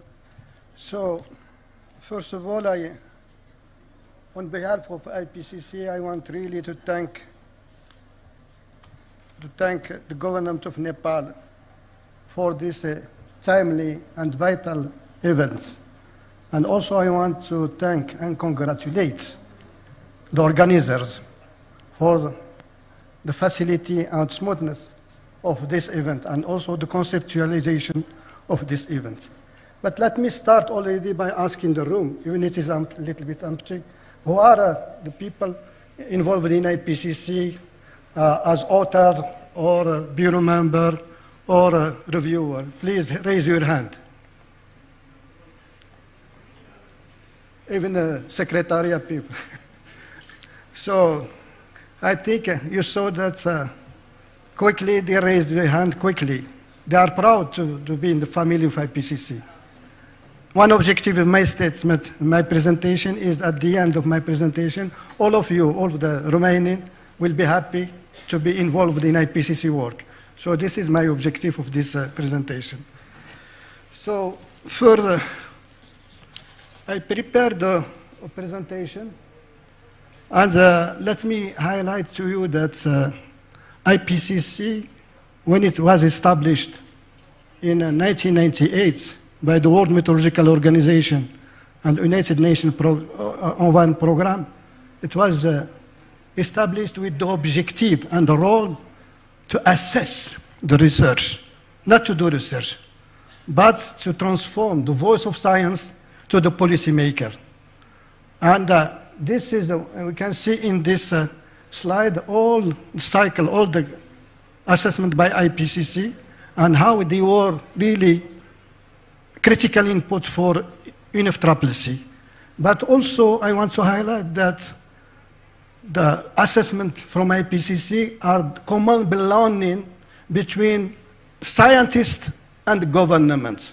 The summary for policymakers, which is document about 30 to 40 pages, it is approved line by line by the panel, by governments. Of course, the scientists are providing this draft to be approved, and the governments are approving it line by line. At the end, it is a product from scientists, but selected and approved by governments.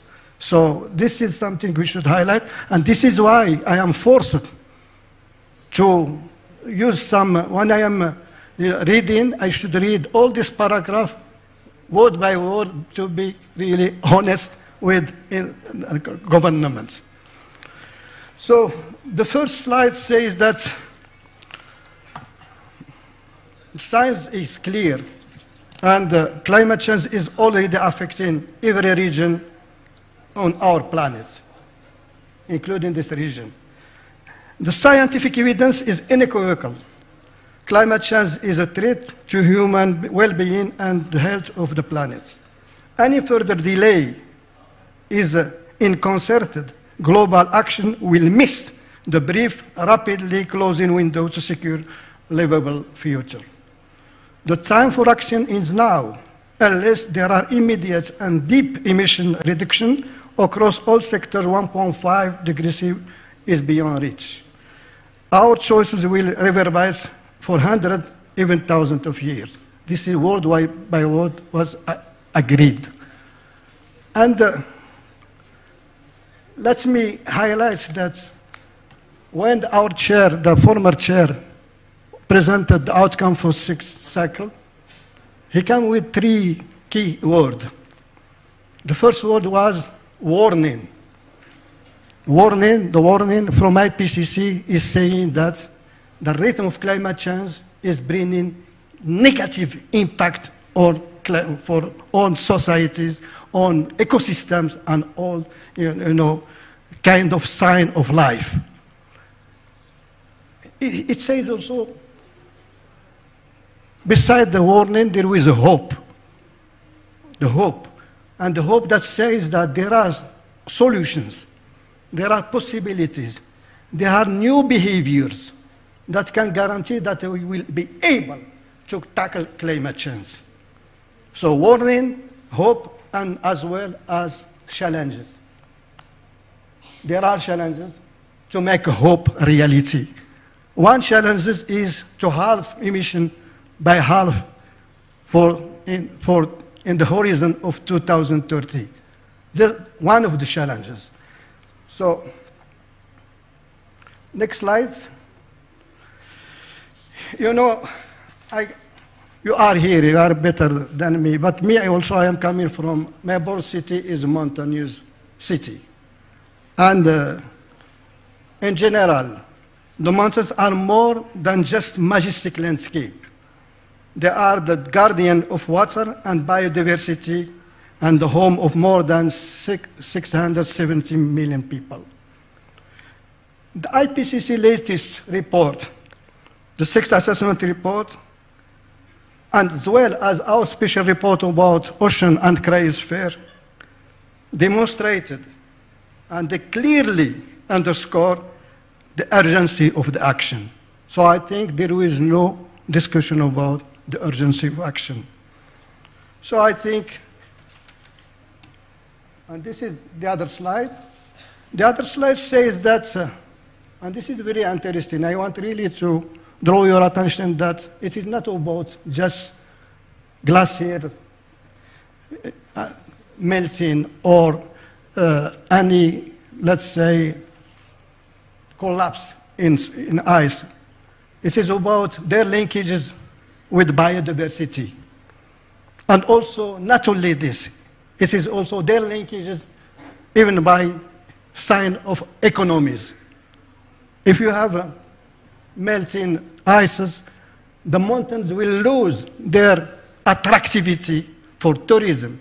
They also can lose their possibility to produce in agriculture and so on. They are connected to also any economical sector. So this is the kind of thing we should pay attention. So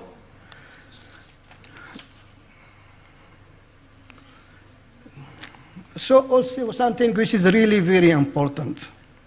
And this is something I was really happy to follow many parallel side events. Mountains are also connected to extreme events. Like in terms of landslide, snow avalanches, or floods. They are also linked to changing water availability and quality.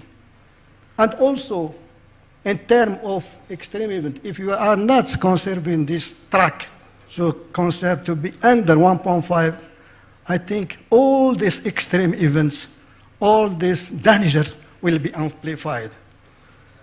So also, there are some aspects linked to all of how we can use the resources. And I wanted to connect it to what I heard in any parallel session, is that I can take one example. I am from Morocco, and in 1995, I went back because it is connected to science technology. In Orica region of Marrakesh, near Topkal. Topkal is peak with a peak of 4,165. We did have a thunderstorm with landslides and so. The event did have more than 400 deaths. More than 400 deaths and many, many damages. 2005, 10 years after, the same event, the same circumstance, no death. This is something we should really, but you notice that I used 1995, then 10 years after 2005, 10 years. But now the rhythm of extreme events is not like this, difference of time. Now the rhythm is accelerated, the intensity is more. That means we should more and more adapt to this extreme event with a real maximum of preparedness.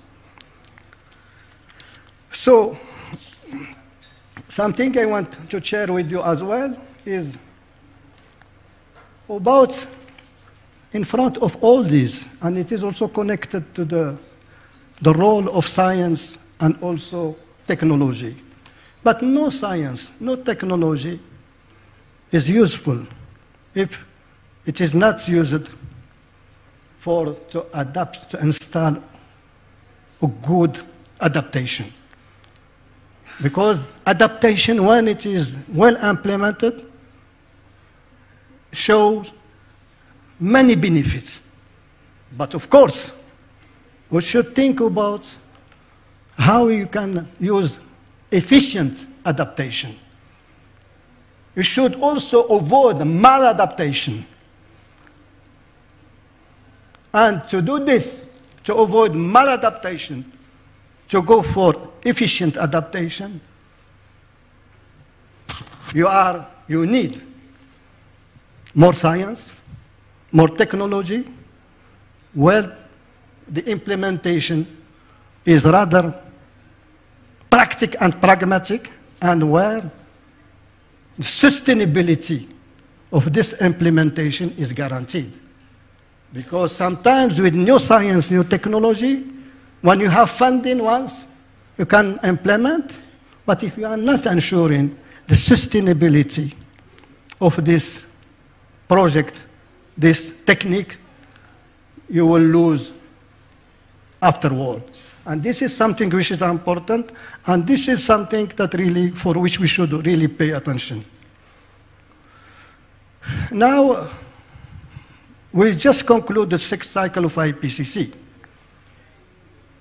And we started the 7th cycle. We already did have 3 plenaries, and we are still in the process of preparing the 7th cycle.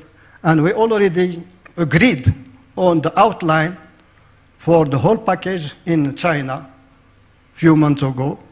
And I am pleased to inform you that the mountains region will be included in this outline. This is my appeal to you, all you scientists. Be aware that you will have some chapters or some cross-cutting chapter about mountain. So all the experts in this domain, please be ready to be involved in this process as expert reviewer, or as contributor, or as selected lead author, or selected coordinating lead author. So what is coming in 7th cycle will really highlight the role of mountain as well. So time to time it is necessary to highlight what was really agreed in concrete way. Is that in adopting its program of work, I should read. I told you I should read word by word, because I know that even there are some delegations who are really keen to, I can read word by word paragraph of IPCC. In adopting its program of work, the IPCC emphasized that the 7th assessment cycle will be robust, comprehensive, accurate, inclusive, and use diverse literature and knowledge sources, including drawing on indigenous people knowledge and local community knowledge. This is, I want really, because it is connected to indigenous people, local knowledge, and this is something we are paying attention for.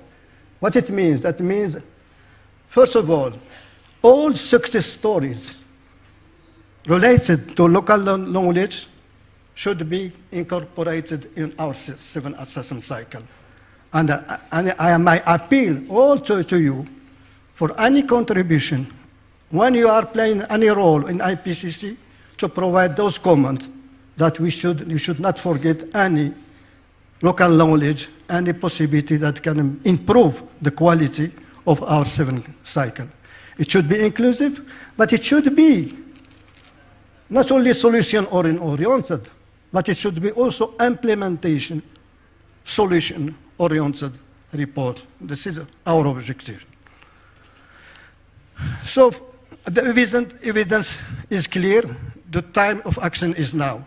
So let me, before concluding this, and I want really to recognize in the room our focal point for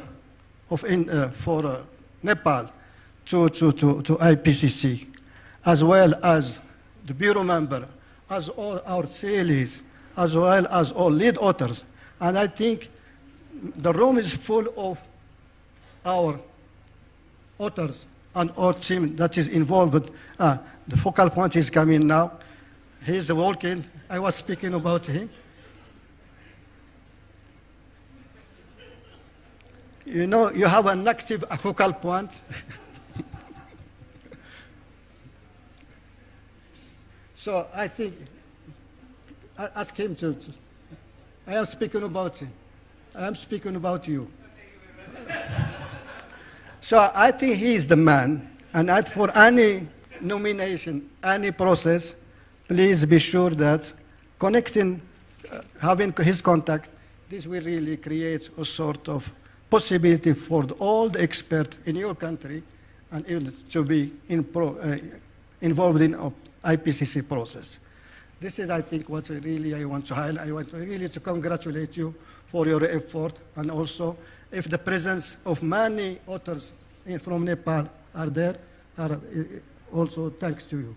And so I want also to recognize that we have also Bureau members who are really doing an extra job, and I think this is something we should highlight for the example of Nepal. So also by concluding, also I want really to highlight to you that it is time of, and this is connected to all these events.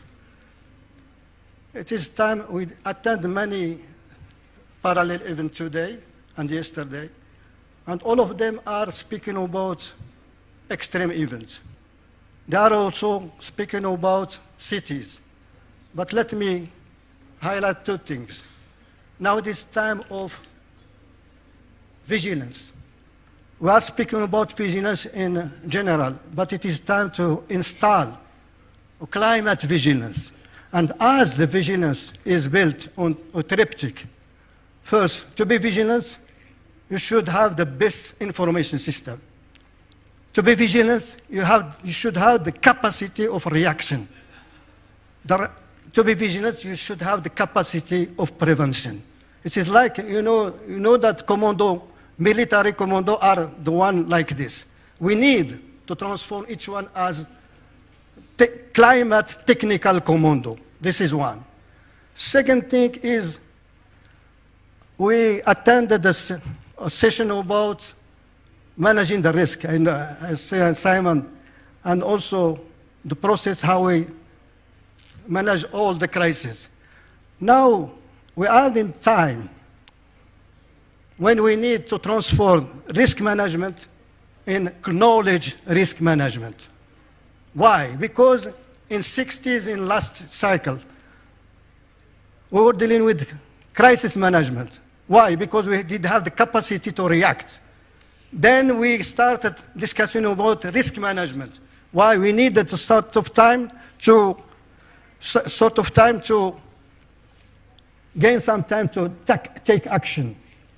But with the rhythm of extreme event this time, with the intensity of those extreme events, with the incapacity of all the countries, even developed, to face extreme events like inundation, like heat wave, like fires. Some developed countries are, having some death in fires. We need more extra time. This is why we introduced this knowledge risk management, in order to have enough time in advance. The last thing, and it is also connected to your session, and it was my case. I think reacting, adapting to climate change, it is not the business of just scientists. It is not the business of governments. It is the business of the community. If rural women in developing country is not informed about the risk she's facing. If any department, any sector, any decision maker are not involved in the process, I think anything cannot work.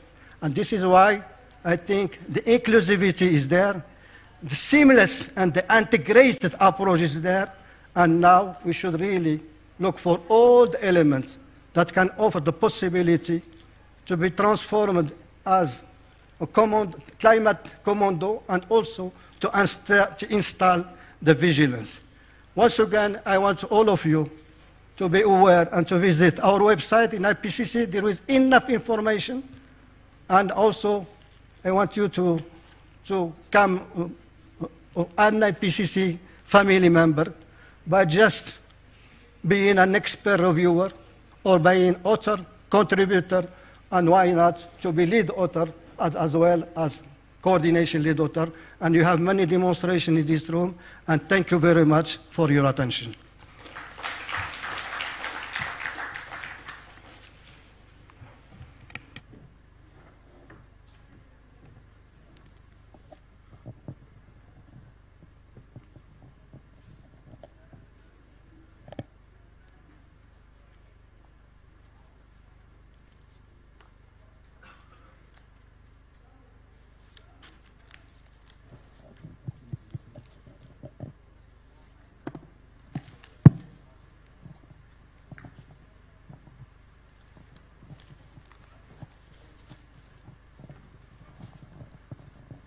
Okay, thank you, Mr. Moxit. I think you have emphasized again what are the impact of the climate change on the mountainous ecosystem, and also the urgent need to co-create the adaptive solutions to minimize the impact of climate change and mountain ecosystem.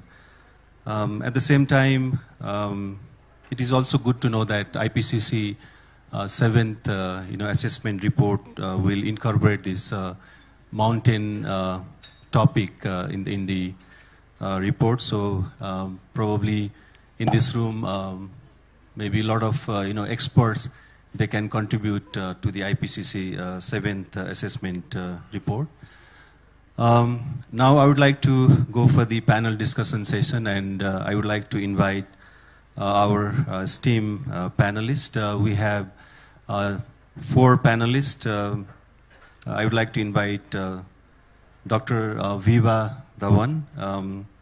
She is the Director General of the Energy Resource Institute, and she also served as a Vice Chancellor of TERI School of Advanced Studies, and she has tremendous experience of working in the biotechnology, precision agriculture, and so on.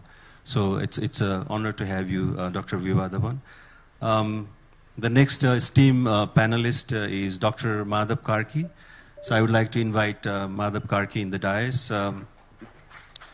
Dr. Madhav Karki is former advisor to the former Prime Minister of Nepal, and also recently he served as the Chief Advisor to the Minister of Environment and also the Climate Change. He has wealth of experience working on the biodiversity issues, natural resources management, and sustainable development. Then next I would like to invite Dr. Stephen Snyder-Burr, the head of the GLOMOS United Nations University. GLOMOS stands for Global Mountain Safeguard Research Programs of the United Nations University, and he brings a wealth of experience on the analysis, assessment, management of risk and impacts to climate and natural hazards in mountainous regions worldwide. And next distinguished panelist is Professor Klaus Huback. He is the professor in the University of Groningen, and he is also visiting professor at the University of Maryland, and his research models interactions between human and environmental systems with over 200 peer-reviewed publications on climate change, irrigation, land use, and sustainability. So with this, I would like to proceed for the questions to the panelists. Actually, I planned for the 2 rounds of panel discussion, but I have been getting several warnings that we must finish this session by 4:30. So I'll try my best to wrap up by 4:30, but let me start with round 1, which is more focused on the how do we synergize between the emerging technology and also the indigenous knowledge, local practices to enhance the adaptation in the mountainous communities. So first, I would like to ask Dr. Viva Dhawan. Actually, she has been working in the biotechnology and precision agriculture for several decades, and I think you have vast experience on how do we connect this, the emerging technologies like biotechnology, precision agriculture, and also the regenerative agriculture now with the indigenous knowledge and indigenous practices, especially in the South Asian region. So I want to start from here, please. Yeah. Thank you so much. And in fact, over yesterday also there was one session on food. One of the problems with, if we look at, and we always say that traditional foods were much better nutritionally, we talk about use of millets and local varieties which were far more resilient to climate change than the varieties which we are using today. Now, what is the challenge before us? And that is that we are too many, the population. The other is the way the climate is changing. We really have to act very fast in terms of developing new varieties. Now, therefore, what we are looking at, that there are 2 sets of things. One is, or the challenges, one is that we must meet nutritional needs. We must conserve the biodiversity. What is the importance of biodiversity? Let's first discuss on that. Biodiversity basically is the varieties, or rather center of origin of those varieties was where lots and lots of varieties still exist. That is basically a gene pool. And that is where the resilience is going to come from. What are we doing typically in plant breeding? We take one plant which has 90% of the characters that you require, and maybe 10% are the undesirable kind of things. You breed it with another variety, and that is how you incorporate. Now, there is a possibility, because in these last so many years, we exactly know which gene is conferring what character. And therefore, rather than getting into back-crossing and years of testing in the field, can we think of incorporating that gene directly into plant? The other is, which is more common and not many questions asked, is gene editing. Can we get rid of those sequences in the plant genome that we don't require? For example, you have excellent variety, but it contains a couple of amino acids which are not good for human health. So you want to knock them out. So that is what is possible through biotechnology. Now let's come to the other challenge, because see, earlier, water, we never even thought. We thought we have a common aquifer, wrong policies in terms of water pricing, and agriculture is a very sensitive subject for any government. You want the food to be made available to masses at an affordable price, and therefore we also give lots and lots of subsidies on fertilizer or water. Electricity in my country, in many states, is free if it is being used for agriculture. But then it is misused as well. So the areas which are not suited for a particular crop, for example, paddy, we keep on extracting more and more water. And what is becoming a problem, especially in the Himalayan states, is also that the heavy metals, they start coming up. And also let's look at the subsidies on fertilizers. Like we give in India, we give almost 90% subsidy on urea. It's a huge burden on the government, but then it is being misused by the farmer. We broadcast, we don't even use urea applicators so that it is made available to the plant in the root zone. And then we face climate change, because part of the urea, nitrogen part of it, is getting converted into nitrous oxide, and quite a bit, almost 80% of it, it pollutes your aquifers and your water remains no more potable.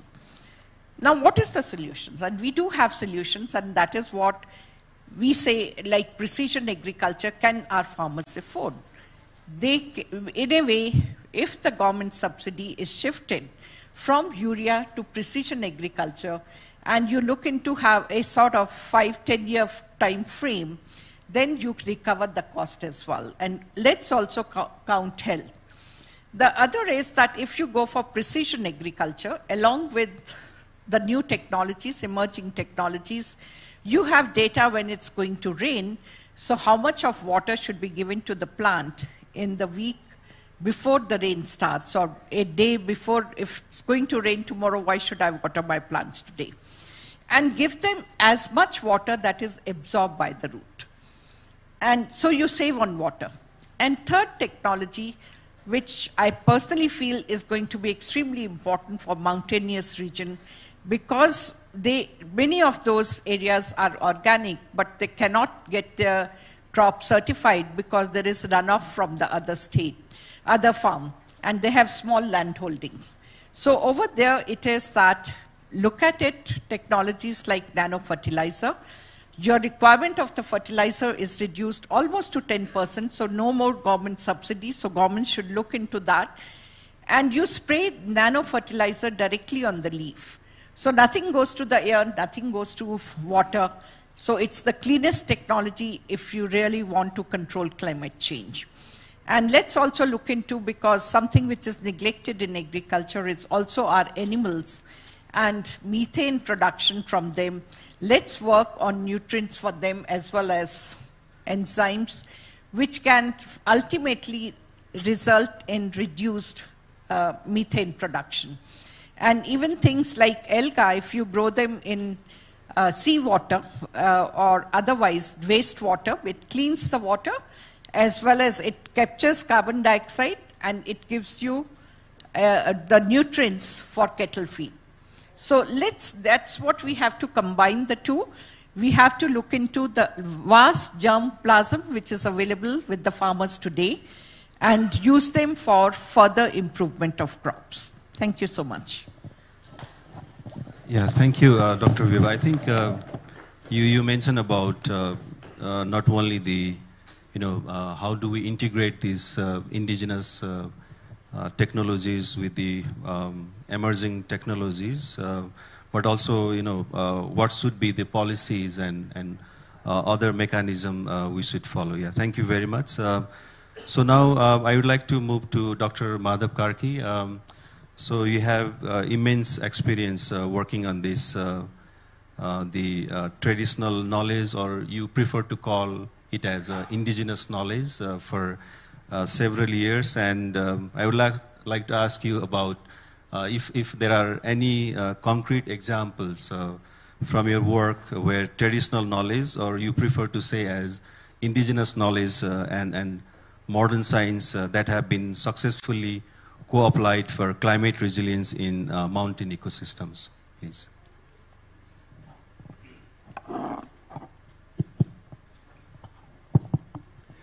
Thank you, Dr. Shrestha, for this opportunity. But at the outset, I would like to thank the organizer for giving me this opportunity.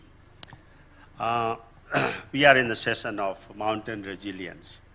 For me, the concept of mountain resilience is the resilience of the socio-ecological system in the mountains. Socio-ecological system is a concept where we think of integrative landscape. Japan has launched International Satoyama initiative based on the socio-ecological system. Socio-ecological system is shaped by interaction between people and nature, people and ecosystems. And indigenous people for centuries have been implicitly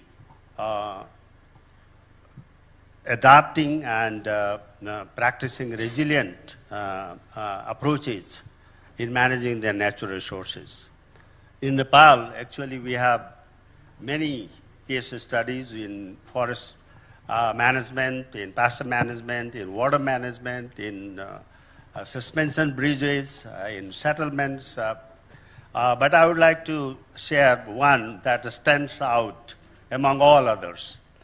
Many my Nepalese colleagues must have heard Argeli irrigation system, which is located in Palpa districts of Nepal. Actually, Argeli irrigation system is a university in local water management. It's so rich. Argeli irrigation system actually started 450, nearly 5 centuries ago. The trigger was that the king started a temple in Redi, and that temple needed rice. So the people had to grow rice. And they started this irrigation project. And in those days, we didn't have modern knowledge, but the water had to be brought from 4 kilometers away from the upstream in a rocky terrain. So the indigenous people, they use knowledge, which is really amazing, by digging canal, by also constructing tunnels, and then bringing the water to grow rice. That traditional wisdom still is utilized in managing this irrigation system, which is still sustainable, which is resilient. This is actually a testament to the ability of our local communities, how a sustainable and equitable and resilient water management system can be maintained. If you visit, it's really, really amazing. I mean, very rich in knowledge. But I would like to say that how they are becoming adaptive. So they started with one canal because the needs was very small, and then water sources were not a problem. But as the water demand started growing, they added, in Nepali they call Jeti, Maili, Saili, Kanchi canals. So we have 4 canals. And then once you bring water, there is always water allocation issue that everyone should be given equitable, all the settlement. So they divided this Pani Sancho, water key, so that Pani is distributed equally. And then it has to be maintained. So they call it Kulara or Pani Karaune, which means that every year before the monsoon begins, everyone has to go and contribute in maintaining the canal. This canal is still, this irrigation system is maintained, and local communities are involved, and the governance local communities have not given to the government. When they needed this modern knowledge, because it was, as the water sources were drying, it took 5 hours from source to the command area or to the rice field to travel for the water to travel. So they use the modern technology like cement lining of the canal, using the iron rods to strengthen the canals, and all the irrigation management technologies which exist now. And what it took about 5 hours for the water to traverse, now it takes 65 minutes. So this is really, I would say, an excellent blend of traditional knowledge and modern knowledge, and more important, as they say, in the current challenges which they are also facing, the climate change challenges, wherein the water sources are drying, they are managing these challenges by becoming more efficient, by improving their governance, by also changing and adapting their cropping practices, their farming practices. So I would say, because I don't have much time, but I would like to say that this provides you that indigenous knowledge. If you build your system on the traditional wisdom, indigenous, and these days I'm very happy that IPCC's General Secretary mentioned that the 7th cycle report will have a very strong presence of indigenous and local knowledge. And IPLC, indigenous and local knowledge is the language in IK and LK now the UN system uses.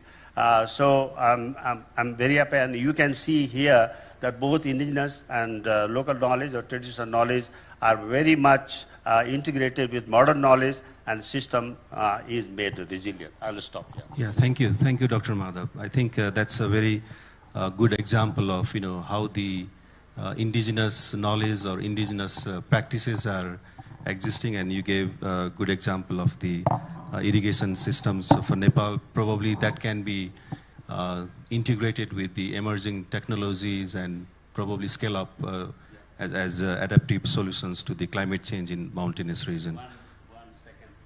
And this is documented here. It's published by government of Nepal with support from the ADB.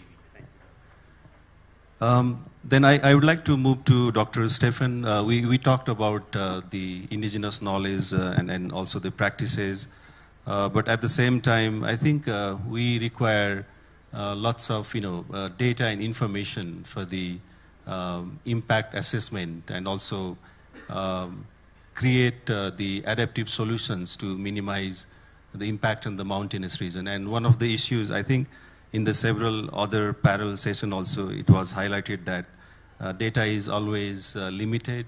We don't have enough data. We don't have the reliable data. So from your experience working in this GLOMOS program of United Nations universities, how can these emerging technologies like remote sensing and spatial data tools be made more accessible and useful to the mountainous communities, please? Yeah, thank you, Professor Shrestha. And I'm really honored to be able to talk here. Good afternoon, everybody. And I tried to say something that has not been said during the many other panels we had before, which is not easy. Yes, so we have lots of new technologies, and they are frequently and continuously improving for new data provision, better data provision through remote sensing, for example, and producing lots of spatial data at many different scales. So the technologies are permanently improving, and we have lots of data around. We have lots of data that would be very helpful for the management of social ecological systems, so really covering all parts of the mountain systems we are looking at. In my background, it's mainly about climate risk management and governance. So the data is around, but often it's not used, and often it's not exploited in the way it could be exploited in order to address all these problems that we have, in particular in mountain regions, because in mountain regions, we don't have a very homogeneous situation. No? We go 500 meters up and down, or 500 meters around the corner, and we suddenly face totally different situations. So, but there are many of these data sets are around, but they are not used appropriately. So I try to summarize some points why I think, or what I think could be done in order to change that. And lots of these points have been mentioned before, but we just have to continue working on them. So the first point would be, and this links a lot to what we've heard in the last other sessions and panels as well, the term of climate justice. So the data is around there, but it's not accessible by people in the same way. So we have to make sure that data always comes with a certain cost. Yeah? We have to be very aware that data comes with costs, but that climate justice means that the free access to data relevant, in particularly for mountain communities, vulnerable communities without lots of resources, are able to have access to the data that is relevant for the management of their territory. And often these data come from global players with very strong financial interests, so we need to find mechanisms to make this data free accessible. Second point is we have many initiatives out there. We have heard about a lot of them here already in the various panels. And for those of you who go to different conferences dealing with scientific topics, you will see lots of initiatives, programs, platforms that provide data, but we need a better coordination of those different platforms and sources. Cooperation and coordination of those data sources to be more efficient in using the resources that we have, and also to ease the user in to having access to this data. The third point would be capacity development and education.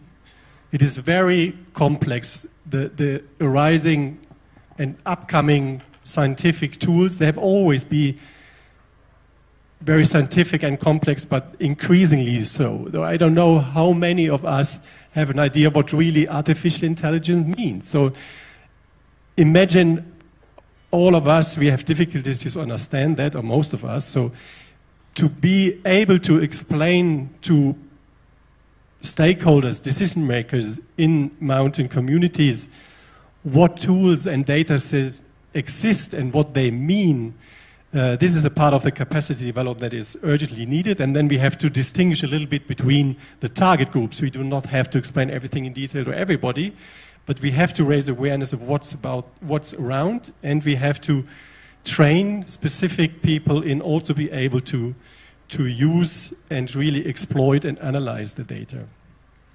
The fourth point would be the digital gap that we also have heard already today before. So the issue of, again, very mountain-specific problem to be covered with the access to the internet, to have a certain level of digital literacy, to be able to use computers and apps and so on, what's on there, in order to use the tools and the data that is out there.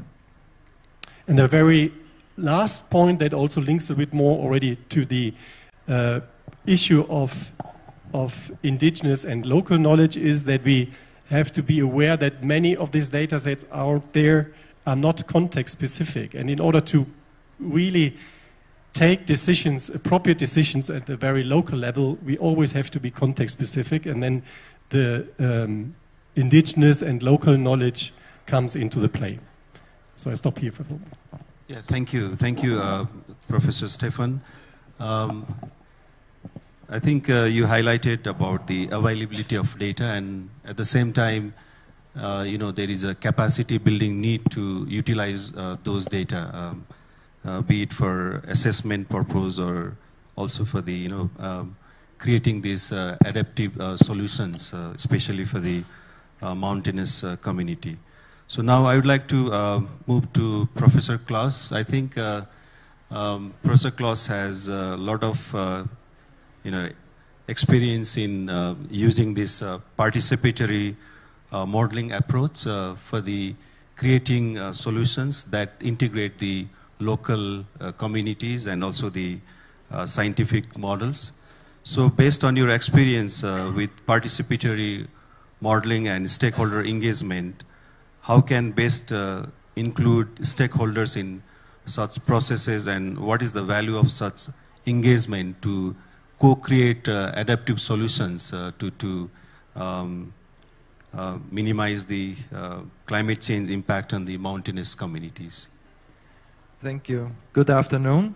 So this will draw from experiences before I moved to the Netherlands, where there aren't any mountains to note of. So I've worked before in Austria, UK, and other places in mountain areas. And let me just motivate why we want to use participatory modeling. So for example, we were invited to work with communities that help to deal with land use conflicts, conservation issues, and adaptation issues.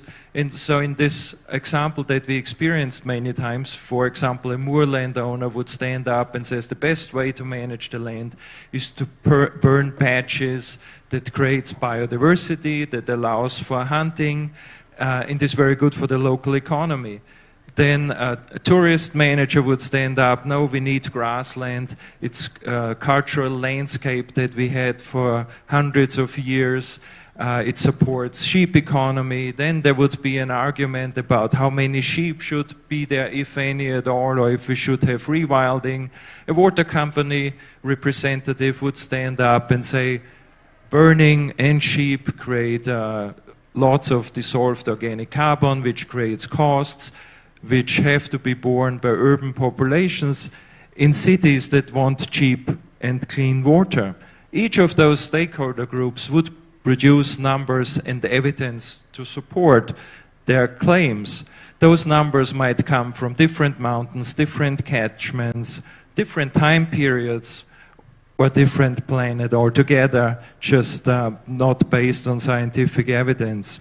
So for this, we used and further developed this approach, participatory modeling, which helps and facilitates this exchange of and bringing together of local knowledge, models and scientific data. So it's building models with stakeholder inputs to be used by stakeholders for adaptation processes.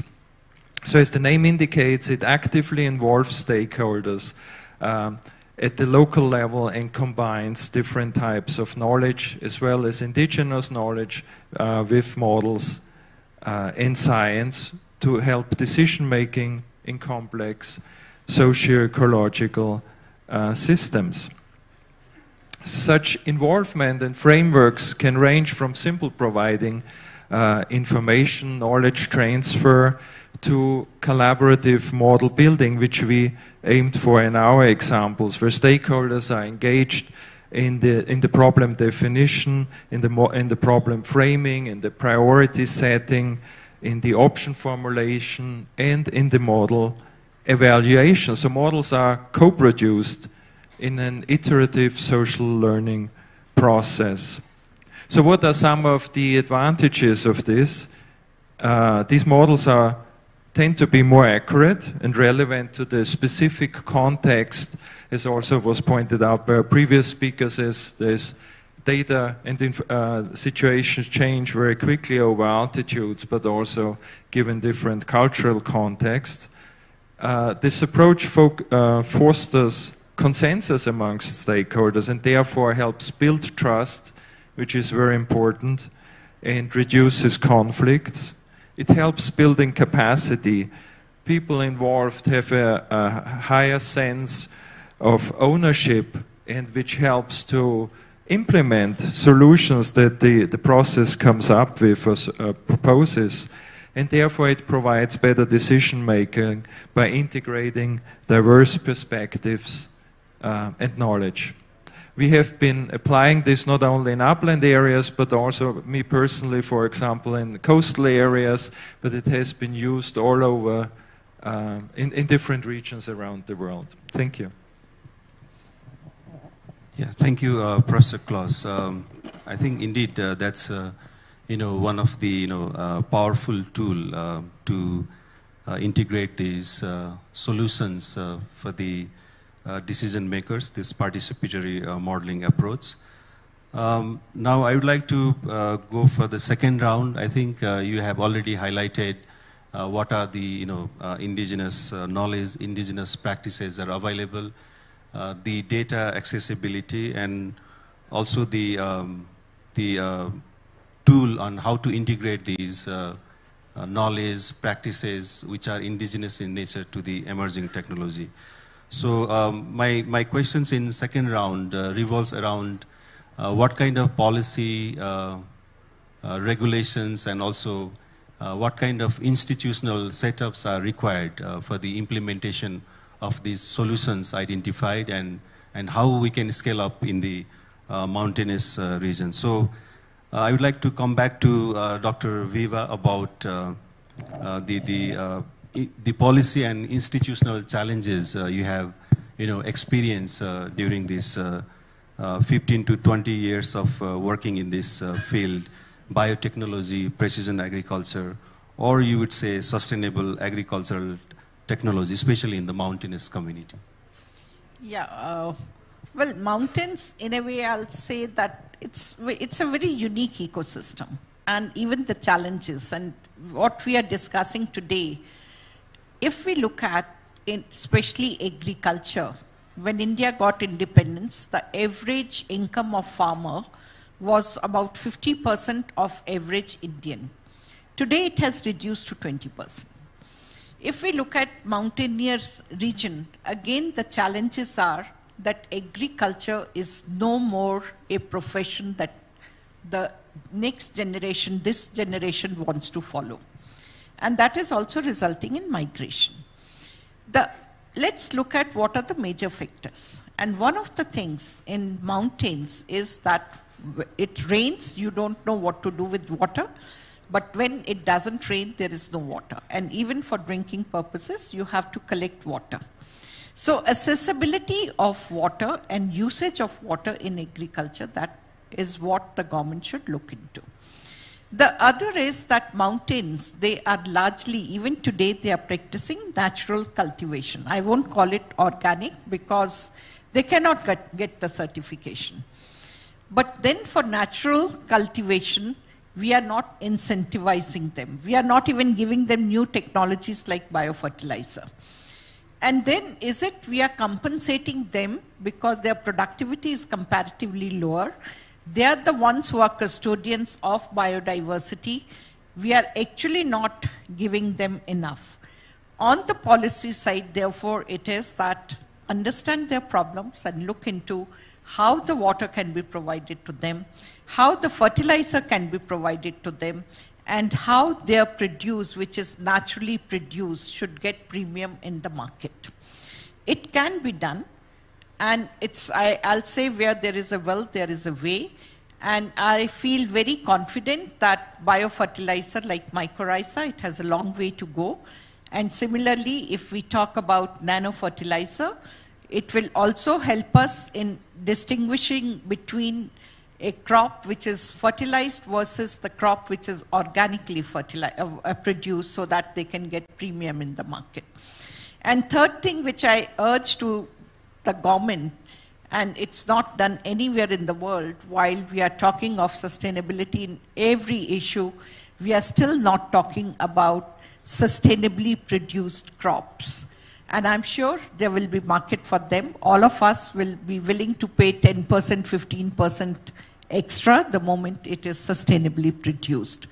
And last but not the least, where I also see that there is a great hope, and that is with decentralized energy production, because why our mountainous region or our rural India our rural parts have remained poor is because they were not energy sufficient. Now, of course, there is that all villages are electrified, but then let's also look into decentralized energy production so that they don't remain just producer of food, rather they become entrepreneurs, they process that food so that there is value addition at site. And those products, once they are brought, and really speaking right from the beginning, we should look into what kind of infrastructure should be set up over there, what sort of controls we should bring in so that the quality is maintained, and also help them with marketing. Thank you so much. Yeah, thank you, Dr. Viva. I think, yeah, you highlighted what should be the, the policy instruments from the governments. Especially you highlighted the subsidies and other incentives. And at the same time, how these, practices can be scaled up, right? So then I would like to move to Dr. Madhav Karki. I think you mentioned about the indigenous knowledge and practices, especially referring to the irrigation system in Nepal. And if you, recommend the governments to scale it up, what kind of practical steps you will recommend, especially in the Hindu Kush Himalayan region, to take systematically include this indigenous knowledge into national adaptation strategies? Thank you. Building on my previous example, I think to fight climate change, I think we first of all have to think climate change, if you just address climate change, you will not get the resilient solutions. You have to take all the crises together. Now we call polycrisis, or we call triple planetary crisis, or now we are also calling multidimensional environmental crisis. So climate change, to fight climate change, we need to also think of the biodiversity, we need to think of food system, we have to think of pollution. So first of all, I think what I'm talking about is a very integrative and multidimensional system. I am associated with Intergovernmental Science Policy Platform on Biodiversity and Ecosystem Services. It's a UN Biodiversity Panel. I am the multidisciplinary expert panel member. We recently released 2 reports. These are 2 milestone reports called Nexus Assessment and Nexus among the 4 elements of climate change, biodiversity, food, and health. And then another one is the transformative change, in which I was also involved as a management committee member. Now, the findings of those very policy-relevant assessment reports is actually building on the reports of IPCC R6 and other reports, Global Assessment of IPBES and also Global Environment Outlook 6. So based on that and recognizing that as in the Himalayan region, they are rich in biodiversity, but they are also rich in indigenous and local knowledge. So recognizing this and also recognizing that there are 7 principles of resilience building, and these apply to mountain. And at least 4 of those principles, and these principles have very, they demand integration of indigenous local knowledge. I don't have time to go into those principles, but based on that, and based on the findings of this very science-relevant, very policy-relevant message, I have 5 points. First of all, positive outcomes for people and nature are feasible if we adopt integrative, holistic, and multiple response options. So your options, while you are responding to water scarcity, you have to also then strengthen your forest ecosystem, you have to also strengthen your infrastructure, and you have to also make your food system resilient. So the first point is the positive outcome is possible, that we can fight these multiple crises. Second, conservation strategies that involve sustainable stewardship, stewardship towards nature, and that is done by IPLC, indigenous people and local communities. So that these indigenous people, they have been coexisting with nature, co-producing nature ecosystem services. So conservation is not possible without involving local communities. That's my second point. And third, inclusive, accountable, and adaptive governance system play a pivotal role. And here, I think the role of government is quite clear, but they have to involve diverse stakeholders, which means indigenous and local communities have to be involved in governance. Actually, I think the addressing climate change and all the other crises is more of a governance issue rather than science issue now. And that's why the governance, I think, is the first thing we need to address.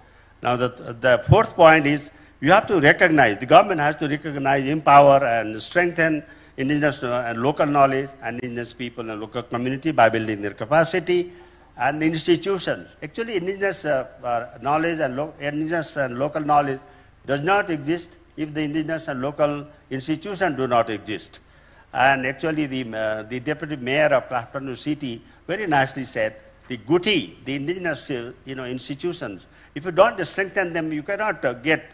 It will be very difficult to have a resilient city, the Kathmandu city. And finally, governments are the key enablers. So government has to take the lead.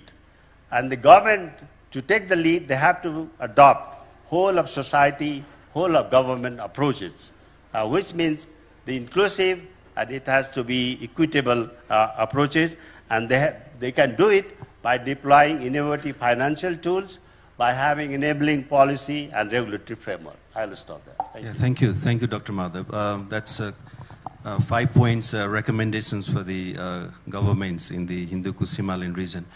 Since we have participants here, before coming back to Professor Klaus and Dr. Stephen, I would like to give opportunity to the participants for a few questions to the panelists.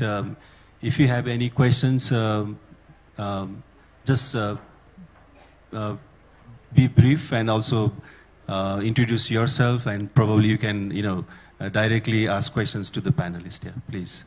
I would like to take probably 2 or 3 questions and then move to panelists. Yeah, thank you. Please, Dr. Anil.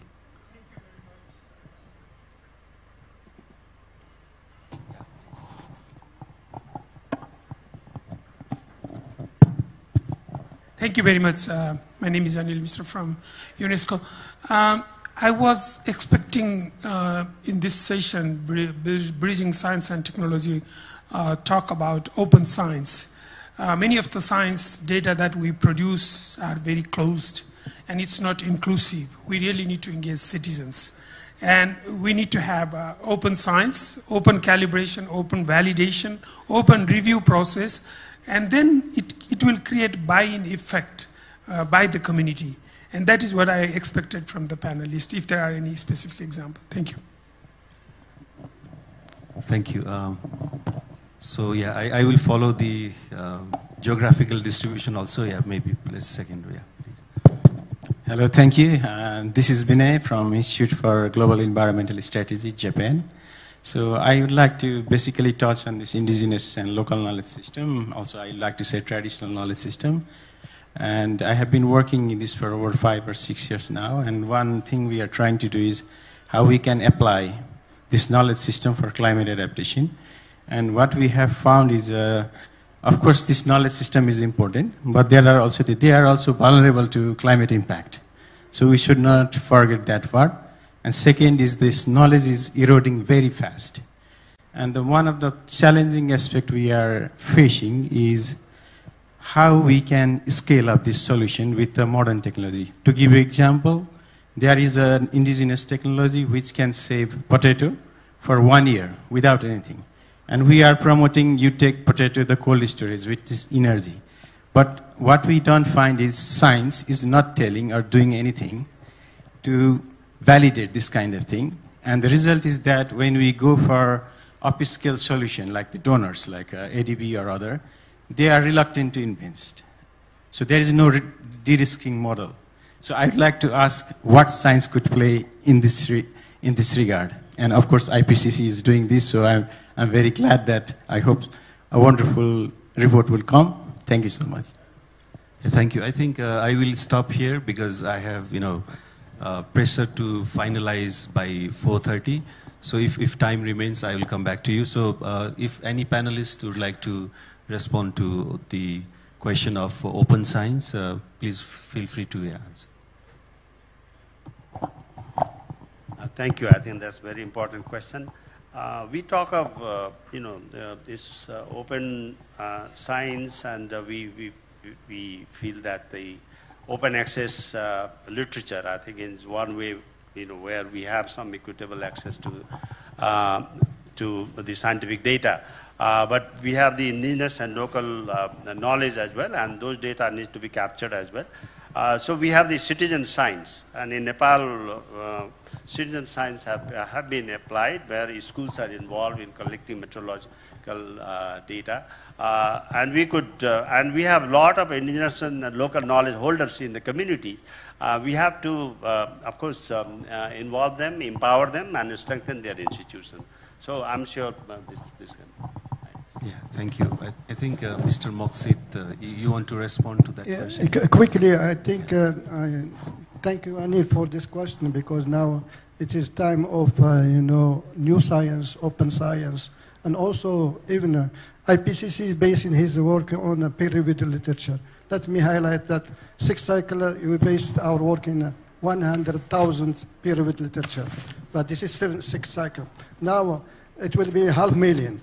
And I think this is just peer-reviewed literature. And this is why I think there is something in our 7th cycle, and following the vision of the chair, Jimsky, we will have an expert meeting, a workshop that really deal with something which is really important and innovative in this cycle. We will have this, it will be based in 2 tracks. One track is dealing with artificial intelligence, these new technologies, and all the aspects. And the other track is indigenous people, local knowledge, and how we can really have this parallelism, and this is something which is really important.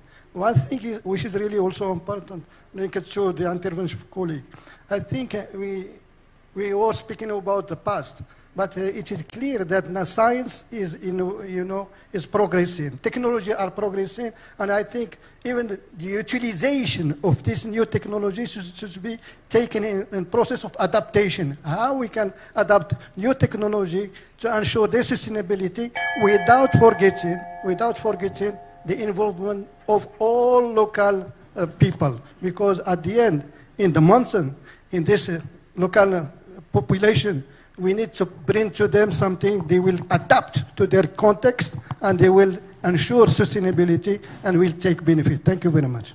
Yeah, thank you.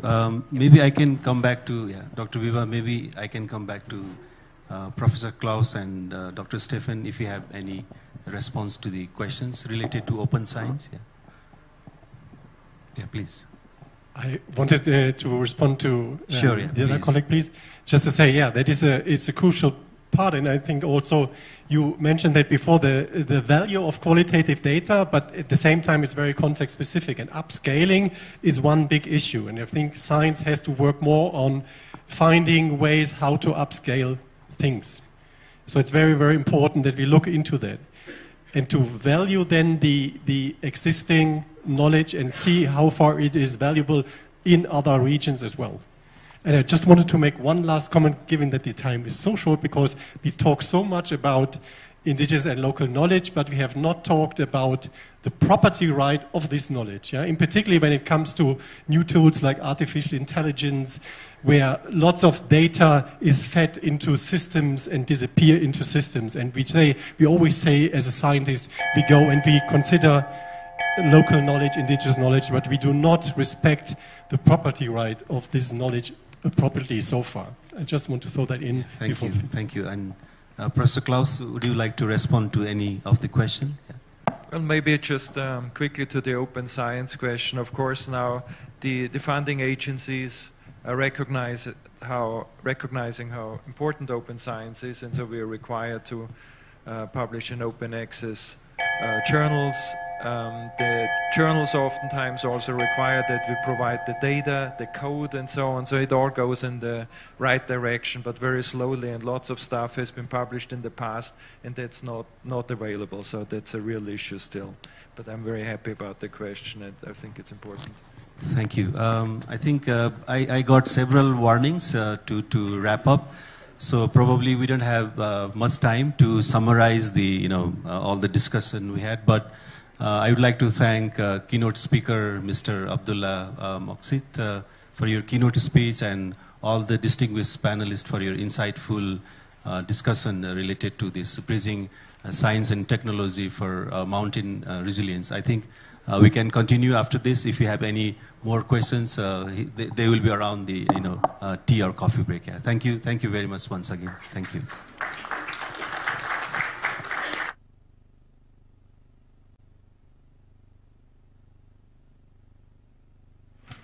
Thank you so much, distinct panel members, and also thank you, Dr. Shrestha, for completing the session right on time.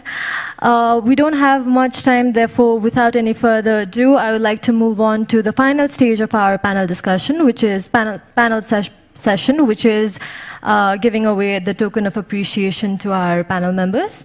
And to do so, I would like to request Mr. Ek Narayan Aryal, Chief Secretary of Government of Nepal, to kindly come up stage.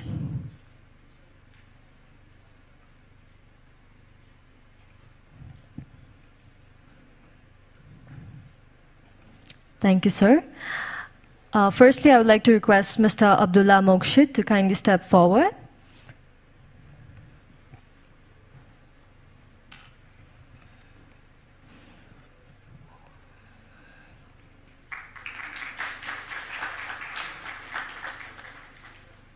Moving on, I would like to request Dr. Sangam Shrestha, our moderator, to kindly step forward.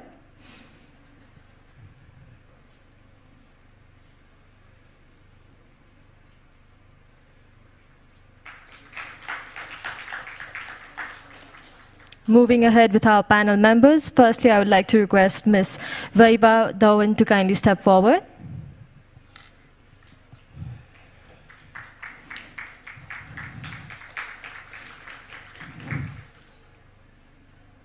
Likewise, I would like to request Mr. Madhav Karki to kindly step forward.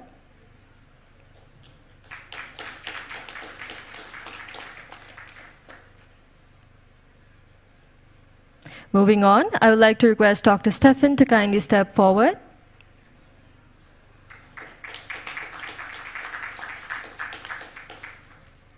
Lastly, I would like to request Dr. Klaus to kindly step forward.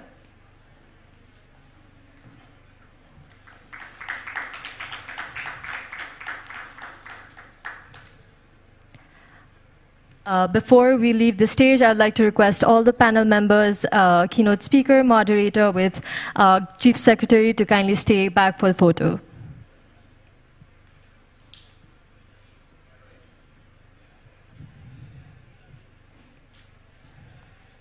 Also requesting Maheshwar sir to kindly step forward for a picture together.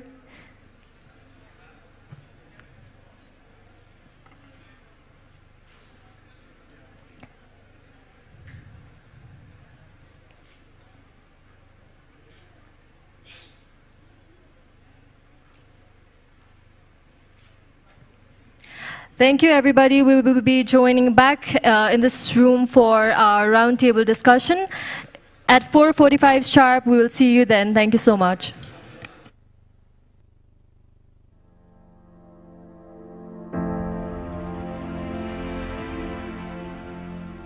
Mountains, the water towers of our world. For centuries, these glaciers and snow have fed rivers that sustain billions of living beings. Nepal is home to 8 of the tallest mountains in the world, including Sagarmatha, our Everest. These peaks form the heart of the Hindu Kush Himalaya, the third pole. This region is home to 270 million who are dependent on water from these mountains.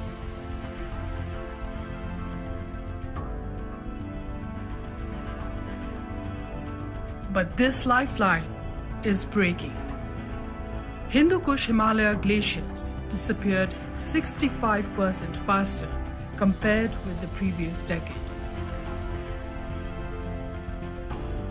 By 2050, it is expected that we will hit peak water, following which our river flow will begin to decline. For the 1.65 billion people downstream, this isn't a distant threat. It is already here. The transformation is happening at a rapid pace and scale. Glaciers vanishing before our eyes, devastating floods, decline in crop productivity, families displaced, hazardous levels of air pollution. Just in Nepal, in 2024, 250 lives were lost to floods triggered by torrential rains in Kathmandu. A glacial lake outburst flood in Thame erased an entire village.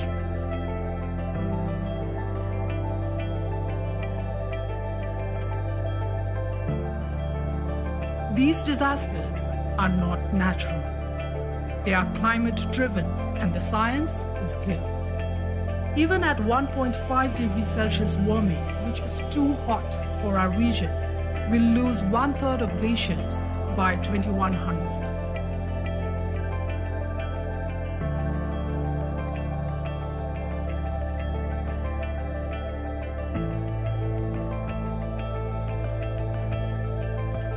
Nepal is on the front lines of the climate crisis.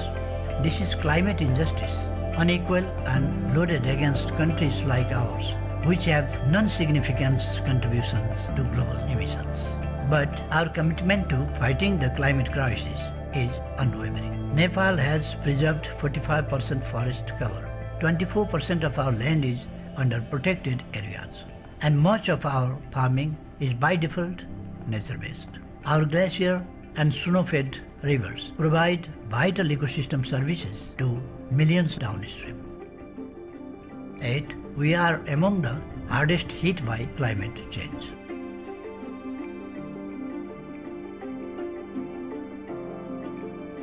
Let's reshape policies, and not just with urgency, but with equity, compassion, and long-term vision. हामी स्पष्ट छौं, हिमाल केवल हाम्रो सम्पत्ति मात्र होइन, यो विश्वको जीवन रेखा पनि हो। यिनको रक्षा गर्नु हाम्रो प्राथमिकता हो र रहेको पनि छ। Glacier melt is accelerating, triggering cascading impacts downstream. Our springs are drying. The climate crisis knows no borders. Its effects are already being felt far beyond the mountains. That's why Sagarmatha Sambad is not just a summit, but a call from the Himalaya to the world.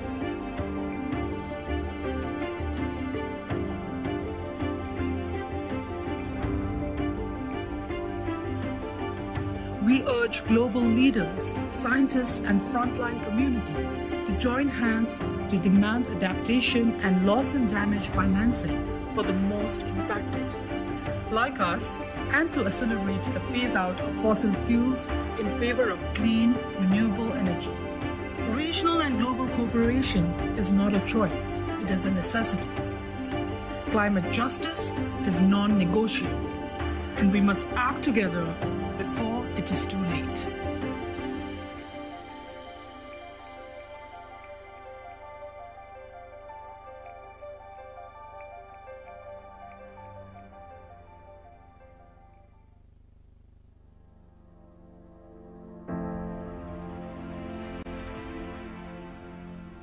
Mountains, the water towers of our world. For centuries, these glaciers and snow have fed rivers that sustain billions of living beings. Nepal is home to 8 of the tallest mountains in the world, including Sagarmatha, our Everest. These peaks form the heart of the Hindu Kush Himalaya, the third pole.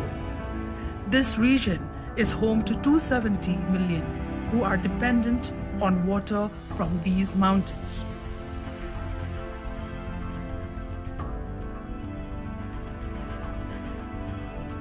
But this lifeline is breaking. Hindu Kush Himalaya glaciers disappeared 65% faster compared with the previous decade. By 2050, it is expected that we will hit peak water, following which our river flow will begin to decline. For the 1.65 billion people downstream, this isn't a distant threat. It is already here. The transformation is happening at a rapid pace and scale. Glaciers vanishing before our eyes, devastating floods, decline in crop productivity, families displaced, hazardous levels of air pollution. Just in Nepal, in 2024, 250 lives were lost to floods triggered by torrential rains in Kathmandu. A glacier lake outburst flood in Thame erased an entire village.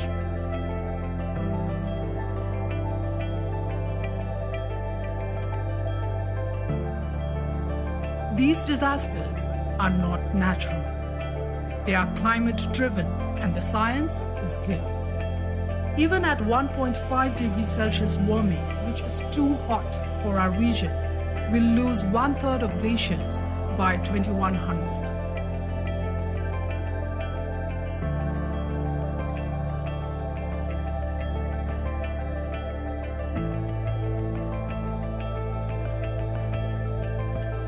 Nepal is on the front lines of the climate crisis. This is climate injustice, unequal and loaded against countries like ours, which have non-significant contributions to global emissions. But our commitment to fighting the climate crisis is unwavering. Nepal has preserved 45% forest cover. 24% of our land is under protected areas, and much of our farming is by default nature-based. Our glacier and snow-fed rivers provide vital ecosystem services to millions downstream. Yet, we are among the hardest hit by climate change.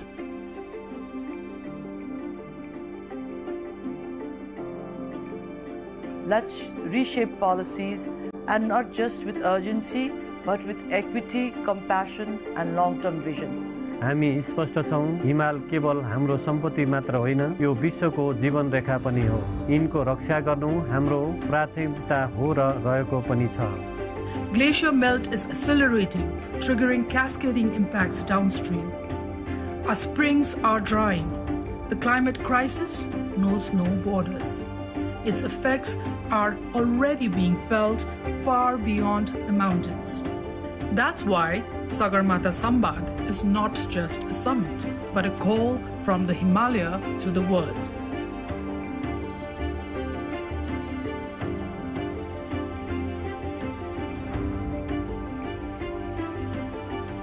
We urge global leaders, scientists, and frontline communities to join hands to demand adaptation and loss and damage financing for the most impacted, like us, and to accelerate the phase-out of fossil fuels in favor of clean, renewable energy. Regional and global cooperation is not a choice, it is a necessity. Climate justice is non-negotiable, and we must act together before it is too late.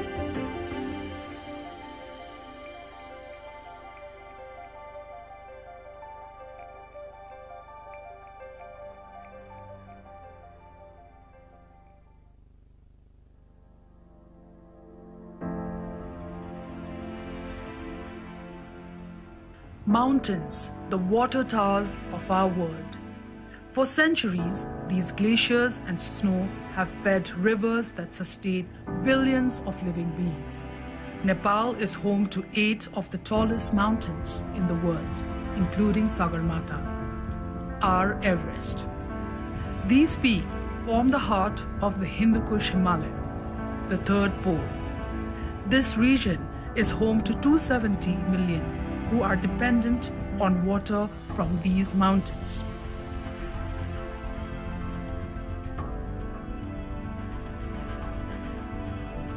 But this lifeline is breaking. Hindu Kush Himalaya glaciers disappeared 65% faster compared with the previous decade. By 2050, it is expected that we will hit peak water, following which our river flow will begin to decline. For the 1.65 billion people downstream, this isn't a distant threat. It is already here. The transformation is happening at a rapid pace and scale. Glaciers vanishing before our eyes, devastating floods, decline in crop productivity, families displaced, hazardous levels of air pollution. Just in Nepal, in 2024, 250 lives were lost to floods triggered by torrential rains in Kathmandu. A glacier lake outburst flood in Thame erased an entire village.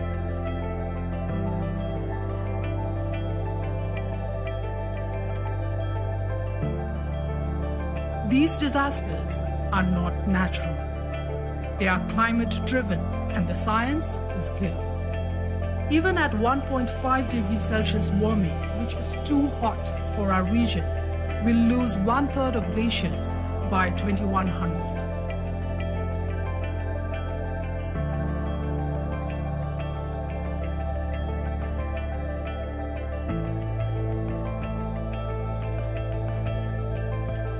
Nepal is on the front lines of the climate crisis. This is climate injustice, unequal and loaded against countries like ours, which have non-significant contributions to global emissions. But our commitment to fighting the climate crisis is unwavering. Nepal has preserved 45% forest cover. 24% of our land is under protected areas. And much of our farming is by default nature-based. Our glacier and snow-fed rivers provide vital ecosystem services to millions downstream. Yet, we are among the hardest hit by climate change.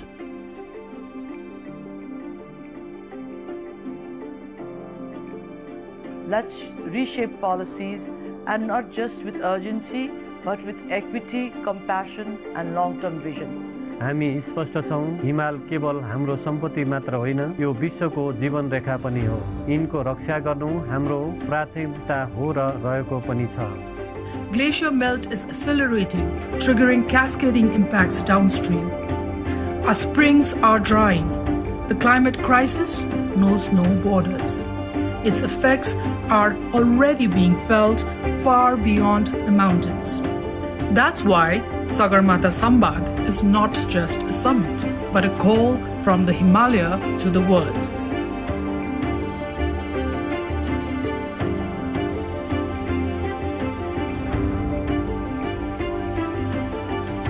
We urge global leaders, scientists, and frontline communities to join hands to demand adaptation and loss and damage financing for the most impacted, like us, and to accelerate the phase out of fossil fuels in favor of clean, renewable energy.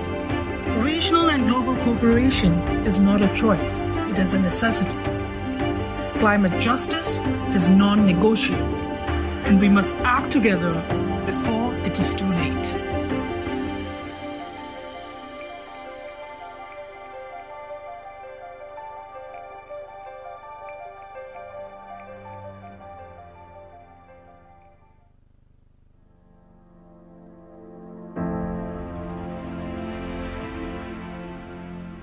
Mountains, the water towers of our world. For centuries, these glaciers and snow have fed rivers that sustain billions of living beings. Nepal is home to 8 of the tallest mountains in the world, including Sagarmatha, our Everest. These peaks form the heart of the Hindu Kush Himalaya, the third pole. This region is home to 270 million who are dependent on water from these mountains.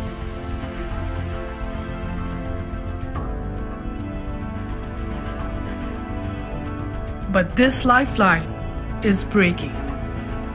Hindu Kush Himalaya glaciers disappeared 65% faster compared with the previous decade. By 2050, it is expected that we will hit peak water, following which our river flow will begin to decline. For the 1.65 billion people downstream, this isn't a distant threat. It is already here. The transformation is happening at a rapid pace and scale. Glaciers vanishing before our eyes, devastating floods, decline in crop productivity, families displaced, hazardous levels of air pollution. Just in Nepal, in 2024, 250 lives were lost to floods triggered by torrential rains in Kathmandu. A glacial lake outburst flood in Thame erased an entire village.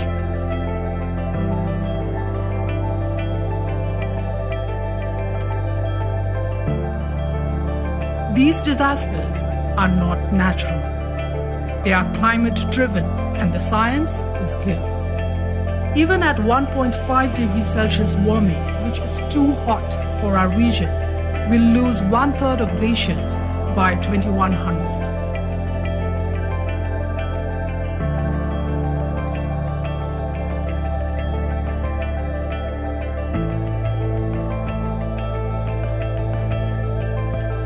Nepal is on the front lines of the climate crisis.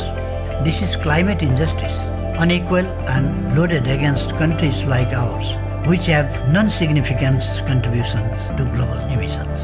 But our commitment to fighting the climate crisis is unwavering. Nepal has preserved 45% forest cover. 24% of our land is under protected areas. And much of our farming is by default nature-based. Our glacier and snow-fed rivers provide vital ecosystem services to millions downstream. Yet, we are among the hardest hit by climate change.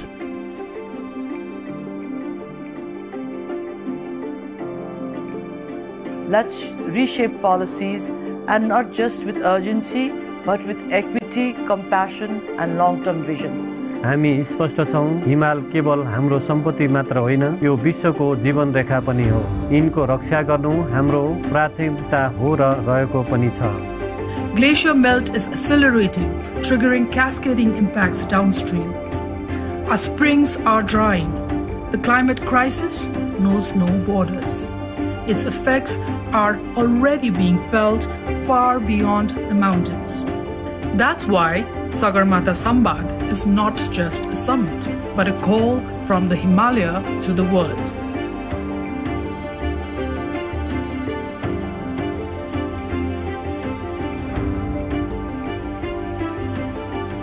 We urge global leaders, scientists, and frontline communities to join hands to demand adaptation and loss and damage financing for the most impacted, like us, and to accelerate the phase out of fossil fuels in favor of clean, renewable energy. Regional and global cooperation is not a choice, it is a necessity. Climate justice is non-negotiable, and we must act together before it is too late.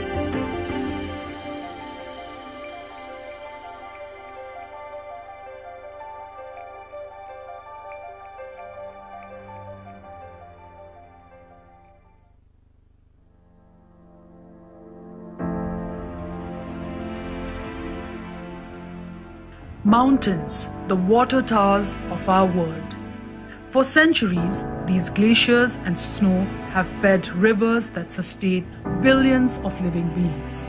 Nepal is home to 8 of the tallest mountains in the world, including Sagarmatha, our Everest. These peaks form the heart of the Hindu Kush Himalaya, the third pole. This region is home to 270 million who are dependent on water from these mountains.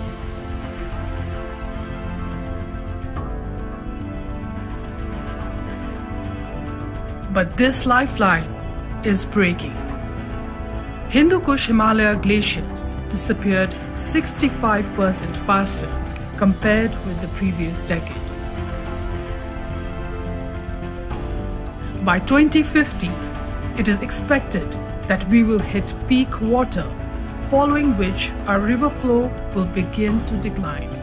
For the 1.65 billion people downstream, this isn't a distant threat. It is already here. The transformation is happening at a rapid pace and scale. Glaciers vanishing before our eyes, devastating floods, decline in crop productivity, families displaced, hazardous levels of air pollution. Just in Nepal, in 2024, 250 lives were lost. A lake outburst flood in Thame erased an entire village.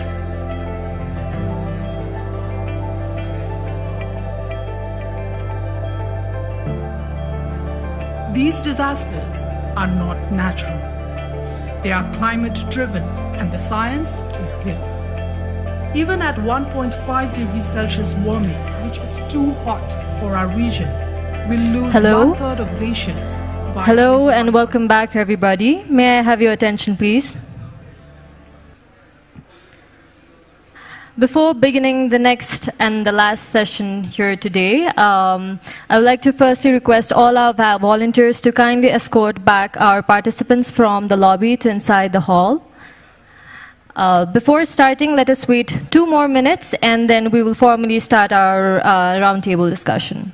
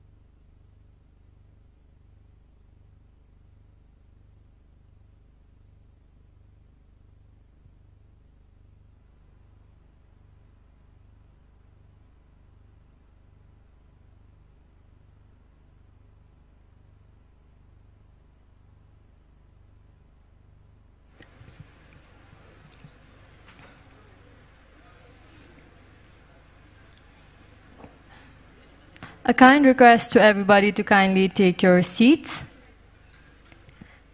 As we now move ahead with the final segment for today, which is a multi-stakeholder roundtable discussion. But before going into the discussion, I would like to request our tech team to kindly play off the video calling of Sagarmatha. Call of the Sagarmatha. Nepal, a nation where the mountain touches the sky. Homeland of Sagarmatha, the tallest mountain on earth. A land of outstanding natural beauty, dotted with the wealth of centuries-old cultures. A mosaic of multi-ethnic people living in peace, harmony, and resilience.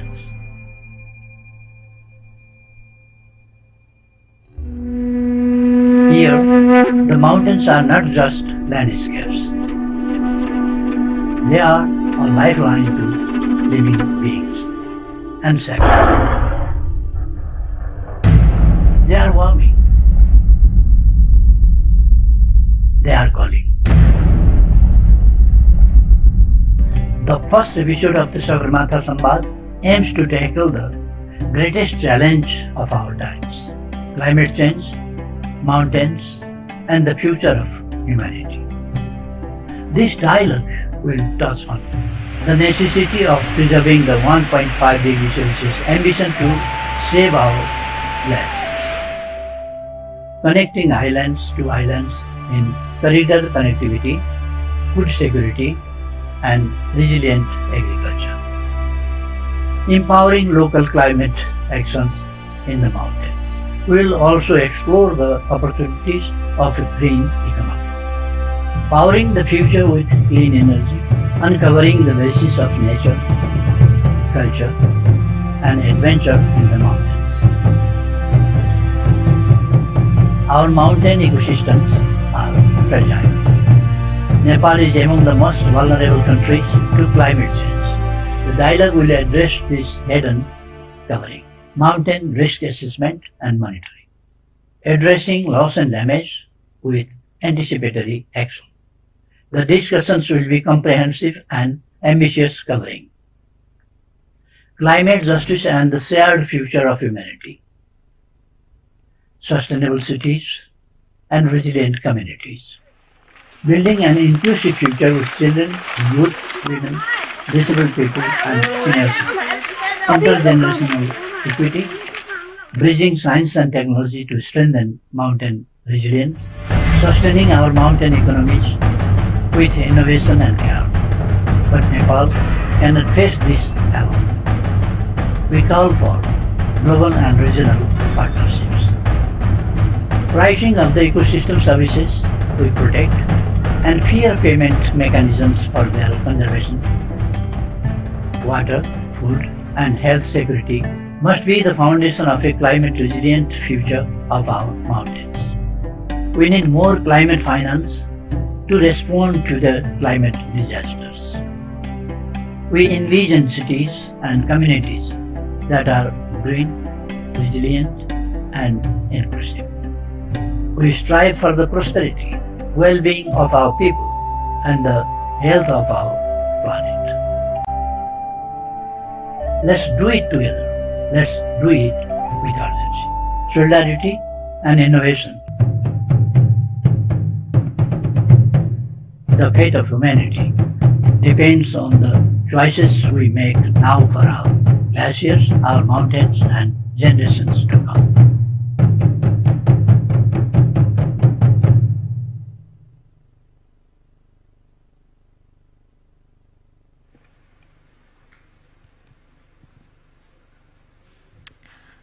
Thank you so much, tech team. Welcome back, everybody. Welcome back again. I strongly believe that the message from Right Honorable Prime Minister has set the tone for the multi-stakeholder roundtable discussion. Without any further ado, now I would like to hand over the floor to the chair of the roundtable discussion, Dr. Yuvraj Khatiwada, advisor to the Prime Minister of Nepal for Economic and Development Affairs. The floor is yours, sir. Thank you very much. I should say good evening now. Excellencies, delegates, participants, welcome to this round table. It took a while for us to get the table round. Sorry for that. We had a long day and we had parallel session. I think many of us have observed the parallel sessions. And we have many issues in our mind. And also, this morning somebody said it's not solution and we are talking about something way forward. But I think we still have solutions, so let's also think about it. First of all, I would like to welcome you all to this round table. The theme of the session, as we all know, is global and regional partnership for climate action and to secure this sustained future for all of us. Under this theme, I think we have three main focus areas. One of them is ecosystem services, which has to be recognized, respected, and rewarded. In one sentence, we have three issues put together. And then we have climate-induced disaster and risk reduction and building resilience to that. And finally, we have some innovative climate and carbon financing strategy as to how to go to it. We had several of these discussions also in the parallel sessions this afternoon and this morning. So during these 2 days deliberation, we have observed distinguished guests and speakers highlighting the climate change risk to sustainable development, not only to the future of humanity, but also to our present lives. And we have talked about shared responsibility. Let me recall now the year 2015, when 193 countries of the world, we had our common stage, and then we have become the signatory to agree on the 2030 Agenda for Sustainable Development. In that, we agreed several things, but I won't go on to all of the SDGs, but I would like to refocus on three of them. One is the sustainable consumption and production practices. That is important to us, because if we don't follow SDG 12 as to ensure that our consumption and production patterns are sustainable, perhaps we cannot reach the other goals, including that of climate action, which is SDG 13. The SDG 12 itself talks about various stakeholders' role in it. But given the institutions of the market, which may not always give justice in terms of rational decision in making consumption decisions very friendly to our climate concerns, or our production patterns, which are not necessarily consistent to our sustainable development practices. So one of the issues left to us is how do we also encourage all the stakeholders to ensure that SDG 12 is achieved. That also serves the objective of SDG 13, climate action. The other goal I would like to also recall is goal 17, where we need to have the partnership to achieve all these SDGs, and that includes climate action as well. So I think we are around SDG 17 at the moment now, that we should forge our partnership towards a move towards our climate action, which could secure our future. Just a couple of points on the kind of market institutions and our concerns on environment and also on climate change. How do we regulate the market, or how do we incentivize the market to do the needful for the kind of sustained future that we are looking for? This is one fundamental question. And what are the institutions, what is the cooperation mechanism, and what is the financing aspect, perhaps more innovative financing rather than the conventional financing approaches that could assure the kind of objectives we are looking for. So having said that, we have to work collectively, and for that, it's not only the public and the private sector we are talking, We are talking community, we are talking households, we are talking society as a whole, which could be participating in this process. We have to change the mindset, we have to change our thinking process, and we have to change our process of production and consumption put together, and see that the future consequences might otherwise be even more riskier than what we see today. So on that, I would perhaps go into some of the further issues as to what could be the areas of cooperation that we are looking for. From yesterday to today, we have been talking about a couple of things, at least a couple of things. One is technology, our knowledge, experiences, skills, technology, our financial capabilities, they are differentiated. We have institutions having differentiated capacity. We have differentiated financing capacity and coping capacity as well. So how do we compensate for the kind of losses we incur out of these climate changes?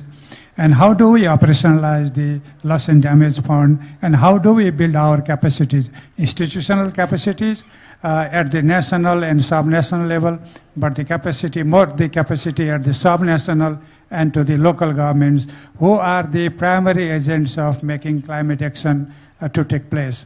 So in a system where local communities are interested development works, they are the ones to do the most. And this afternoon I was listening in one of the sessions that start bottom up. So we have to start bottom up the whole process of climate action. Is it an easier job to start from the bottom, given the capacity constraints, the awareness, the knowledge, the institutions, and the legal provisions put together? So this roundtable could be a kind of opportunity to see how this bottom-up approach of partnership really works in a system where you have multiple tiers of the government, and also when you have multiple players of development, including the public, private, and the community sectors. And then we have international development partners as to how we can garner their support towards this, and how can we really change the international financial architecture, particularly towards this climate-centric investment system to just evolve over time. So let me just stop here, and then let me do some of the needful jobs that the chair has to do. The first I can say is that we have, including myself, we are 16 persons. To the most, we are having 1 hour and a half. So we all can divide our time. I would not say this or that. Around 5 minutes, I would suggest that you put your intervention succinctly. If there are written observations, we would be happy to collect them and put together in our final documentation. If not, your remarks would be recorded and would be taken forward. So with these few remarks, maybe before we start, there is a video, I think, which we can play. I hope it's a short video. Would anybody help to play the video? It's by Isimod, I think.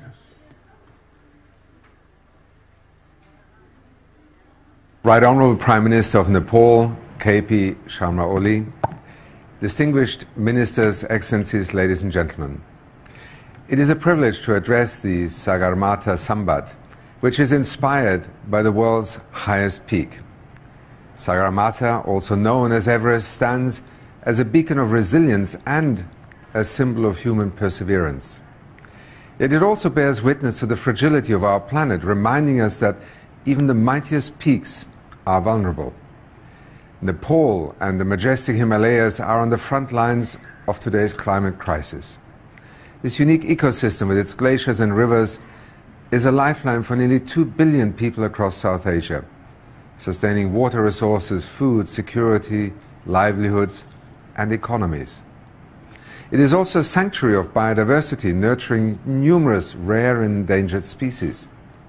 This unique landscape now faces an existential threat.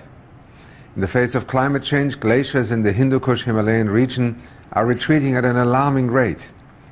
This loss was 65% faster from the year 2011 to 2020 compared to the previous decade. The region also experienced historically low snow cover during the winter of 2024 to 2025, signaling an impending water challenges for millions of people. These are not mere statistics, they are urgent calls to action to mitigate and adapt to climate change's devastating impacts on life as we know it. As part of the UN family, the United Nations Development Programme is supporting countries and communities across the world in tackling these challenges. Across Asia and the Pacific, we are strengthening early warning systems, anticipating risks and building resilience to shocks and disasters. In Nepal, we stand shoulder to shoulder with the government and its people to fortify mountain communities against the escalating threats of climate change. This includes efforts supported by the Global Environment Facility and UNDP to address the risks posed by the glacial lake outburst floods at the Imja Glacier Lake by creating artificial channels to lower the lake level, reinforcing the lake dam, and implementing monitoring and early warning systems. We are working to expand these efforts to other Himalayan lakes. UNDP is also supporting the rollout of hydromet stations in glacial watersheds to provide timely and accurate information on risks to communities. These initiatives mark notable progress, but the scale and speed of our response must increase. We need stronger transboundary cooperation because climate change does not respect borders. Therefore, UNDP has partnered with the International Center for Integrated Mountain Development, headquartered in Kathmandu, to enhance resilience and promote sustainable development across the Hindu Kush Himalayan region. UNDP is also supporting governments to access new sources of climate and nature finance. That includes assisting Nepal in developing an innovative green finance mechanism. Nepal has also been an exceptional advocate for the mountain agenda, ensuring that the voices of mountain communities are heard in international climate negotiations. In this spirit, the UN General Assembly has designated 2023 to 2027 as the 5 years of action for the development of mountain regions, and 2025 as the International Year of Glaciers Preservation. Nepal's ambition to reach carbon neutrality by the year 2045 also sets an inspiring example for the world to follow. Through our flagship Climate Promise Initiative, UNDP is proud to support over 140 countries globally, including Nepal, in driving transformative climate action towards a resilient and thriving future for all. Right Honourable Prime Minister, Excellencies, ladies and gentlemen, Sagarmatha has long inspired generations to reach for the impossible.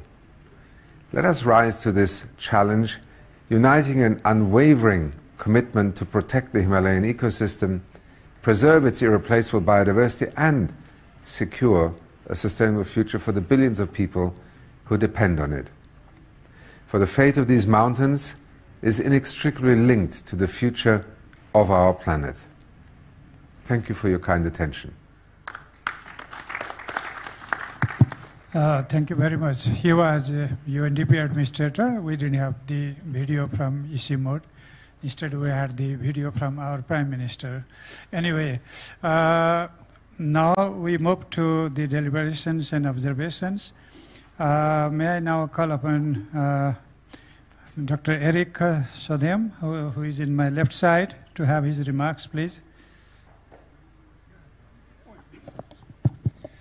Thank you so much, and it's really wonderful to be back in Nepal during the peace process. I came to Nepal many times every year to support the peace process, which was ultimately, as we all know, very successful. So I'm so happy to be back. And with my Norwegian eyes, it's also very important that you really galvanize attention to mountains and glacier issues. We are facing exactly the same in the Arctic. The 9 hottest summers in the Arctic happens to be the last 9 summers, and the 18 years with the lowest summer ice in the Arctic happens to be the 18 last years. So there is absolutely no doubt that climate change has a massive impact on mountains and glaciers in Nepal and the Himalaya region, as well as the Arctic and Antarctica region. However, I believe we will fail if we mainly focus on the challenges and the problems. Because it's only when we focus on the opportunities that we are proving to really make headway. And let me point to the two big neighbors of Nepal.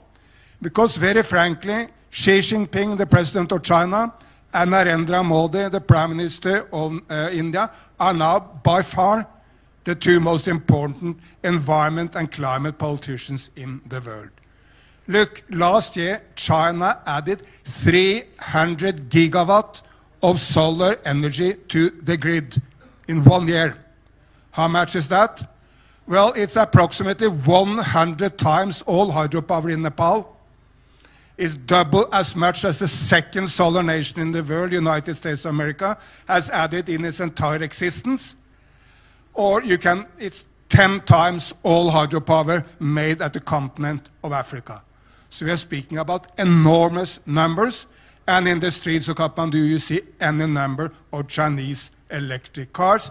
China alone now is basically 60% of everything green. Hydro, solar, wind, electric cars, electric batteries, whatever you mention, China is 60%.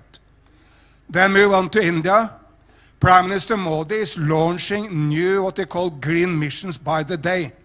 Solar mission, green hydrogen mission, electric battery mission. He just launched the mission to make 10 million rooftops in India covered by solar panels. Well, one is good, but 10 millions, that's enormous.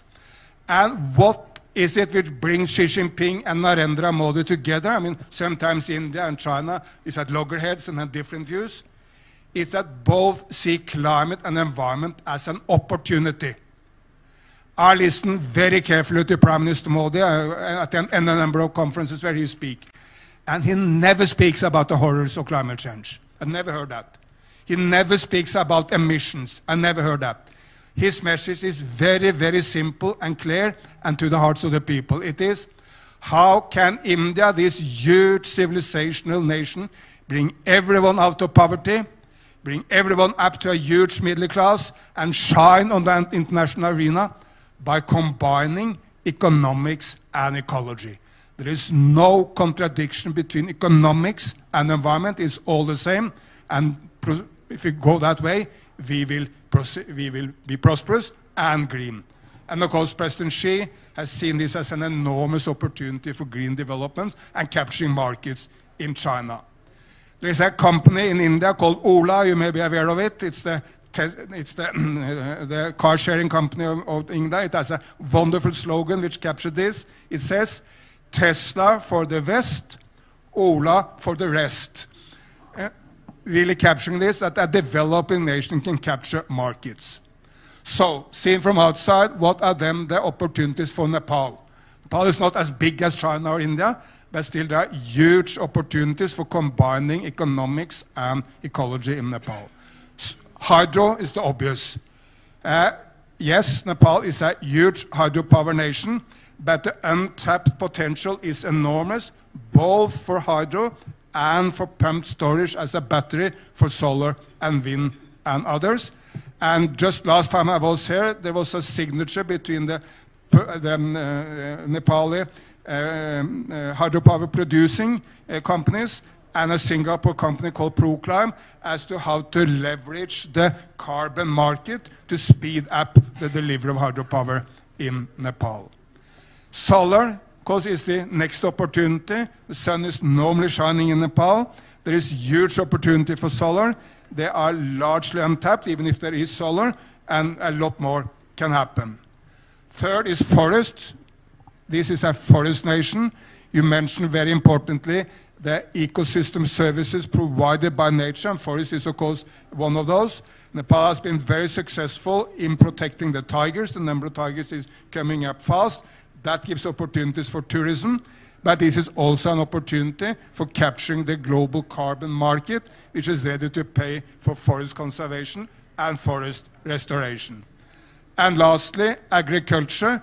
Again, the carbon market is ready to pay for the improvement of the movement from the traditional agriculture into green ecosystem-based agriculture. So my advice is the more we focus on big global speeches and diplomacy, and the more we focus on the global economic system of the UN, sorry to say, the more we will fail. Because that money is very slow, if at all it will happen. With Trump, it will be a lot less than it would have been, but even before Trump, this was small money. The big money is in the carbon market, and it is in private investment, and the money will run to those countries we see climate as an opportunity more than a problem. So that's my 2 cents. See it as an opportunity, and there are enormous opportunities in this wonderful, beautiful nation of Nepal. Thank you. Thank you. Thank you, Doctor. You have given a very unique solution to the conflict between nature and development, as Norwegians always do. Thank you for that. Now I call upon Her Excellency Shikha Asma Al Thani to have her deliberation. Thank you. Excellencies, distinguished guests, Assalamu alaikum and namaste. It's a deep honor to be here in Nepal, a country that has given me some of my greatest challenges and my deepest lessons. Thank you to the Ministry of Foreign Affairs for this invitation. I want to begin with a memory from the Khumbu ice fall on Everest. I've crossed that route many, many times since 2021, and its creaking ladders, the thunder of falling ice in the distance, and uncertainty under your feet. But something changed. On my last expedition, the ice was different. Softer, less predictable. Seracs that were once stable had shifted. Ladders had to be replaced more often. The usual early morning windows, when it's coldest and safest, were shortening. The ice fall used to follow a rhythm. Now it feels like it has none. And when you're in that silence, watching nature behave in unfamiliar ways, it no longer feels like a mountaineering risk. It feels like a climate warning. That's when I understood this is no longer just about adventure. It's about awareness and responsibility. Moments like that have changed the way I see the world. I no longer climb just for the summit. I climb because these mountains hold stories we need to hear, stories of strength and of change. And that's why this platform, Sagarmatha Samba, means so much, because it brings voices together across borders, backgrounds, to reflect on what is worth protecting and how we do that together. When we talk about partnerships, we often think of funding and frameworks, but to me, partnership is about trust. It's what keeps you moving when the route disappears. It's the rope between climbers, the shared purpose, the belief that together we'll find another way. One way we can apply that trust is by recognizing the value of mountain communities. Their role in protecting ecosystems isn't always measured, but it's always essential. A simple way forward is to design systems where those who benefit, cities, farms, industries, support those who sustain payment for ecosystem services isn't just policy, it's fairness. Another is early action. I've been caught in storms that arrived weeks earlier than expected. The mountains are no longer following their old rhythms. That's why early warning systems are vital. But not just technology. We need local voices trained to read the land, empowered to lead response. Education, to me, is the most powerful form of resilience. In some of the villages I've passed through, I've met children who are deeply connected to their environment, curious, observant, and full of questions. Imagine if their schools had lessons designed around that, around what they see and feel every day. Weather patterns, changing water sources, how to care for the land, the kind of education could help them protect their future and shape it with confidence. And finally, we can't talk about climate without talking about those who've quietly adapted for generations. Indigenous knowledge is not folklore, it's expertise. Let's not invite it into the room after decisions are made, let's build the room around it. I'm not here to give technical answers, but I'm here because I've lived what's changed. I've stood where the ground gave way, and I've listened to mountain winds that carry both warning and wisdom. There's a quote that I always say as I climb the mountains, and it's in Arabic. It says, كما تعلو الجبال فوق الغيوم كذلك ترتفع إرادتنا فوق التحديات. And it translates to, just as mountains rise above the clouds, so must our will rise above challenges. This is our climb. It's steep, but if we move with clarity, with courage, and with each other, I believe we'll find the way forward. Thank you. Thank you very much, Your Excellency. We admire your courage, and you have been on foot to the top that we can only see from here. There are very few people who are so courageous and lucky enough to go and safely return back. There have been many casualties coming back, or also sometimes even in ascending the hills or mountain, simply because our weather conditions oftentimes become unpredictable and we don't have the proper information system that you very rightly pointed out. So with this, I would now move to the next speaker. He is Chandra Prasad Dhakal, who is the president of Nepal Federation of Nepal Chamber of Commerce and Industries. The floor is yours.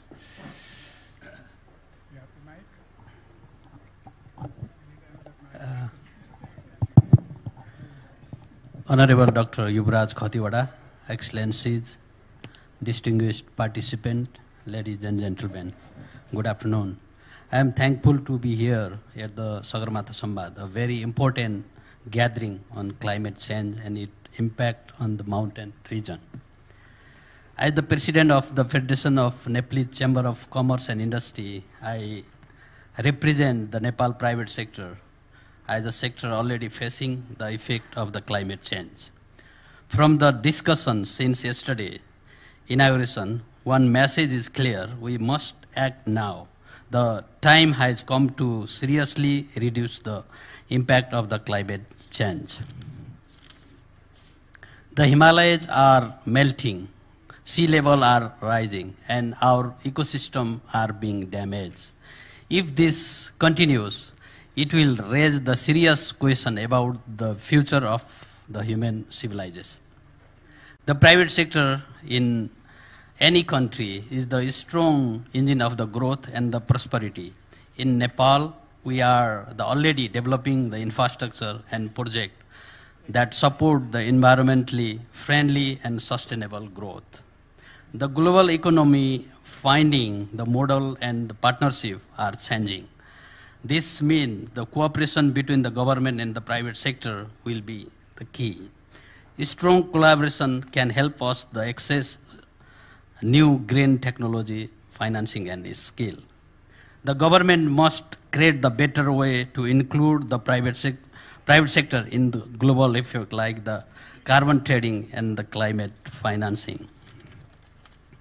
Current climate funds are hard to access for the private sector. We need to simpler, easier to access fund the global, regional or Asian through like the SARC, BIMSTEC or similar platform with the clear rule and the strong private sector rules. This year, Samba theme, the climate change, mountain and the future of the humanity is the deeply important for us. In Nepal, we see the climate change every day through the change in our rivers, weather and economy. The Himalayas, also called the third pole, are warning the faster than other regions.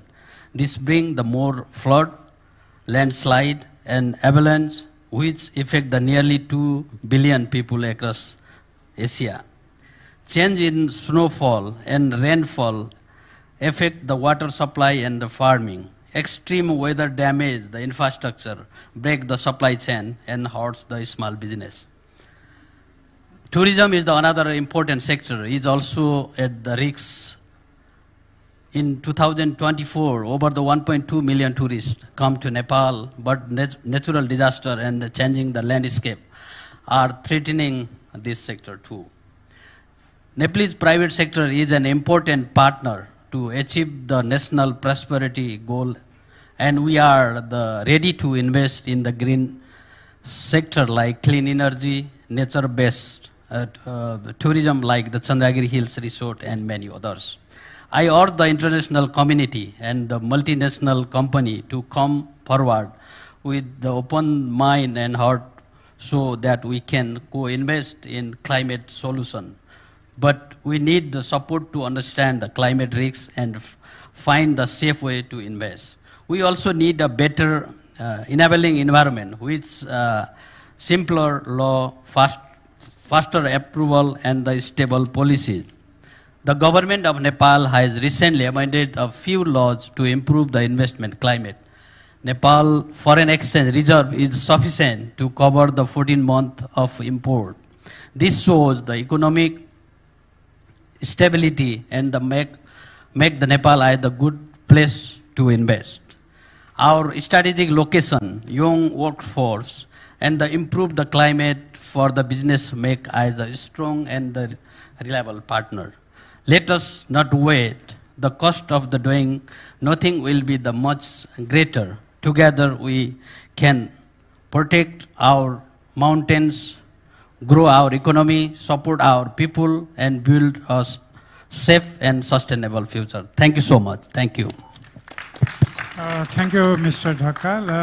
Perhaps I didn't go to the long introduction of the panel, but let me just mention what institution the speakers are representing, and let me introduce Rojina Manandar, who is the team leader for Adaptation Division, UNFCCC.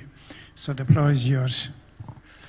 Thank you so much, Dr. Khatiwara, and I'm really humbled to be sharing the space with distinguished delegates and experts and participants here. And I know this is a very interactive space, and I hope I don't take much of your time, but I have been also inspired by being here in this last 2 days, and I just came out of this ministerial meeting, and I must, maybe I want to start my interventions with the points I have heard, which I think also framed the discussion for this. The first was the need for change of mindset, and one thing that follows very closely with the change in mindset is to be foresight-driven, which is to say that our action needs to be responding to evolving future risk, which is not just uncertain, but it's quite complex. And one of the, maybe the placeholder I would like to maybe put it, which I think inspired by Ambassador Saran, who said that nature is not a commodity, it is a living element.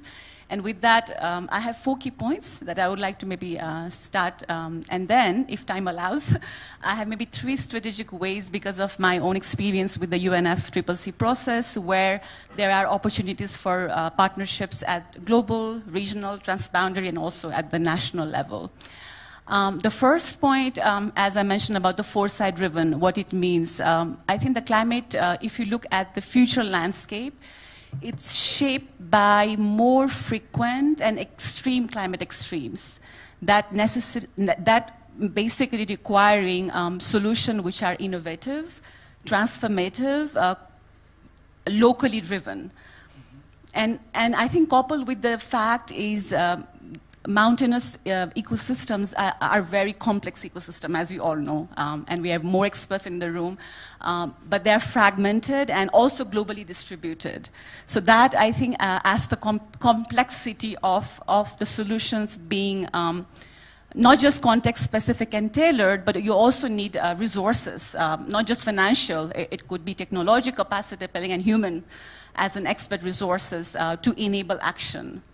The second point is the interdependency between upstream and downstream communities, which has also been discussed in our dialogue we did last year under the UNFCCC process. And that results in a space where you need to create a space where you are also addressing a transboundary component.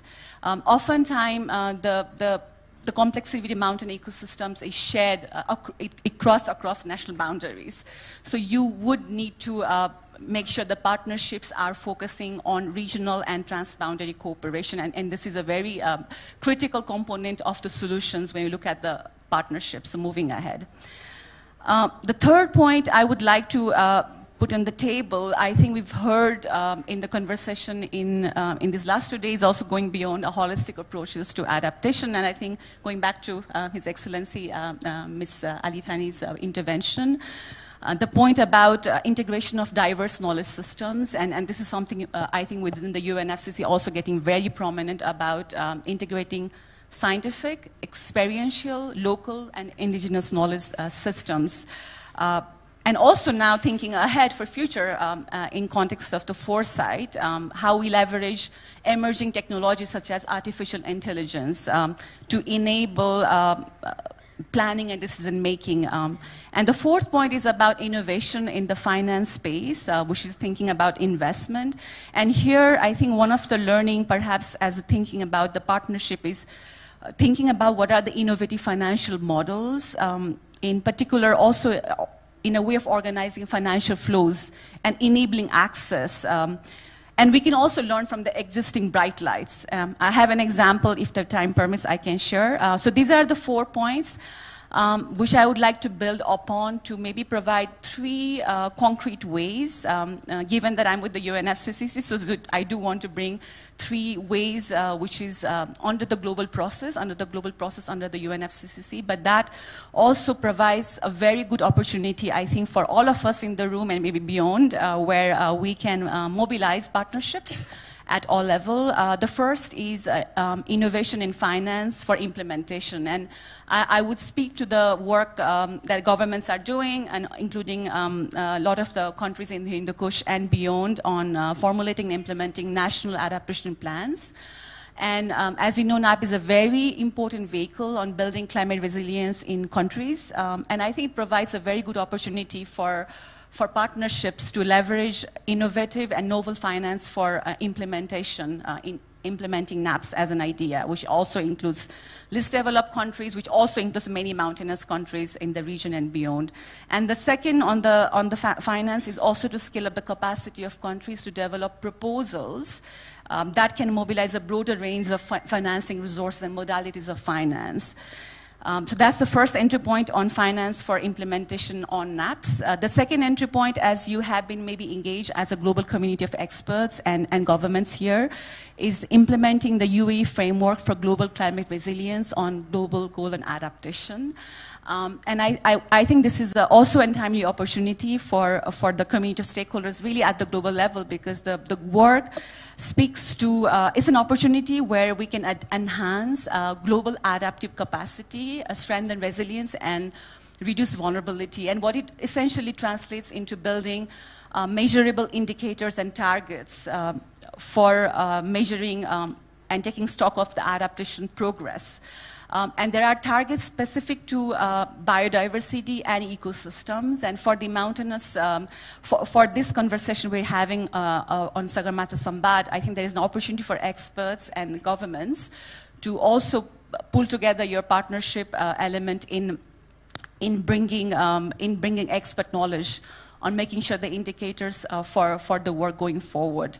And finally, there is a global, while I think we've also heard the criticism in the room that the global, about the global processes, while the UNFCCC is not the only global processes, but I would want to conclude my remark by saying that there are opportunities, including under the UNFCCC. I think it trickles down to both the combination of maybe bottom-up and a top-down approach.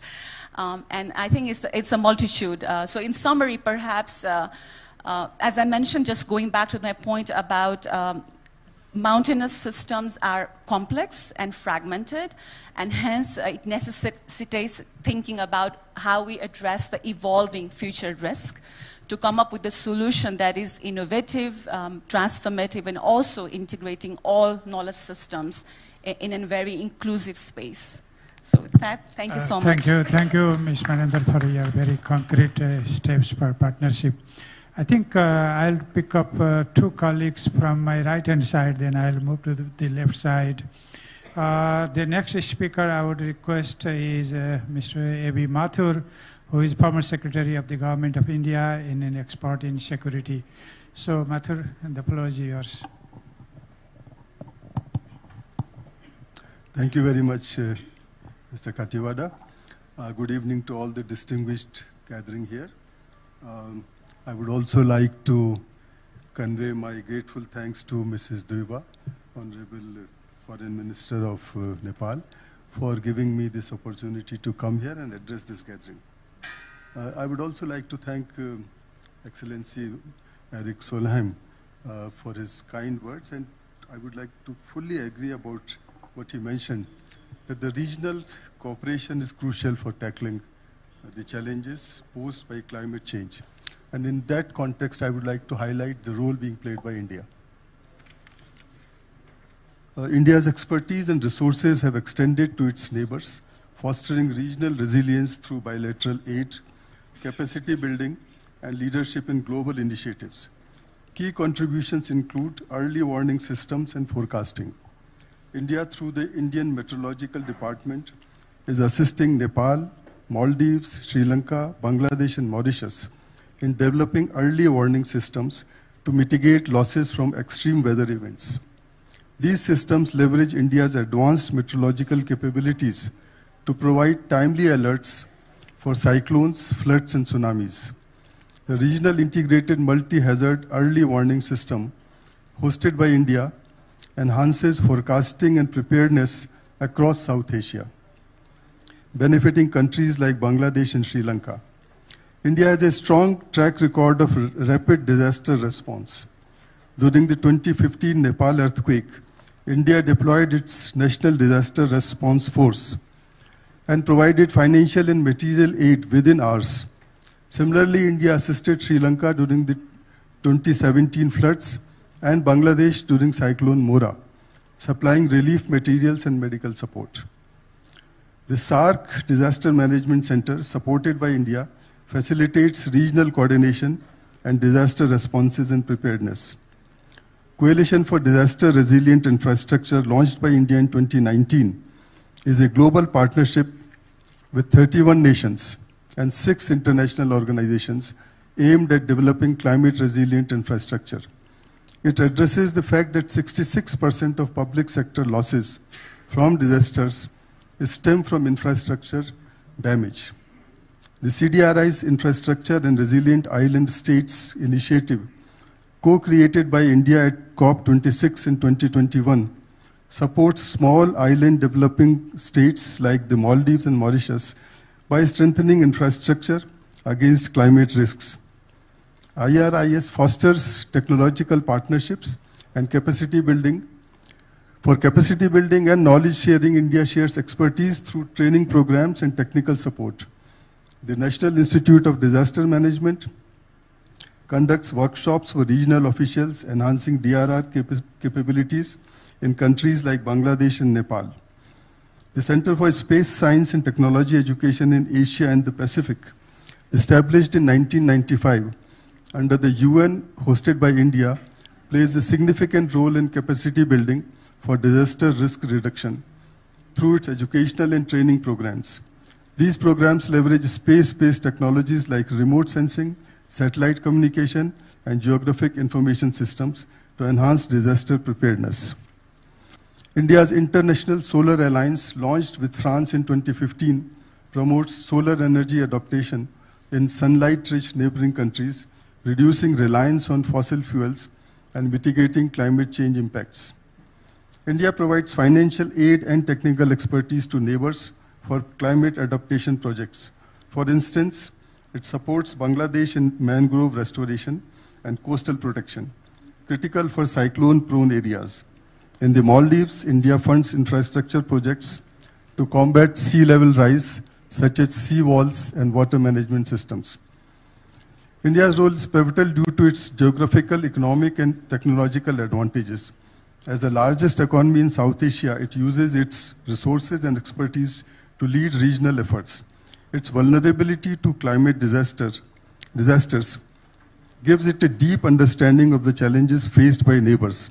This shared vulnerability fosters empathy and cooperation. India also counters regional challenges like limited insurance coverage and gender disparities in climate decision-making, where women hold only 30% of climate negotiation roles. Through UNICEF and UNDP partnerships, India supports child-centered and gender-responsive DRR, urging neighbors to adopt similar approaches. To enhance its role, India is planning to develop a regional climate risk atlas, building on its climate vulnerability index to map vulnerabilities across South Asia and promote nature-based solutions like mangrove restoration in collaboration with Bangladesh and Sri Lanka. Thanks for your kind attention. Thank you, Mr. Mathur, for your highlighting the issues and regional cooperation and how India has been helpful to support the regional other countries in terms of several capacity building and disaster mitigating kind of supports. The next speaker would be David Sislin, who is the country director for Maldives, Nepal, and Sri Lanka. The floor is yours. Hi, is this on? So Dr. Katiwada, thank you so much. I have to, is it on? Can you hear me? Oh, sorry, I need to, I think, let me switch? Okay, that's right here. Thanks. Thank you so much, Dr. Katiwada. I have to say that as a humble banker from the World Bank, I'm quite intimidated to be at a roundtable with such sincerely impressive people who know so much more than I do. I thought I would, rather than give a speech, speak about 3 or 4 issues that I think are really critical, and I'm going to apologize, or maybe not apologize, but say that a lot of what I'll talk about is about Nepal, because I think that we're living here in Nepal, and in some ways it encapsulates the great challenges that we face, both on the mitigation and adaptation side, and that's exactly where I'm going to start. I'm going to start with a really positive point. Nepal has made incredible progress in climate mitigation across a range of sectors. Many of you who are not from Nepal won't know that 85% of new vehicles sold in the country are electric vehicles. And that was achieved with a stroke of the pen. Simply by making a policy change to remove taxes from electric vehicles, you've seen an incredible uptake from the private sector, from private individuals making decisions with their own money about where to spend it that is climate smart. I don't need to talk, we've talked so much these days about the forestry sector, but Nepal is now nearly 50% of forest cover, which is a critical element both of climate mitigation but also of disaster risk reduction. So this is a country and it has a carbon border adjustment tax, very small, but something that's been put in place maybe as a demonstration point. But let me say something that I think is maybe a bit controversial. I'll try to be a little bit controversial in my talking points just for interest, which is I think the time for Nepal, which emits something like 2.5% of global emissions, to prioritize adaptation is now. And I really think that and I'll talk about finances in a minute, but I think that adaptation to climate change and disasters more broadly, as Mr. Mathur was talking about, is really the great challenge for countries like Nepal. I think, we know, the World Bank did a really important study a few years ago, for every dollar invested in adaptation, in resilience, yields $4 in benefits. The costs of disasters last year were about $390 billion in developing countries alone. So I think, and that leads me to my second point, that really building in climate change adaptation and resilience more broadly is, I think, should be a national policy priority rather than something that we tag on to projects as an extra bell and whistle. Oh, we're piloting a nature-based solution here. I'm really honored to see the Vice Chairman of the National Planning Committee joining us today, because that is really where those decisions and policies, I think, need to take place. And I'm talking about things that affect high mountain ecosystems, but also the built environment where the people and the assets and the vulnerabilities really lie. So things like building codes, things like land use planning codes are really a critical element of the adaptation challenge.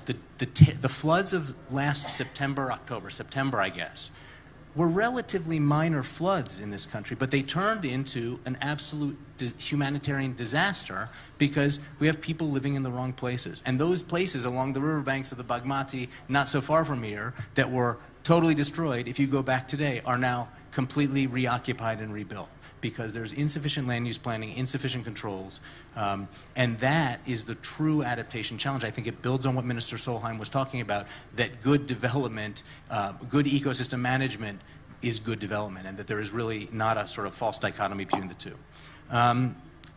Let me make a final point, and then I'll just throw a couple of examples of some interesting things that I think are happening. I think we need a bit of a wake-up call on the reality of climate finance. It seems we talk a lot about it as something very exciting, and I think this builds on what Mr. Solheim was talking about. But let's be very honest. the systems that we have in place right now are far inefficient, some of them not working very well. The fund for loss and damages is not quite robust yet. We're very proud as the World Bank to be part of that, or to help host it, but the UN instrument, the Green Climate Fund, has proven, in your words, I've got some cover because Minister Solheim said it before I did, and then I can blame him, but has not proven to be the agile instrument for delivering climate finance that we hope to. And yes, there's great hope in the carbon markets, but that is largely about, or entirely about mitigation.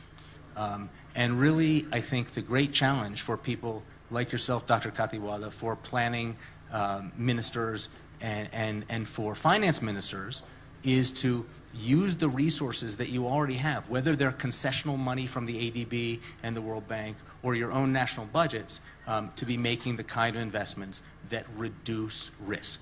A lot of talk about early warning systems, a lot of talk about emergency preparedness and response, but reducing risk in the places where people live and where our ecosystems are is, I think, the critical challenge. Let me just end on a positive note. And I was just thinking about a few examples that I can throw out there of positive things that are happening. There's a road that the World Bank is financing here in Nepal. It goes from Butwal to Chanauta, and the Nepalis will know it. That use a really innovative landscape approach to thinking about risk, reducing risk, and the additional costs of radically reducing the climate and disaster risk were about 3% of investment costs. The costs of adaptation and risk reduction are low. I'm really pleased, and Dr. Katiwala and I spoke very briefly about it yesterday. We are at the World Bank looking into the structuring of the first CAT bond, which is an insurance product to reduce risk, to not reduce risk, but to support countries when inevitable disasters happen. For Nepal, it would be the first CAT bond issued in South Asia. We're a long way away. There's a lot of work to be done, but we're really excited about bringing at the margin some of that innovative finance to the range of disaster risk and adaptation challenges. So I'll end there. I'll thank you again, Dr. Katiwala, and really look forward to this discussion. Thank you. Thank you, David, for your very comprehensive overview of what we have been doing and what could be done. Now I turn to my left. I have our country director to Nepal, Asian Development Bank, Arnaud Kauso. The floor is yours. Thank you, Dr. Katiwala, and a very good afternoon to all of you. It's interesting that the two bankers are going to talk one after the other, but I want to say that we're not in competition. David and I work very, very closely together. But I will take on David's point on adaptation, which was the thing I wanted to talk about here, particularly in the context of innovative financing and financial instrument.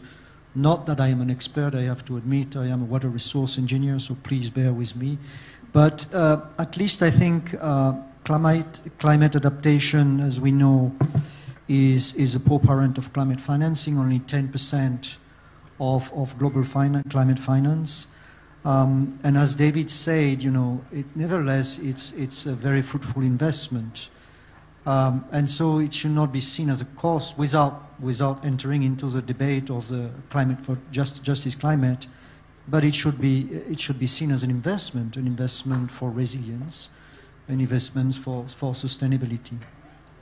And of course, you know, there are instruments which are starting to develop to finance climate adaptation. It's the most difficult. It is where there are higher risk and lower return, but there are nevertheless options which are starting to materialize, and I'll talk a little bit about this. But at the heart of this, of course, is blended finance. It's trying for government to play a catalytic role in bringing private sector, not only through financing, but really enabling private sector in coming into financing adaptation. And there are, of course, you know, instruments, guarantees, co-financing models, and so on and so forth, and instruments to de-risk investment I will talk, of course, we've heard about insurance-backed loan, climate resilience bonds, first loss equity, and so on and so forth. And these are surely developing, but they're developing in, I would say, more evolved economy. It's a bit more difficult for countries like Nepal and for many countries which are in the mountains, actually, which don't always have the ecosystem. And that's what I want to talk about, the ecosystem. At the heart of the ecosystem, for these things to happen, is first, of course, knowledge and capacity. Knowledge about what something Mr. Dakal talked about is a risk. What risk are we exposed to? And I think in Nepal, we don't know very well this risk. And it's very important to start building partnerships with regional institute, technical institute, global technical institute, to start really understanding what is the national risk, where are the hotspots in my country, where I should probably not invest as a first place. And once we decide about a good place, what are the residual risks to my investment or to my community? And for this, I'm talking, of course, about multi-hazard risk assessment, which are absolutely needed as a first entry point. The second entry point in terms of capacity and knowledge is how do we mitigate this risk? How do we design an infrastructure that can take on and resist to the residual risk? And it's not given. It's actually very hard, as we've done here for when we try to redesign the Melamshi Tech, which some of you may know. There are very few options in terms of design to withhold important residual risk. And also, how do we then move on in monitoring the risk? So we have the early warning system, preparing, and so on and so forth. This, I think, is a first necessary step to be able to not only try to transfer the risk, but also to attract private investment. There are few equity funds operating here in Nepal, and it's very difficult for them to raise funds outside, I would say, the DFIs, really from the capital market, because the first question is, okay, you want to invest into hydro. Are you able to measure the risk? You want to finance private sector? Do they understand the risk? Do they know how to design and de-risk? It's not there. It's not yet there. Now, the second aspect, of course, of this ecosystem is the policy and legal framework. Very important, of course, to put adaptation there. I mean, mitigation, we have seen Nepal has done tremendous work on that. I think there's a need for countries also to put adaptation as a critical requirement for infrastructure building, for strategy designing, and so on and so forth. But also, working also on enabling private sector. So here we come back to normal, I would say, economic development, but enabling private sector investment and creating the environment for these financial instruments that I've been discussing very quickly to be able to operate in Nepal. I think these are important points. And so lastly, of course, there is this idea of creating funds, which, could be an adaptation funds and so on. I think Nepal and other countries have been working on that. It's not that easy, but I think it could be one way, with the support of MDBs and so on, to actually attract some of these very difficult vertical funds contribution, and to be able to use them in a more programmatic approach, which is a problem most of the time of these vertical funds, is that they finance one project there, and how the sum of it is not very clear, how it contributes really to adaptation. And to say that ADB, of course, we are financing this type of operation in Nepal with the building adaptation and climate resilience, which clearly focusing on capacity building and knowledge, and also transboundary collaboration on knowledge. We're also financing the preparation of a green resilient financing facilities, and we've been collaborating with the World Bank on the policy and legal framework for greener and more resilient Nepal. Thank you very much, and I stop here. Thank you very much. We still have 80 speakers. Just to remind that we might overlap to our dinner, so taking into account the time that we have to consider. I would now call upon the next speaker, Mr. Kataro Tangiguchi, who is Director of Global Environment Department under JICA. The floor is yours.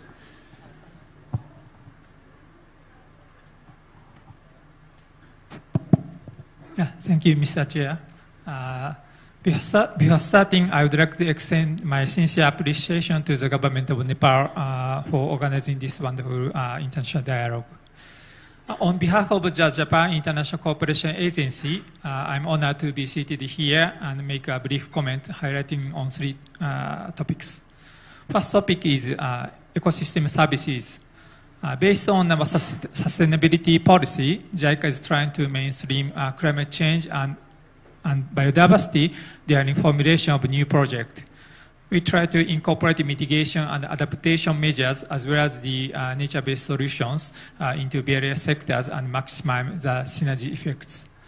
Here in Nepal, JICA is currently conducting a technical cooperation project for climate change adaptation through sustainable forest management in Gandaki province. In the project, demonstration activities are carried out in a participatory manner for bottom-up approach, such as reforestation on slopes to reduce risk of landslide in the upstream, and also beekeeping and the use of non-timber forest products to reduce high dependency on forest resources by local people, as well as to increase their livelihood. Another example is payment for ecosystem services, especially RED+ result-based payment, which will be also used to local and indigenous people. As an accredited entity of Green Climate Fund, JICA developed a funding proposal for Vietnam and Lao PDR, which are expected to be discussed in the forthcoming GCF board meeting. Second topic is climate-induced disaster. Since Japan is a disaster-prone country, JICA is trying to utilize Japan's experience and know-how into climate-resilient development. In accordance with the Sendai framework for disaster risk reduction, one of our key thematic strategies is putting emphasis on pre-disaster investment. Besides, in order to take appropriate prior actions, scientific data and analysis is a key factor. One good example is a science and technology research cooperation project on glacial lake outburst flood in Bhutan, Himalaya. With the initiative of Nagoya University, Japan Aerospace Exploration Agency or JAXA, and other university and research institutions, several outstanding outputs were achieved through satellite data analysis and field survey, including the database high-risk glacial lakes, inventory of historical glacial lake expansions, simulation of break and flood as glacial lakes, and also the development of the hazard map. Moreover, the analytical methodologies of this research has been highly evaluated in the academic area and also utilized in the other mountainous areas as well. For proper disaster risk reduction, structural and non-structural measures are also important. JICA supports not only installation of the early warning system, but also the capacity development, including the planning and implementation of evacuation drill by using EWS. When the extraordinary continuous monsoon rain was occurred in Bhutan in July 2016, all EWS sirens were activated and all the vulnerable community people could evacuate safely as planned and as trained. And lastly, the third topic is innovative climate and carbon financing. In addition to RED Plus result-based payment, I would like to share that in order to secure accessibility to climate finance, in the many of Japanese ODA loan, we have climate change program loan and also the standby loan for disaster recovery and rehabilitation, which accelerate prior actions on climate mitigation, climate adaptation, and also the disaster risk reduction in various sectors. As for standby loan, once the natural disaster occurred and emergency declaration is announced, the finance will be disbursed immediately. And also during COP29 in last year, Japanese government and JICA also launched a pilot program of the climate resilient debt clause. This clause will enable vulnerable countries to temporarily postpone debt repayment up to 2 years when they are hit by a specified scale of natural disaster. In conclusion, JICA will continue to work closely with the developing countries and also the all stakeholders to pursue a climate resilient and nature harmonized society. Thank you. Thank you very much, Mr. Taniguchi, for JICA's role in working together with the communities and the countries. Next speaker is Professor Madan Koirala. He is an expert on ecosystem services. Let's listen to him. Thank you. Chair of the session, Dr. Katiwada, dignitaries of the roundtable meeting and fellow participants. The global climate change discourse towards response of its impact coming from mitigation, adaptation, loss and damage now has entered to ethical stage, I feel. So that's why the topics we are discussing this evening is towards the future of humanity in relation to climate change and mountains. So I think the perspective to be to observe the impact of climate change and response towards it should be diversified accordingly.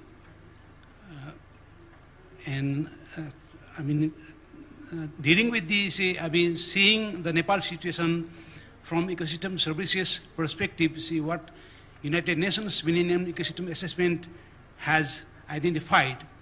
See the four types, the provisional, the supportive, regulatory and cultural category of ecosystem services to exemplify, say, Nepal being a small country in terms of diversity. See, let me take forest 118, forest ecosystems, the river system 6,000 plus, like that, other ecosystems in terms of category and the services that we have, the enormous strength to list in. So, with the involvement, from this participatory approach, the way we are sitting in this roundtable meeting from multiple sectors, representing the global communities, the development partners, the society, the media, the way we deal, we can harness properly the strength of the ecosystem, the diverse ecosystem types from ecosystem services perspectives. Majority of the land that Nepal represents from montology perspective, in terms of mountains, see from montology, taking from the montology perspective, see the mountains has been listed, say in limitation perspective, the inaccessibility, marginality, fragility. Nepal is making an attempt to respond towards those limitations. In addition to that, again from the montology perspective, the competitive advantage, the mountain region they have got, where Nepal dominates. In terms of the percentage of the land mass, the diversity, say the ecological diversity, and the niche specificity. So if we apply the response of climate change impact from ecosystem services perspective, categorize like, to repeat with, see the provisional, the regulatory, the supportive and cultural, I think we can have much more advancement or benefit working with the local regional partners. Besides that, the competitive advantage Nepal has got in terms of geographical location and the geological uniqueness, the ecosystem services, if we apply from those perspectives with the partners that we have listened, the commitment right now from different institutions, I think we would have competitive advantage in place of the limitations that mountain as a region Nepal is facing. Thank you very much. Thank you, Mr. Koirala. The next speaker would be Dr. Pema Gyamso. The floor is yours. Thank you, Chair. And then to Laura. Once again, I'd like to congratulate the government of Nepal for hosting this mega event, I would say. And ICIMOD is, of course, pleased to be of some assistance with our modest resources in a limited way. So as a regional government mandated to serve the mountain ecosystems and mountain people, ICIMOD stands ready to support the government of Nepal as well as other members of our Hindu Kush Himalayan family. Now, we are happy to report here that we continue to bring together the scientists, the policy makers, decision makers, farmers, academics, to discuss challenges, common challenges like climate change, disasters, and air pollution, and so on, in spite of the changing geopolitical landscape. So I think that is the niche advantage of ICIMOD as a neutral convener and as an organization that is dedicated to science and technology. Now, we will continue to do that. We will continue to foster regional cooperation. But I think over the last 2 days, whether we said it specifically or not, I think we are all talking about water. Climate change is a story about water. Too much or too little. You talk about floods, disasters, it's about water. You talk about drought and crop failures, it's about water. So I would like to request the investors around the table to think about water.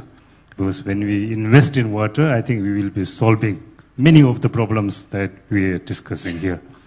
Even when we talk about the role of forest in carbon sequestration, I think we have to think now more about the role of forest in generating rainwater. Perhaps the ecosystem services of forest in producing water in the hydrological cycle is even more important. And we may have to talk about water trading. I think that would be critical in the coming years, because when you have no water, as we all know, we will not be able to survive. So at the end of the day, is about cooperation, and I think that has come across also very well. I think cooperation at all levels, across professions, across disciplines, across nations, and I think with that, and of course across institutions, even development institutions, finance institutions, research institutions, without cooperation, I don't think we can make much progress. Thank you very much. Thank you, Dr. Gyamso. He is Director General of ICIMOD, and thank you also for sharing the event with us from the government of Nepal. I would like to thank you once again. The next speaker is Ms. Laura Lina Lanskuki. She is country representative of Global Green Growth Institute. The floor is yours. Thank you.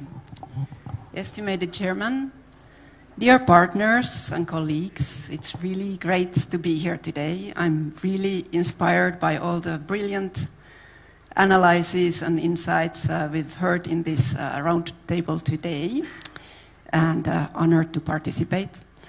So I'm going to talk about a couple of very concrete examples, approaches that we have, that we are applying in GGGI, in the Global Green Growth Institute, to mobilize innovative climate finance and carbon finance, and to leverage on our international partnerships to do this. So I'll start by sharing a very recent success that highlights really the potential of timely and agile collaboration between development partners, in my opinion. So some months ago, the Nepal Infrastructure Bank Limited, NIFRA, requested GGGI support to raise climate finance for Nepal's green energy portfolio. Now, mobilizing green investment was a shared objective of both GGGI and our financial partner KOICA, the Korean International Cooperation Agency. And KOICA agreed to resource use for NIFRA's request, which enabled us to provide the technical support to draft a green bond framework for NIFRA, which we did. And this framework aligns with the International Capital Market Association green bond principles, with the EU taxonomy, and with the Nepal Green Finance taxonomy. And it obtained a second-party opinion from the Sustainable Fitch, resulting in an excellent rating. And now, this very week, NIFRA finally obtained also the regulatory approaches for Nepal's first ever issuance of a green bond. So we expect this issuance very shortly, and the proceeds will be allocated to climate-related initiatives, including renewable energy and clean transport projects in Nepal. So we believe that this first issuance will be a game changer and really open Nepal's green finance market for rapid expansion in the near future, enabling then the private sector to carry forward resilient investments in the country. Another ongoing activity that has the potential of being truly transformative is GGGI's work to unleash the carbon markets regulated by the Article 6 of the Paris Agreement. So we have actually a very integrated approach to support our member countries who want to sell emission reductions to bilateral buyers. We have a carbon transaction facility that hosts, on the one hand, a readiness facility that supports the host country's capacity to sell internationally transferred mitigation outcomes. And on the other hand, it hosts a trust fund that holds several buyer countries' funds to then actually buy these mitigation outcomes. So currently in this region, we work in Nepal with Swedish funding, and in Pakistan with Norwegian support to do this work. And in Nepal, while now we're waiting, of course, for the government to publish its Article 6 regulation, we are already interacting with potential project developers to build a pipeline of Article 6 carbon projects. So actually right now we have an expression of interest open for all potential proponents of mitigation projects in Nepal that would be interested in engaging with Sweden or in the future another buyer of the mitigation outcomes. So these carbon projects then that can cover several sectors, from energy through e-mobility, through waste, forestry, etc., can be truly transformative in bringing the much needed climate finance for Nepal and opening up markets for new technologies. So here I want to underline the importance of partnerships and collaboration to fully unleash this potential of the carbon markets. It has been said several times over this roundtable as well. Because even though the Article 6 carbon funding will have an instrumental role in enabling these projects, much will need to be done to set them up. So we need to provide coherent and coordinated support to accelerate Nepal's and also other countries' access to the carbon financing by pushing the in-country pipeline. We need to get the financial sector on board and ensure that the projects have access to upfront financing as well. De-risking has been mentioned. That's certainly part of it. We need to effectively share experiences and lessons learned between technical partners, government departments, and private sector to make sure that our efforts are really streamlined. No, I'm not saying that every mitigation project should become a carbon project, but I think the ones that are interested should be able to do it, and we have to facilitate it for these project promoters. So I'm confident that by collaborating and exchanging information, the development partners can really help Nepal and other developing countries to tap into these international financial opportunities and take it forward from there. So thank you very much for this opportunity to participate today, and I really wish the best of success for the whole Sagarmatha dialogue.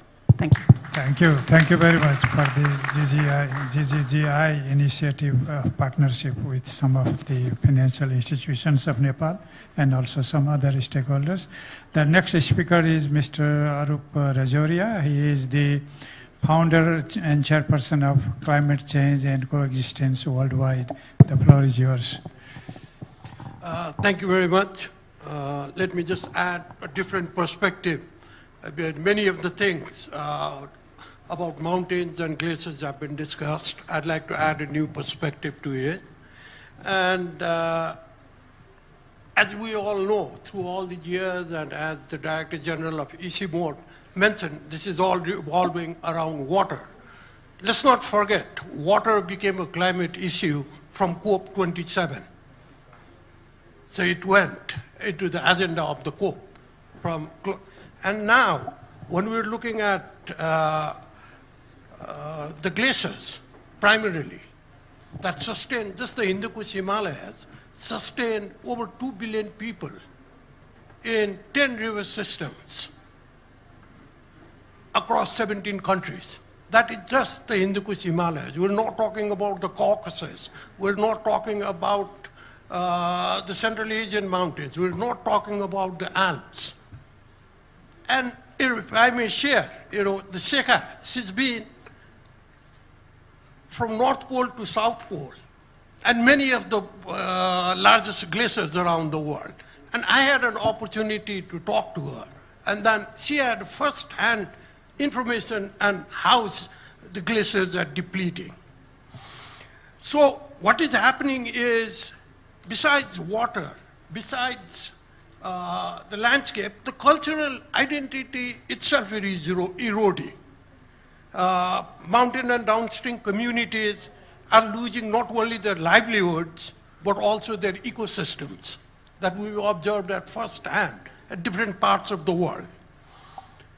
Biodiversity, knowledge, and a deep sense of place, because there's so much migration out of the hills due to lack of water. Irreversible loss and damage is our new reality. It's not happening, it's not going to happen, it's happening. Beyond adaptation, beyond recovery. And these are wounds that finance alone cannot heal. But justice demands we address them. This is a question of survival not only for the world's vulnerable, but also the rich and powerful. And every fraction of increase in climate, in the global temperature, we've already crossed the 1.5 degree threshold, matters for our collective future. And water, what we've been seeing in the neighbor world with depletion of water, with conflict, is now what we see water, once a symbol of life and cooperation, is now at risk of being weaponized. The very real danger is that as climate change tightens its grip, water disputes could escalate into open conflict. We've been seeing that all over the world now. destabilizing our region and endangering global security. Particularly in the Hindu Himalaya, we have 3 of the largest armies, 3 nuclear powers, 2 billion people over being sustained by these glaciers and the mountains. The scale and complexity of this existential threat demands a new response and out-of-the-box thinking. That is the perspective that I wanted to float here.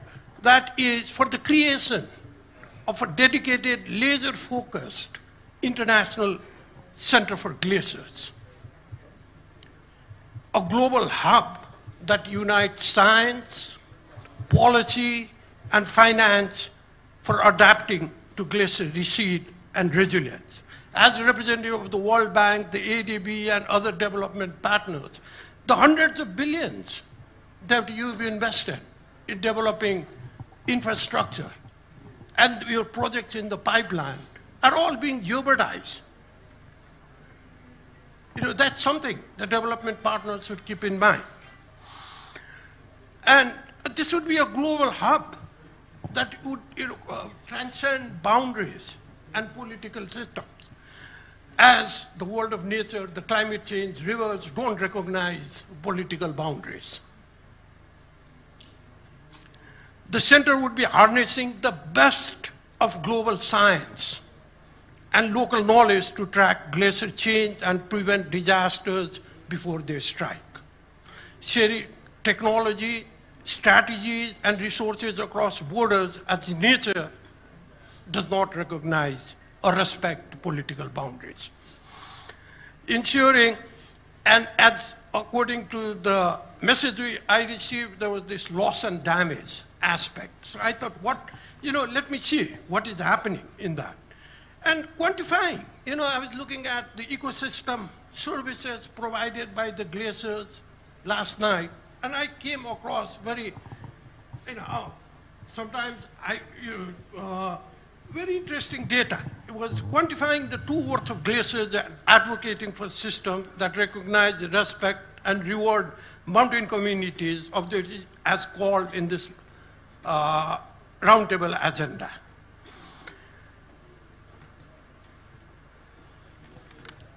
The Himalayas, I learned last night, provide ecosystem services for water, hydropower, biodiversity valued, and the figure was 170 billion per annum from ICIMOD to 1.7 trillion from other organizations per annum.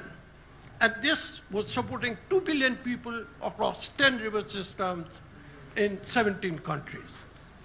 And for Mr. Takal, it is by 2050, Nepal's glacier volume would shrink by over 50%, threatening 80% of our hydropower capacity.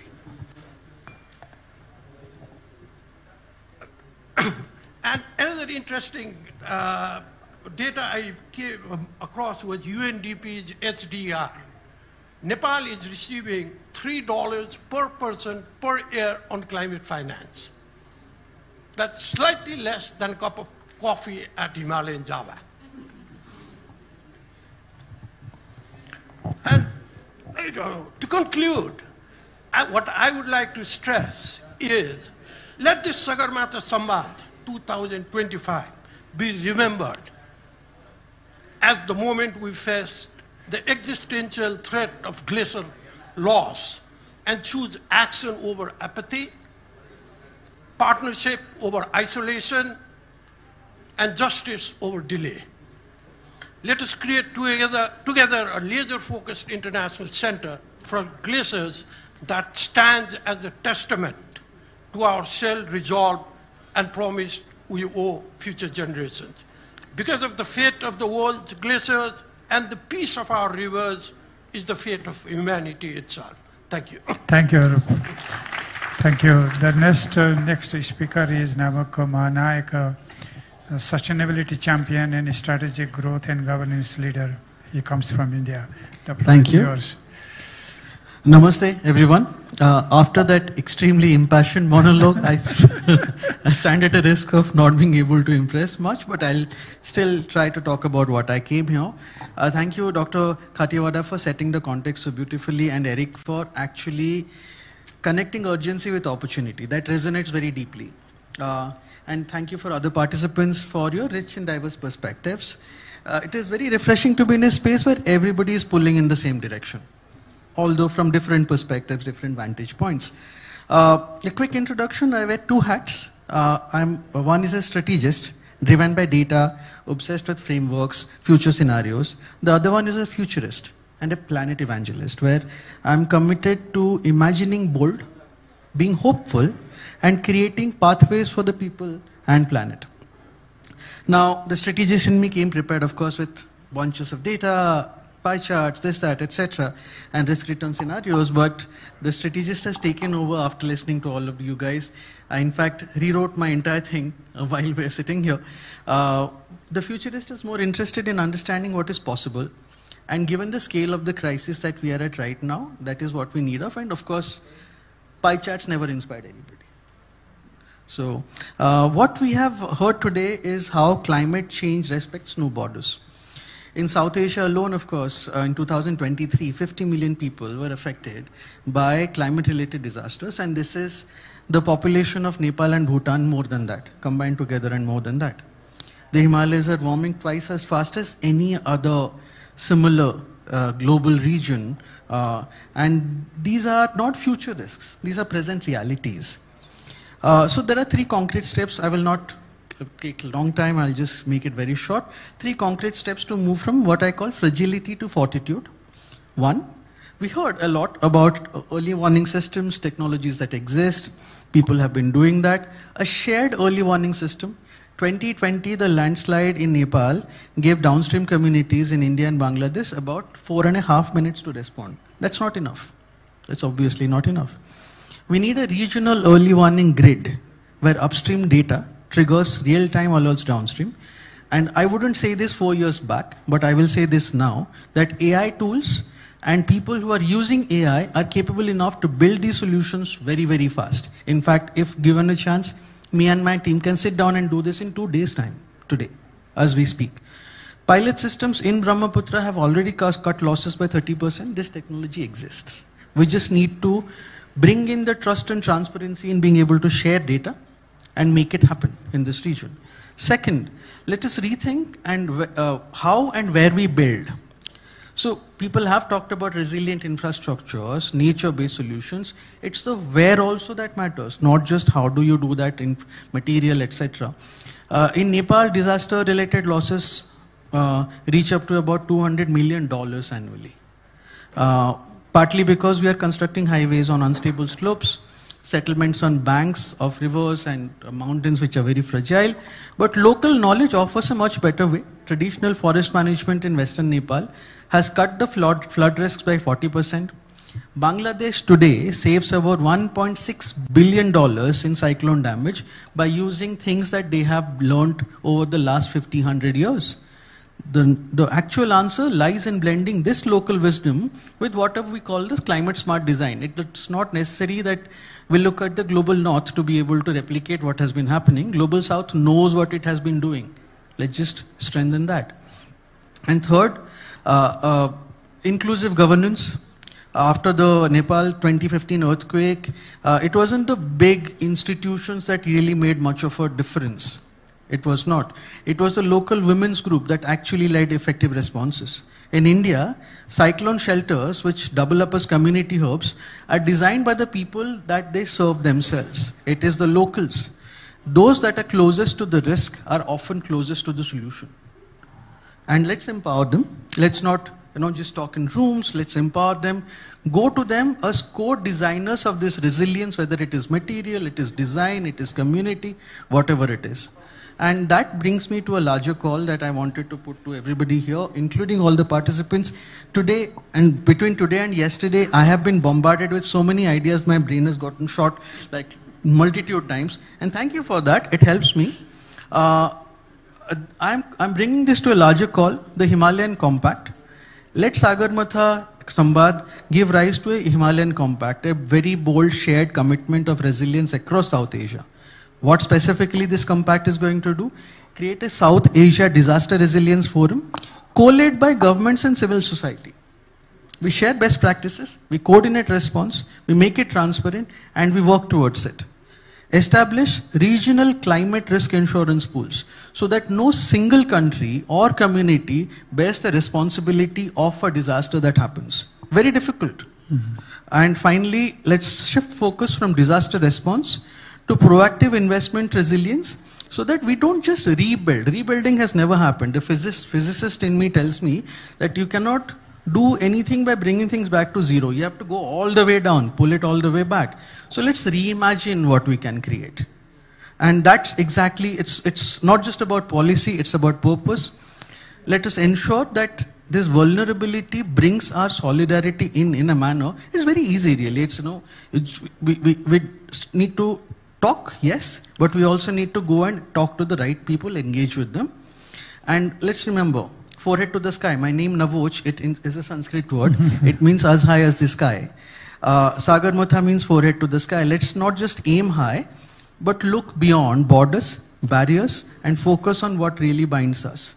The glaciers, the mountains, and they are the ones that are going to keep this planet green and blue. Thank you. Thank you. Thank you. The next issue, I think I appreciate the passion so far you have shown. It seems that after 15 minutes we'll be closing the session and we'll start go to dinner. So having said that, I would now call upon Aslam Parvez. He is Executive Director, APDC, Asian Disaster Preparedness Center. The floor is yours. Thank you, Dr. Yuvraj Khatiwada. I first thank you for your patience. I think you initially set a 5-minute time and then you actually allowed all of us to speak what we wanted to say. So thank you very much for the patience. But before coming to the Sagarmatha Sambad, I really had to work very hard to come over, like any of our Samitiya here, that, different steps. So I just wanted to tell you that before coming here on the 12th of this month with the Nepal ambassador to Thailand, we actually in Bangkok organized a very small event, what we call Peace with Climate Extremes. And we had a lot of discussion there. And then on the 14th with the Vice Chairman of the National Planning Commission and under the chairmanship of Dr. Azu, we actually brought all the 6 province local government authorities just to discuss that, what actually would be the outcome of the Sagarmatha Sambad, because not everybody would be here. And I'm quite pleased to see, and as Dr. Eric already mentioned, that we always talk about the problems, why don't we look at the solutions? For me, I think the cost of looking at the solution is much, much higher than creating problems and discussing the problem. But the 2 days that we have been discussing and we deliberated the most pressing issues of our time. The threats from the rising disaster risks are not an estimation anymore, but a reality. For me, I think the decision that we make today will determine our future. From Asian Disaster Preparedness Center, we recognize that accelerating the impact of climate-induced disaster pose a profound threat to lives, livelihood, ecosystem, and sustainable development, particularly in the Asia-Pacific region. We believed, and I think for the last 40 years that this organization has existed, that the partnership anchored in science policy coherence, capacity development, and inclusive governance are key to transforming into resilience. ADPC has been actively engaging with government, regional organizations, international development partners, the private sector, academia, civil society to drive these innovative, scalable, and context-specific solutions. Just 2 examples, Excellency. With the World Bank, we are actually implementing a very large program of climate adaptation and resilience for South Asia, and that we actually discuss, and this Asian Preparedness Partnership. These are 2 very, very innovative examples that how we collaborate between private sector, local government, and national government to find actions and shared knowledge that can strengthen early warning system, enhance risk-informed development planning, and local climate resilience strategies. Just for an introduction, Nepal is one of our founding member countries that adopted and ratified the Charter along with the 9 other member countries. But for the last 40 years, ADPC's Regional Consultative Committee, which is called RCC, which has 25 member countries from the head of the disaster and climate risk management organizations, we have been providing an excellent mechanism to address existing and emerging negative impact of natural hazards and climate change. We continue to support initiative on climate resilience, urban resilience, making humanitarian response to disaster more effective, and give support and direction for recovery and rehabilitation, as well as building back better. Just to conclude, sir, I think the best input ADPC can provide to this Sagarmatha Sambad declaration, which perhaps will come in tomorrow. The first one is empowering prepared communities. We should emphasize the critical need to ensure vulnerable communities are not just aware, but actively prepared and empowered to effectively respond to and recover from the climate-induced disaster. This actually quoting from the local government of Chitwan, so I thought it is better for me to put it forward. The second one is investing in proactive risk reduction. We have been talking about it, but the statement should strongly advocate for increased investment in proactive disaster and climate risk measures.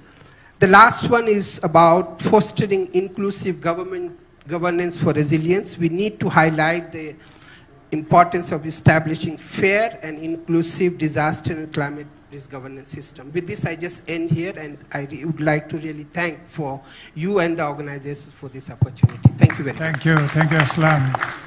And the most important speaker comes at the last. He is Deepak Joshi, CEO of Tourism Board. He is the one who takes every of us to the top of Mount Everest by facilitating all the infrastructure. So the floor is yours. Thank you, Honorable Chair Dr. Khatioda, eminent speakers, especially invited distinguished delegates. Namaste and warm greetings from the Travel and Tourism Fraternity of Nepal. It is an honor to be here in this esteemed Sagarmatha Sambad. I think this Sagarmatha Sambad is a platform that promotes discourse, a meaningful discourse. And discourses are the best foundation for solutions. So in other way, we can say this Sagarmatha Sambad is also a solution Sambad. And we must thank the government of Nepal for this impactful initiative. And today, as we convene here under the theme of global and regional partnership, we are reminded of the intricate tapestry that binds our ecosystems, the ecosystem of environment, economies, communities, and now the technology also, especially in the face of escalating climate changes.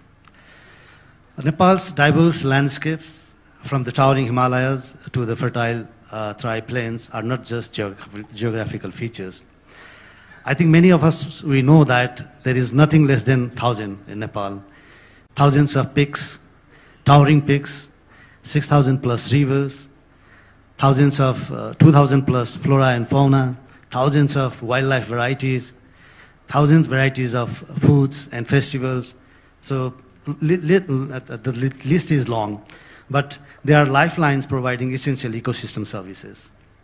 These services, including water regulation, carbon sequestration, and biodiversity conservation, are vital for both upstream and downstream communities.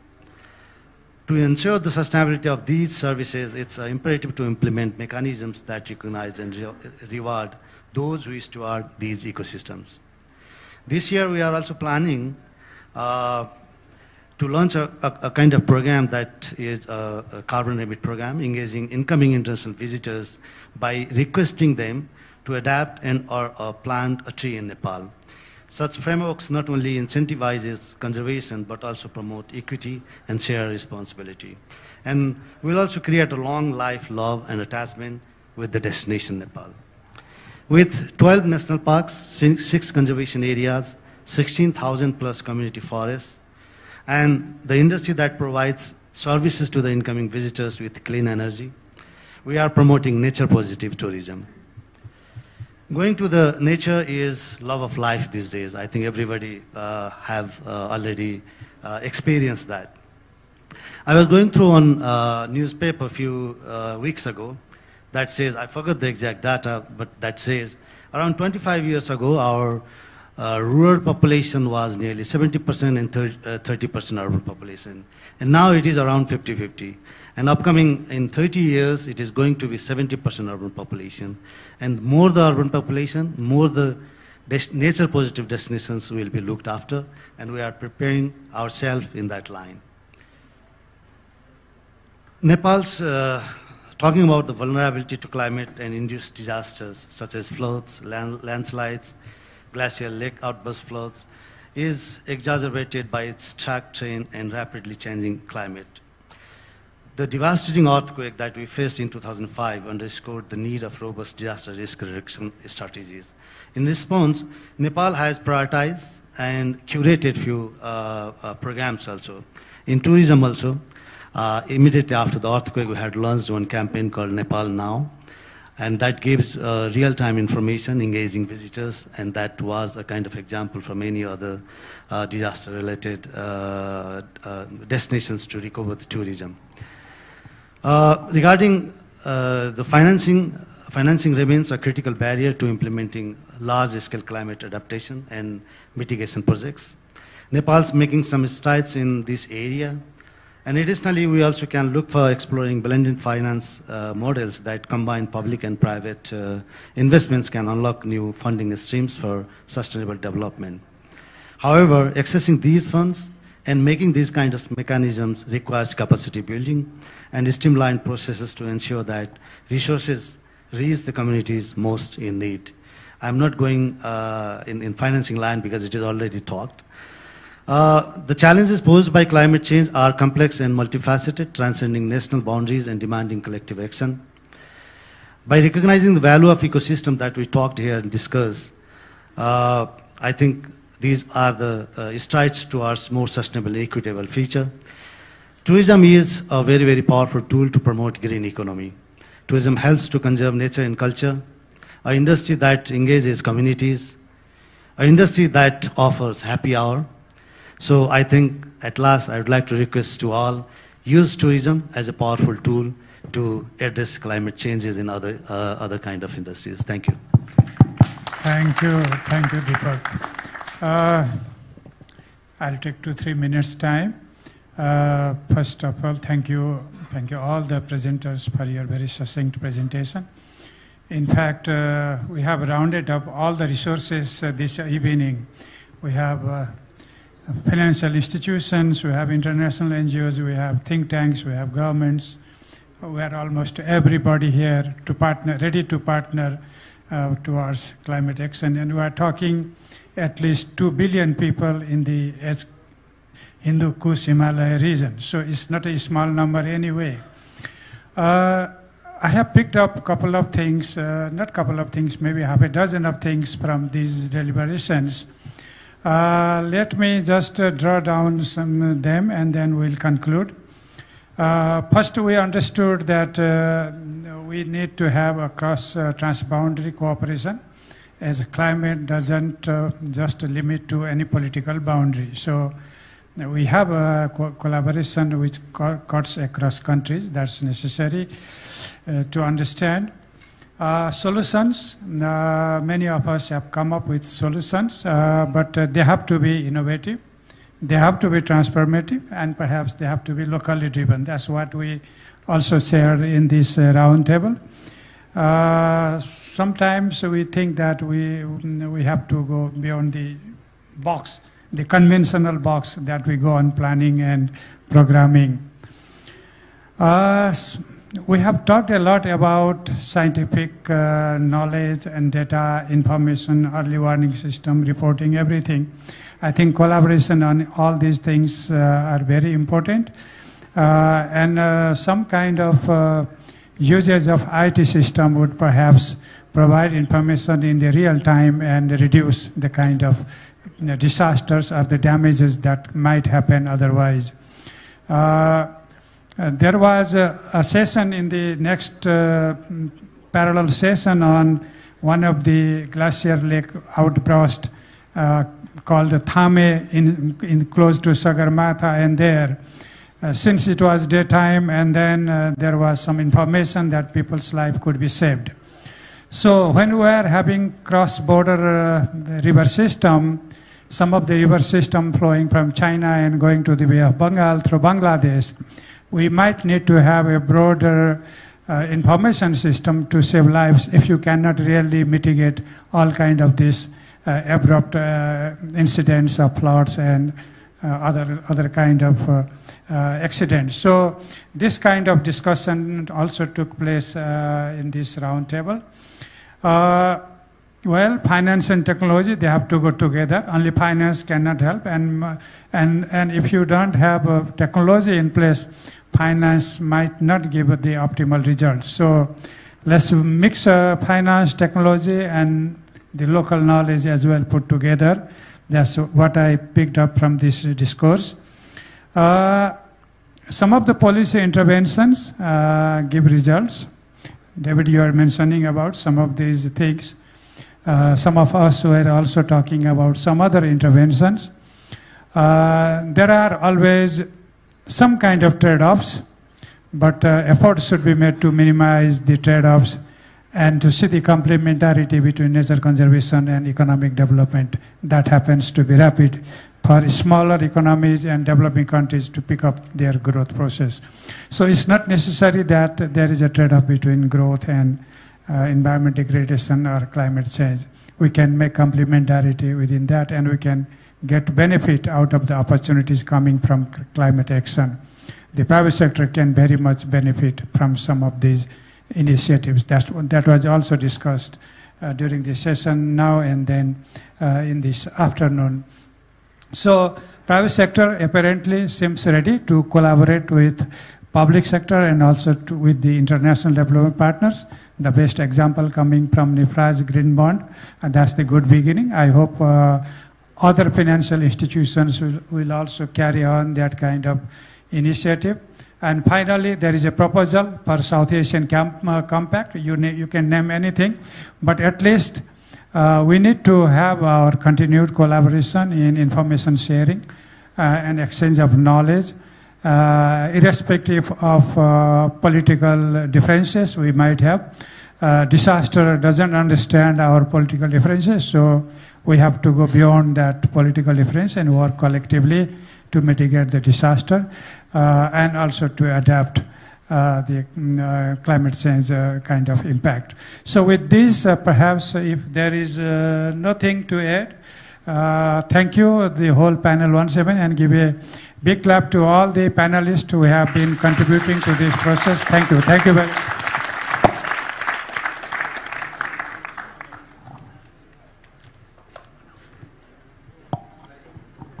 There is one small announcement, maybe another minute.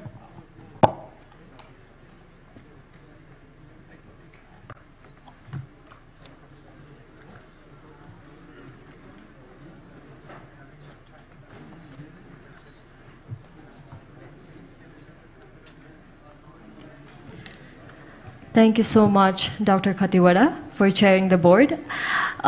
Before moving forward, I would like to request our tech crew, our cameraman, kindly step below so that we can call our esteemed speakers back on the stage for our final segment.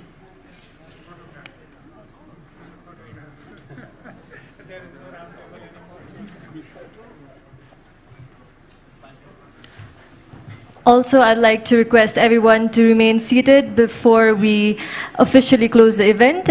We just will be taking 5 more minutes of your time, so kindly remain seated. I will invite each one of you one by one to the stage, definitely. So apologies if I have made any mistake in conveying my message.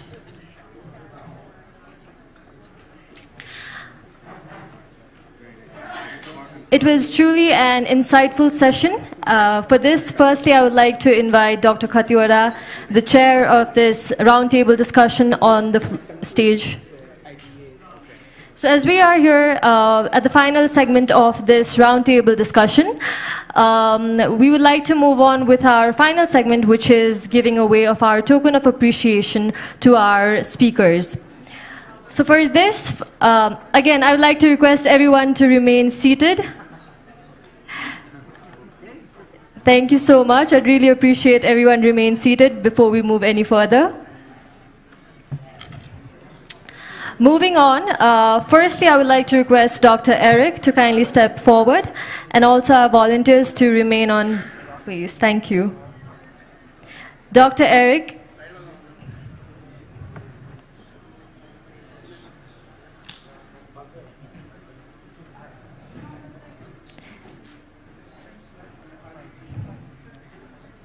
Thank you. Moving on, I would like to invite Her Excellency Sheikh Asma Al Thani to kindly step forward towards the podium.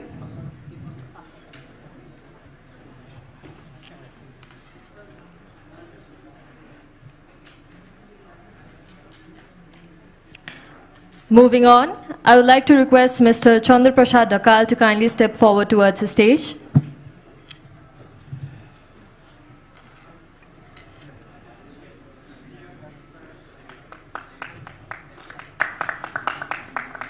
Likewise, I would like to request Ms. Rojina Manandar to kindly step forward.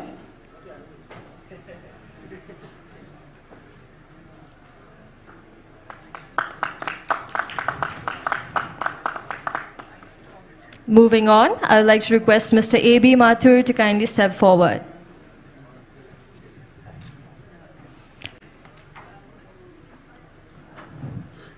Also requesting all our distinguished participants to kindly give a big round of applause. Moving on, I would like to request Mr. David Siston to kindly step forward.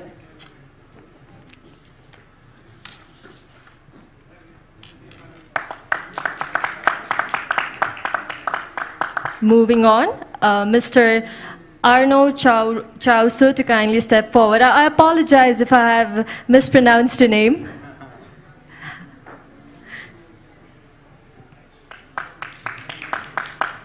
Moving on, Mr. Kotaro Tani Guchik to kindly step forward towards the stage.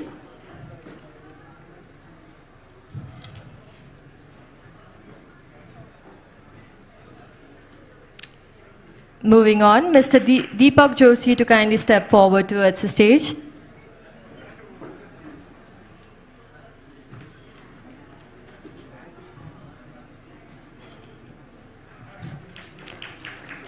Moving on, Dr. Pema to kindly step forward towards the stage.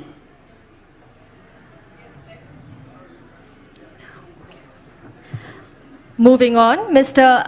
Aslam Parvaiz to kindly step forward towards the stage.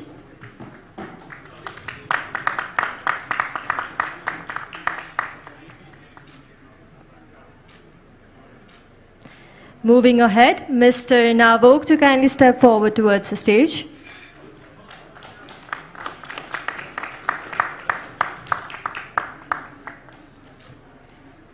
Moving on, Professor Dr. Madan Koirala to kindly step forward towards the stage.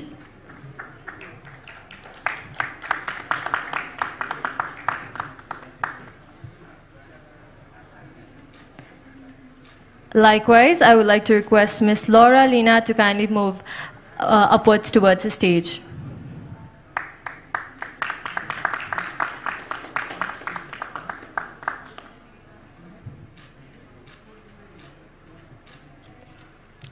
Moving on, I would like to request Mr. Arup to kindly move up the stage.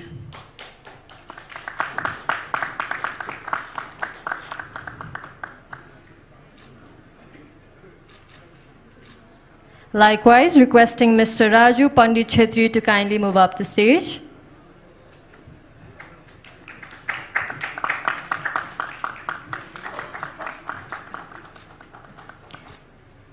Now, to give away the token of appreciation to our chair, Dr. Yubaraj Khatiwada, I would like to request Dr. Maheshwar Dhakal, Member Secretary of the Organizing Committee of the Sagarmatha Sambat Secretariat, to kindly move up the stage.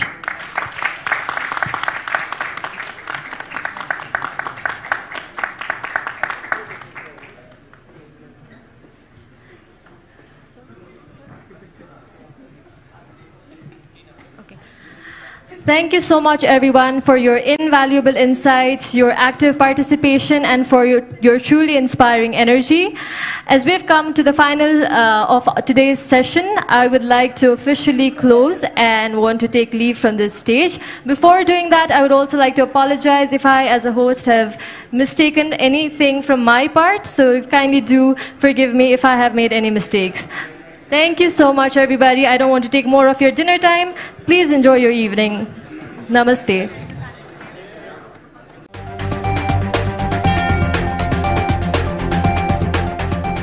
सत्य, तथ्य, निष्पक्ष अनि खोजमूलक समाचारको साथमा Everest news.